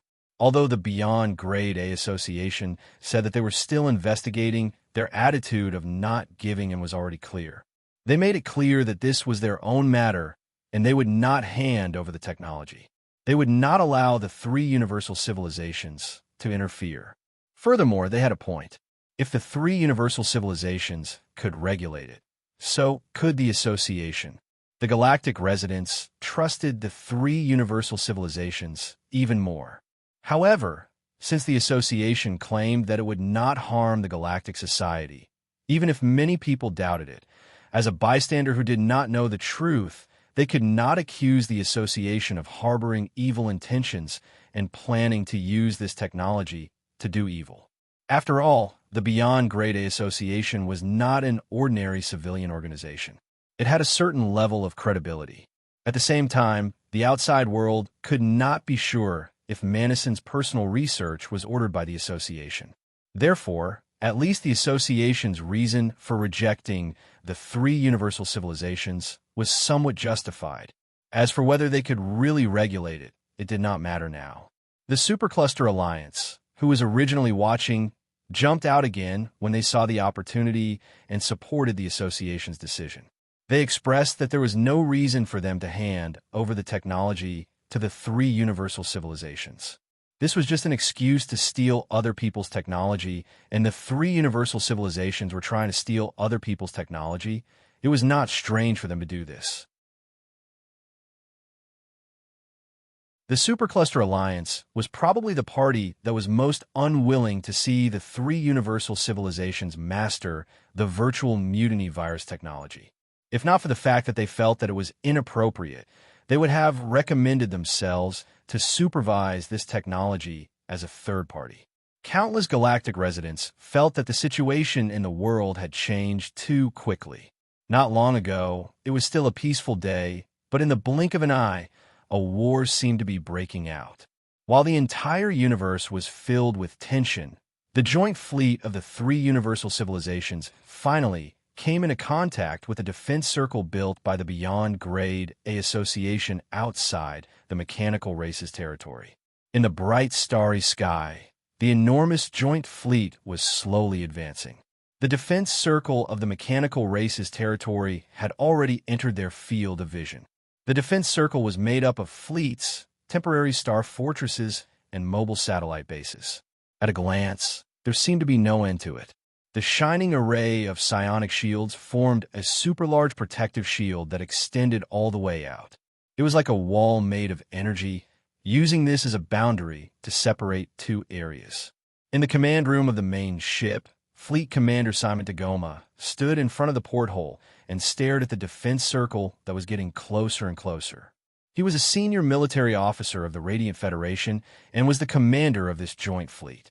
The adjutant looked at the radar screen and whispered, "Commander Simon, we've already arrived at the defense circle of the other party. They're blocking our path. Should we stop?" Simon did not even turn his head and coldly said, "What's the order from above?" "Surround the mechanical race's territory."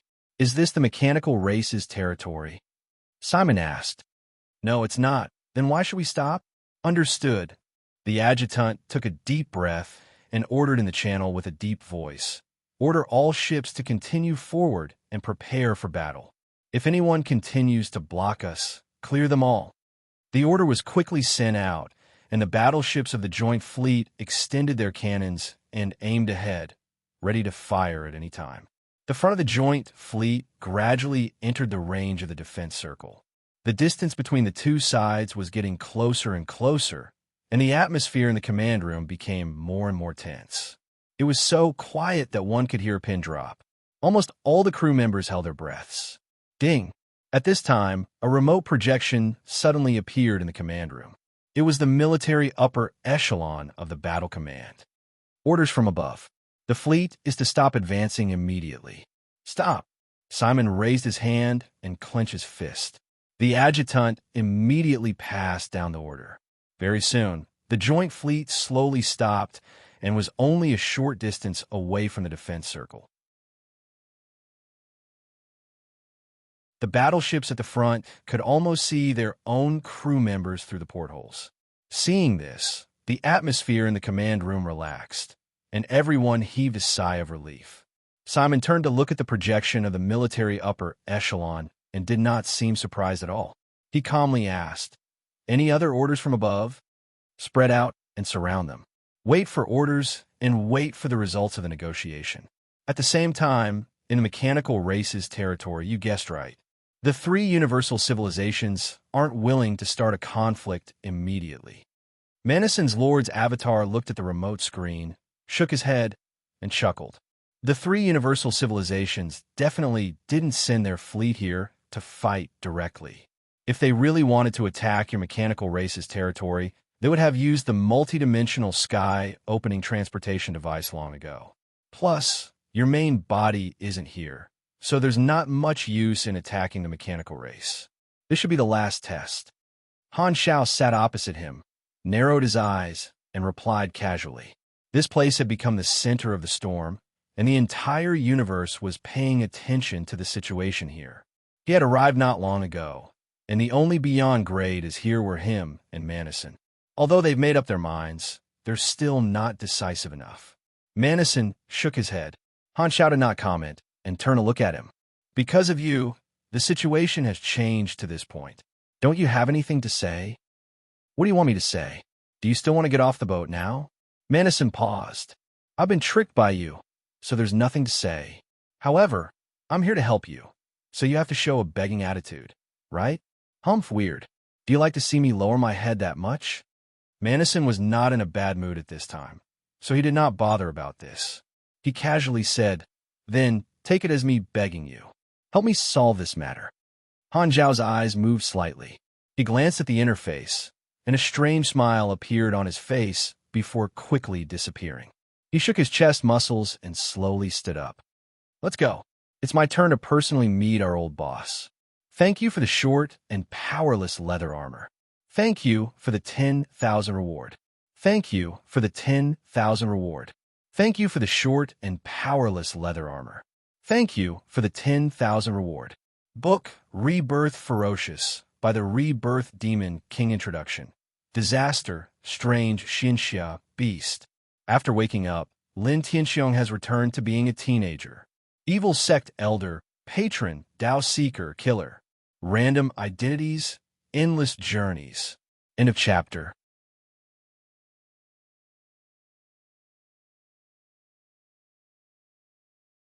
Chapter 1319. In the defense circle of the mechanical race's territory, the three universal civilizations' joint fleet and the Beyond Grade A Association's joint fleet had been in a standoff for some time. At the edge of the battlefield, spaceships with different galactic media logos were broadcasting the situation here. Neither side chased away these war media. Because this place could very well become a battlefield, these media outlets sent unmanned spaceships to broadcast remotely. This storm center that could ignite a war was already the most watched place in the entire universe. The overall number of viewers had already exceeded the historical record. The three universal civilizations' fleet has been stopped. The two sides did not exchange fire and seem to be observing.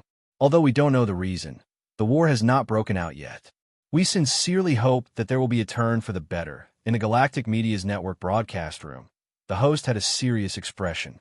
Countless viewers were nervously watching the screen, feeling uneasy. After this period of publicity, most people knew that this would be the turning point of the situation. Once the two sides started fighting here, it would very likely lead to an all-out war between the three universal civilizations and the Beyond Grade A Association. Countless people were panicking about this. At this moment, two shooting stars appeared on the screen. They came from afar and quickly shot from within the defense circle to the area where the two sides were facing each other, revealing their respective figures. The Mecha Empire has finally appeared. The other is the president of the Beyond Grade A Association, Black Star. He's here personally, so he's probably here to stop the three universal civilizations. Hearing the host's introduction, countless galactic residents focused on the two of them. Many people had mixed feelings about these two people who had turned the universe into what it was today. Han Xiao crossed the Beyond Grade A Association's fleet, arrived between the two armies, and hovered in the middle of the standoff. He immediately became the focus of attention on the battlefield. The battleships of both sides locked onto him, magnifying his figure on the screen. He glanced at the shockingly large fleet of the three universal civilizations, opened the public channel, and openly shouted, not avoiding anyone. You're not fighting, and you're not retreating. Then, the person in charge should come out and talk. I believe that this is not what everyone wants to see. If we can come up with a plan that we can all accept, no one is willing to use force to solve the problem. As soon as he said that, the battlefield fell silent for a while. Then, three beams of light shot out from the main ship, forming the remote projections of the three universal civilizations leaders in front of Han Xiao. At the same time, they connected to the public channel. Once the communication was connected, Lewis spoke in a deep voice and went straight to the point. Black Star, are you bent on monopolizing the virtual mutiny virus technology and sheltering the heinous Mecha Empire? Han Xiao shook his head. The virtual mutiny virus was destroyed a long time ago. The Mecha Empire only researched it on their own and obtained some results. It was originally developed by them, so how could they claim it for themselves? Although this technology was dangerous, there was no obligation to hand it over to the three universal civilizations. At the same time, it did not harm the galactic society, so how could it be a heinous crime? On the other hand, you sent an army to surround the Mecha Empire's territory and tried to force them to hand over their technology. That's not very honorable. The Mecha Empire has a criminal record. Their motive for researching this technology is questionable. For safety reasons, we need to control this technology and control the Mecha Empire themselves. This is all to protect the galactic society. This is the responsibility of the three universal civilizations, Marbruce said with a serious expression. Han Zhao's expression did not change. Back then, during the Intelligent Plague, many Beyond Grade A mechanics worked together to resolve the disaster. This has already proven that the Association is also protecting the safety of the universe. We will also ensure that this technology will not harm the galactic society. This is an internal matter of the Association, and the three universal civilizations will not interfere. The Beyond Grade A Development Union is just a civilian organization, the Ethereal Pope said seriously. There's no real meaning in guaranteeing it. The three universal civilizations have the right to manage it. At the same time, the three universal civilizations also have the right to supervise all factors that endanger the galactic society. This is within the scope of the civilization jurisdiction law. The Mecha Empire must hand over the virtual mutiny virus technology. Impossible. Han Xiao rejected decisively. The association statement has already expressed its attitude. Individuals have the freedom to research and will not be forced to hand it over. The association will restrict the scope of application of this technology. We hope that the three universal civilizations will withdraw their troops immediately. Lewis paused, raised his tone, and said majestically, as long as the Mecha Empire hands over the technology, we will withdraw our troops. Before that, we will not stop this military operation for any reason. We will give an ultimatum of 10 days. We hope that the association will consider this carefully and not make the wrong decision. So, there's no room for discussion? You have 10 days. Han Xiao nodded. His tone changed, and he said with a deep voice, "Since that's the case, I'll be the one to decide. If you want to force the association to hand over the technology, you'll have to get past me first." Then he sat down with his legs crossed and hovered in the middle of the two armies. Although he was alone, he seemed to have become an endless line in the eyes of the others. The leaders of the three universal civilizations looked at him deeply, and their remote projections disappeared. The conversation between the two sides was carried out in the public channel. It was not hidden from the outside world, and everyone present heard it. It was also broadcasted by the media. The expressions of countless galactic residents changed. Did the negotiation fail? It's over. Neither side is giving in. Looks like they're really going to fight. There's still 10 days. I wonder if we could take refuge in time. The Galactic Society was in a state of panic. Han Shao glanced at the fleets of the three universal civilizations. Seeing that they were waiting for orders, he shook his head. As the president, he represented the position of the association. It was impossible for him to give in. He would definitely not hand over the technology. However, the three universal civilizations had put on such a big show. They would not retreat until they achieved their goal. Neither side was willing to give in. 10 days, Han Shao mumbled. This was the ultimatum given by the three universal civilizations. After 10 days, if they still did not reach a consensus, they would probably really fight. The three universal civilizations were probably determined to bear the consequences of war this time. He opened the interface and took a look. At this time, a new mission had been pinned at the top of the mission list. It was the mission triggered by Madison. The requirement was to resolve the siege of the mechanical race's territory. As long as the three universal civilizations could retreat, the mission would be completed. Perhaps because Madison had personally asked for help, other than the high amount of experience, the reward was also a chance to draw one of Madison's abilities. Han Shao naturally would not let go of another chance to steal Madison's underwear. He casually opened the forums and took a look. His statement earlier was also recorded by the players in the fleet. Unlike the galactic residents who were terrified, the players basically wanted the world to be in chaos. Almost all of them were excited about the current situation. Regarding his statement of "I am the world," all kinds of comments such as domineering and awesome appeared on the video. Beep, beep. At this moment, the communicator suddenly rang. It was from Bruce. Han Shao was not surprised at all. Public negotiations were more about expressing their attitude to the outside world. The real deal had to be negotiated in private.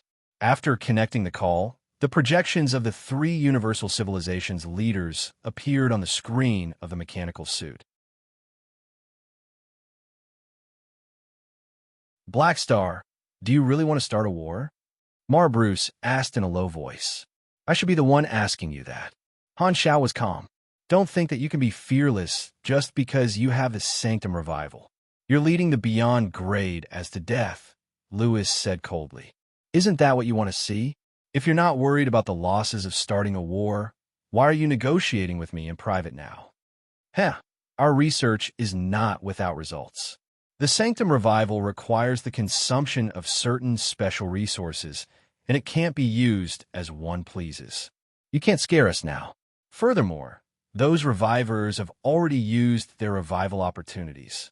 If we really fight, there will also be losses. No one wants that, the ethereal Pope said. Then what do you have in mind? Han Shao smacked his lips. We want the virtual mutiny virus technology and information related to the Sanctum Revival. In exchange, not only will we withdraw our troops, but we will also remove the ban on the association and support your development. We can even provide you with enough universal treasures, technical blueprints, and promise that the members of the Black Star Corps will not be on the liquidation list in the future. These transactions will be done in private and will not be made public to the outside world. The reason we withdraw our troops can be because we're afraid of your combat strength, so we can help you achieve your fame. You think too much if you're ugly.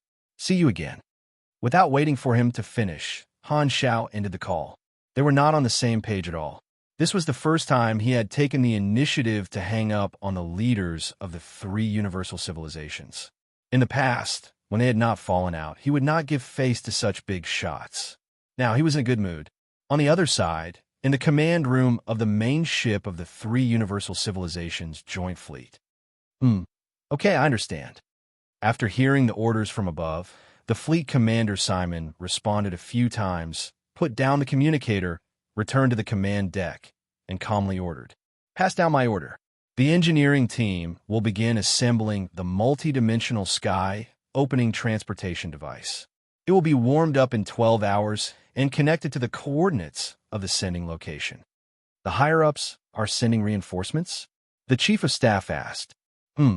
Simon turned around and looked at Han Shao, who was sitting alone in the starry sky outside the porthole. A glint flashed across his eyes, and he said with an inexplicable tone, his eyes flashed, and he said, "The higher-ups have ordered us to welcome the direct beyond grade as who are teleported over. How many are coming?" Hearing this, Simon glanced at him. All of them. In the guest room of Black Star Palace, a group of beyond grade as gathered and were watching the news broadcast in the mechanical race's territory. They had different expressions and were discussing in low voices. Black Star's attitude is too tough. If this continues, there will be no room for mediation. The old dragon Milizaus was worried. Sun Hunter was fiddling with his gun and said, "Mediation, my ass. This battle is unavoidable. Black Star is not pretending to be there alone. I'm guessing he's waiting for the three Universal Civilizations to send their direct members to deal with him. Whether it's a siege or a tag team battle, he'll accept it all. This is to establish his dominance." "Is he reliable alone?" Kant frowned. "If the three Universal Civilizations send out all their forces, the Dark Emperor and the Golden Ring will definitely not be left behind. Those guys guarding the secondary dimension world bases will also most likely be transferred back. No matter how strong he is, it'll be enough for him to suffer. Even the gods chosen might take action. Black Star should be able to deal with the others, but the gods chosen." Kasui hesitated. "If he uses the national weapon of the Arcane Church, Black Star might be in trouble." Hela crossed her arms, crossed her legs, and coldly said, "Don't worry about Black Star. He's tough. Let's think about the threat in front of us first. The armies of the three Universal Civilizations have already sealed the door to the flickering world, the Dawn Star Cluster. They might attack at any time. There are probably no less than 10,000 over-the-horizon planet destruction weapons aiming here." 10,000? You're underestimating the three Universal Civilizations. Sun Hunter snorted. Kasui shook his head. "We've already made all the necessary arrangements. We can only wait for the changes in the primeval Star River. At least, before the three Universal Civilizations take action against the mechanical race's territory, the troops in the other areas won't open fire." Everyone sighed. When this scene really happened, they still felt uncertain in their hearts. No matter what, the opponent was the overlord of this universe. This long-lasting fear was not something that could be easily eliminated. The turning point of the situation came so quickly that even many beyond grade as were not used to it. However, the drastic changes in the era were always sudden, and they rarely gave people the chance to slowly adapt. They could only accept reality. You're tuning into the Warrior Lore YouTube channel.